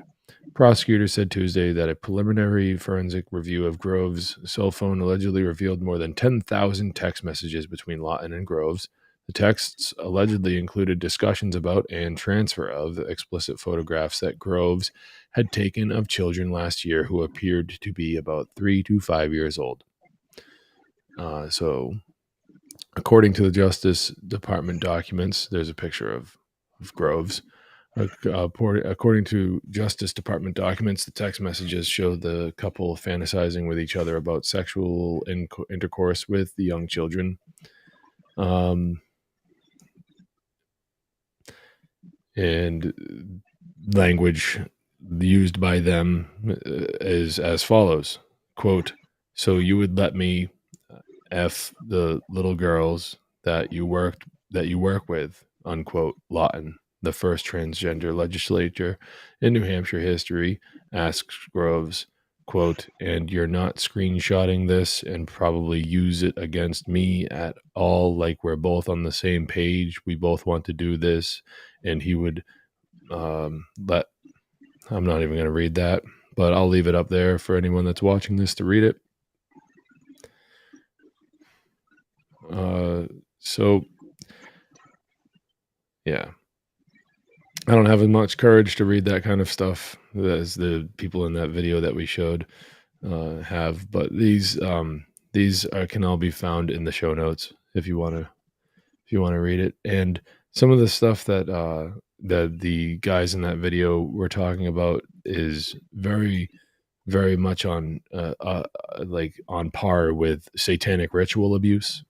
And anyone that wants to learn more about that, Sean McCann of Wake the Dead, he has a lot of material on this in his podcast feed. And then you can find things from Jay Parker as well on the One Great Work Network. And he has a podcast called The Center Path. And Jay Parker's history is fraught with this kind of thing. But those are a couple of sources that you can go and look into. Plus, Fritz Springmeier has a book called How the Illuminati Create an Undetectable Mind-Controlled Slave. There's all sorts of material out there that people can look into, but to learn more about satanic ritual abuse. Not here, really. I'm not really into that, going into those kinds of rabbit holes, but periodically, I think we should probably, look into look into the abyss, a little bit, so to speak. But what do you guys think about the things that we just watched and heard about? It's fucking disgusting. It's simple. Yeah, as a mother, that makes me completely insane. As a mother that's not a psychopath, it makes me completely insane. I couldn't even. I mean, like, I mean, for me, it's just like my daughter's like, she's like one of my best friends. She really is. Well, she's like 18. She's ungroundable now, as I say, and she's amazing. But I know for me, it's like, I couldn't even. It wouldn't stand in my book, not for 1 second. What do you guys think? Like, I just, I want to bring this up. The movie, The Sound of Freedom.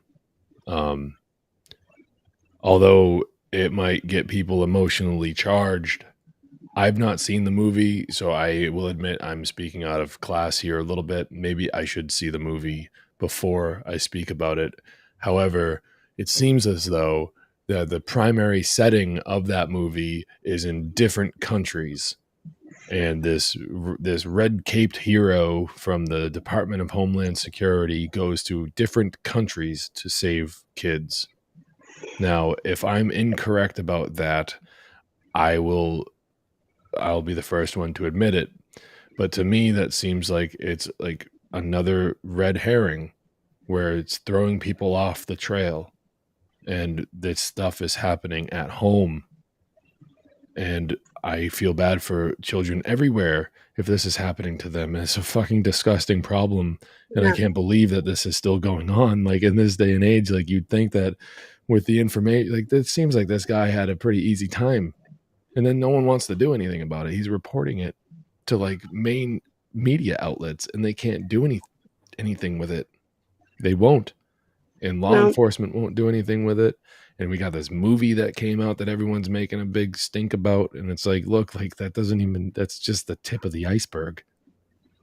And then I think that it's just like, what the fuck do we do? Like these are the problems that we face as a society, as humanity. And like this type of evil it exists.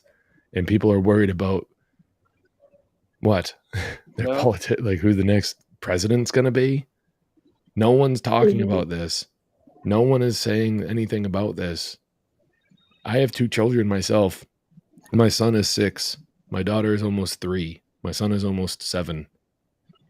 You know, we homeschool. This is one of the reasons why, because there's sick fucks out there that will do that. Like, you just can't trust anybody, you know? Right. It's very difficult. I haven't seen that movie either. The only thing I would say about it, because I haven't seen it yet, so I don't know too much about it, but the only thing I would say about that is that I just feel like the majority of people, they need to be softballed a lot of information. So even somebody putting out a movie like this, it's very, I mean, none of it's PG, but it's like the PG version of like the real nasty shit that's out there. So I kind of feel like maybe that's in a way a good thing, that it is an official movie and it's out there and it's being supported and it's being watched, and it's giving people at least the understanding that this is a thing and this is a problem, and that may open the doors within their minds to start to be able to see or be able to accept how dark that really gets. And so maybe it helps in that regards. I don't know. Maybe it doesn't, but Right. it's so hard. I know that it's so hard for most people to go like, oh, no, that can't be, because they themselves could never even think of such horrors. So they want to automatically go to, thinking that, oh, so nobody I know or nobody that I would support would be part of that, or they just don't want to even think it exists. Yeah. So I think it's very difficult for people. Jerry, did you see that movie? Nah, I was using like hand signs to like signify that I haven't seen it.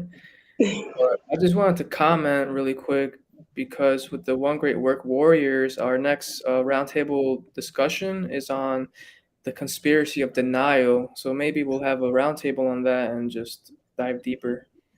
Yeah. Not that I think any of that's an excuse or anything, but I'm just thinking, because people listen to entertainment, they listen to movies, they listen to that stuff, Yeah. Maybe there's somebody trying to act. I mean, maybe it is just distraction, but maybe there's somebody trying to open the mental doors there, like, pay attention to this so you can really see what's happening, and at least start moving in the right direction. So I don't know. It's just my idea.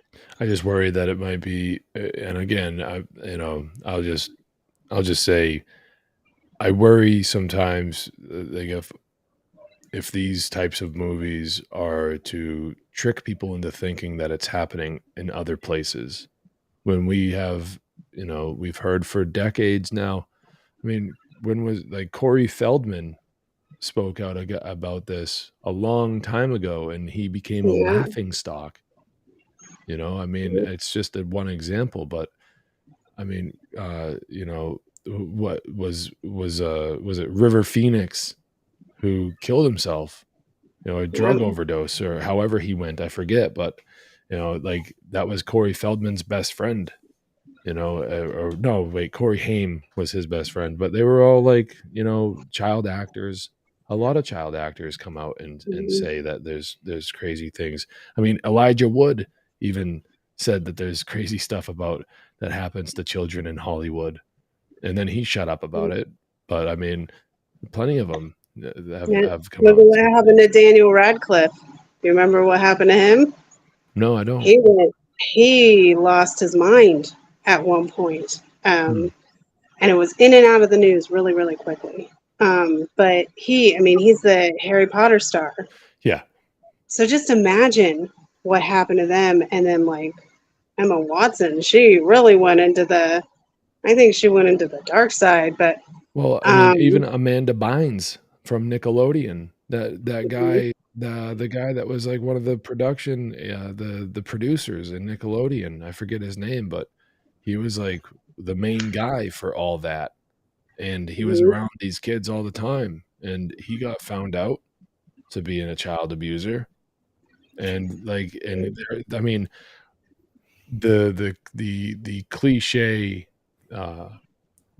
The cliche thing to say is that when when somebody wants to get a lot of money, where do they go? They go to the bank. They rob a bank because that's where the money is, right? That's what they want. Look at all the all right here.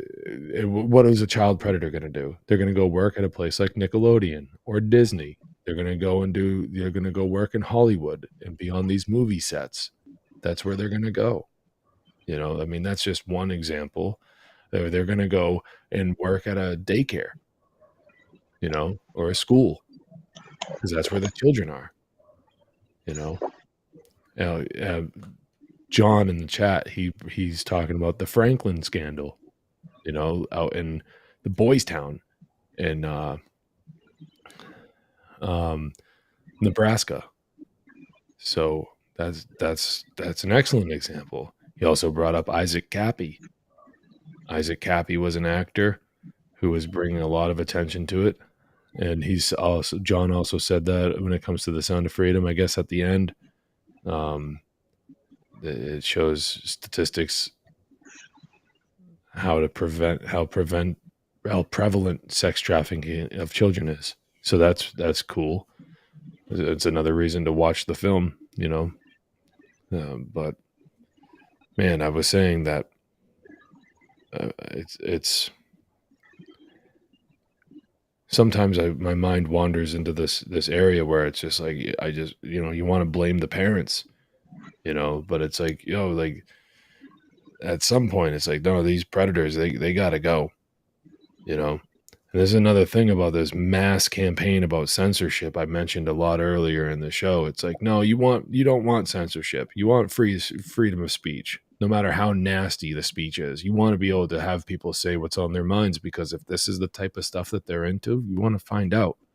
If I had it my way, I know how this might sound, but if anyone ever did something like that to one of my children, I'd castrate the motherfucker and I'd hang him right in the town square.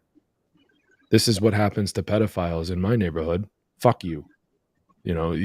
That's it. That's it. You're done. You don't get a sentence. No, you're done. You get executed publicly. Now, I don't care what kind of idea that gives people about me. You don't hurt kids. That's it.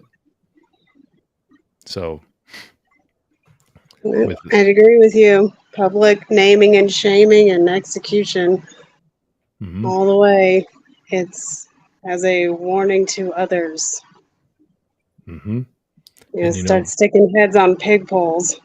And there's another thing. There's another element of all this too. Is like there's a lot of people that are living lifestyles that like the LGBT people, that are living lives to the fullest, the way that they want to be comfortable in their own skin, which I back 100%. You should be free to love whoever you're attracted to, live your life. You're not hurting anybody. This doesn't harm anyone as far as I can tell. Live your life. If that's the type of lifestyle that makes you feel comfortable in your own skin, that makes you feel like you're fulfilling your destiny here, whatever you want to equate it to, that's great. There's a lot of people, like there's a Twitter account called Gays Against Groomers. And it's like, this is a problem. Why aren't these, drag queens like reading books to elderly people? Why isn't that in the news? Why isn't that, if it's happening, why aren't we hearing about it? Right. Why is it all about the kids and everything like that? I mean, is it like a political psyop on both sides? It's like, what the fuck did we even do? Like, you know what I mean? Like, I don't know what the what the right course of action is, other than to just keep my kids away from areas in which those things take place. But I mean, there's like seems to be an attack on children going on, and there seems to be one sort of group that is at the front of it. I don't like pointing fingers like that, but it's just almost undeniable that like a lot of people that are a part of like the LGBTQ community, they want to normalize sexualization of children, and it's not that shit ain't cool. They can't consent. They can't consent because they have no they have no concept of long-term consequences. Children are They don't have the constantly, wherewithal. yeah, They don't understand. they're constantly living in the moment. You know, like I see it in my own children. They think about like maybe 5-10 minutes ahead of time. You know, like there's no grasp on long-term consequences. You know, that's why they can't consent. You know, and then you see college professors out there talking about minor attracted persons. It's like, no, that's a pedophile.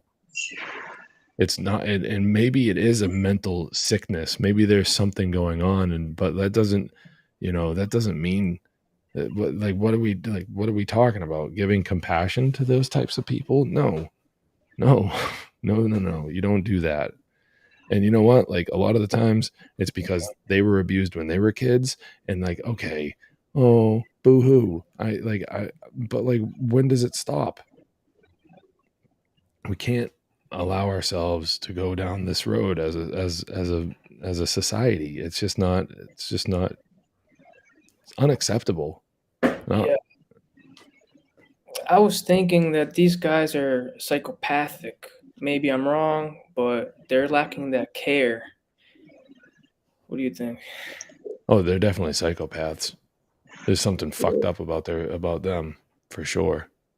You know, I mean, it's definitely something. There's something not right there with the whole entire group of people. Not only people that have those urges or act on those urges, but the people that are willing to be like, oh, it's okay. No, it's not okay. It's not. There's no compassion for people like that. Like, no, that can't exist. It's just. Yeah. You ever seen that show Vikings? No. They do this. Essentially, killed someone, and they would like torture them so bad, and that's like the kind of death I'm thinking about these folks. So Yeah, I mean, it's, hey, if let me put one little bow on it, right? If a person with those types of urges can manage to live their entire life in the closet about those urges, that's the only way it's ever going to end. You gotta go, Sarah. Oh yeah. I didn't want to interrupt though. I'll keep watching, but it's about 10:30 on the West Coast. So yeah, I'm gonna wrap it up in a minute. So thanks for coming. Yeah, thanks, and it was a great show. Thanks for having me. Anytime. See you, Sarah. Bye, guys. Bye. It's just you and I again, Jerry. Cool. What I was saying is that like if a person can go through their whole entire life and like never give in to those urges or whatever, and just like keep it to themselves, that's one thing. You just never know, right? I don't know. I'm trying my best to figure out a way, but it's like not making much sense. But I guess what I'm saying is that the only way that the cycle of abuse in this arena ever stops is very similar to how almost all other cycles of abuse really stop, is if the people that are going to go and do those actions don't go and do them to the next generation of people that come along. Because a lot of these things seem intergenerational, where it's like, it was done to me. And then it's a Tool song that comes to mind. It's about it's a Tool song off of their album called Undertow, and it's a song called Prison Sex.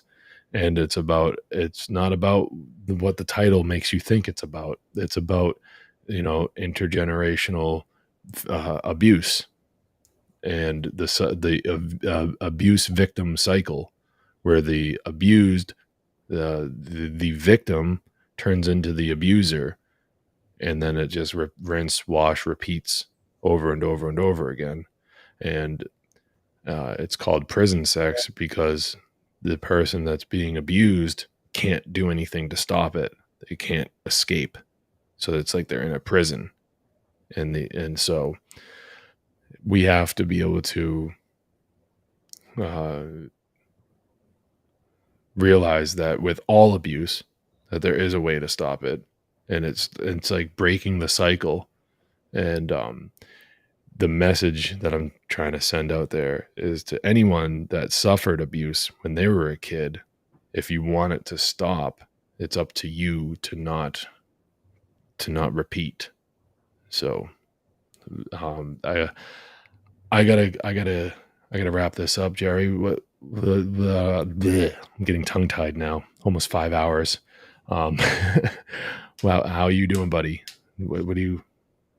I'm good, James. I just I really wanted to leave it on a positive note, and I think what you said wraps it up.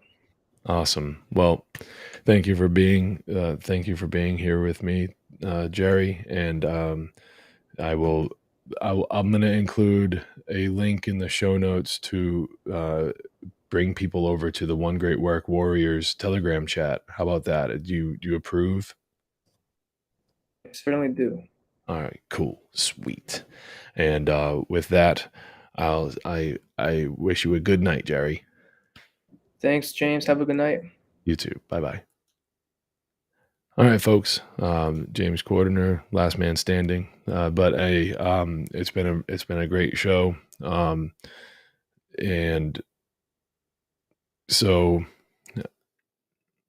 in closing, we had a pretty interesting show this evening. Thank you all for tuning in and staying on board. And just like always, this show is called The Hitchhiker's Guide to Truth, because going to get you a little further down the road, going to get you a little closer to your destination, because we might not be able to bring you all the way down the path to truth, but we can certainly bring you a little further toward truth. And that is our goal here. And I just want to leave you all with the message that I tend to leave you with every week is I love you all very much. And without you, without you out there would be, it'd be pretty boring. So thank you for listening. Thank you for taking the time and and listening to the show. Explore the show notes, because that's where you find the links to the sources and everything. And if you would be so inclined, take a look at my website, freeyourmindne.com. Come on over there, and please feel if you feel like you have gained something out of this show, you can reciprocate that by buying a t-shirt from me or making a straight donation through my website. You can find the store, or you can donate, and all proceeds to any donations that I get will be going toward covering the cost of my tuition to attend the autonomy course. And that is all. So until next time, just stay vigilant, and like Sarah was saying, practice aligning your thoughts, emotions, and actions and harmonizing them.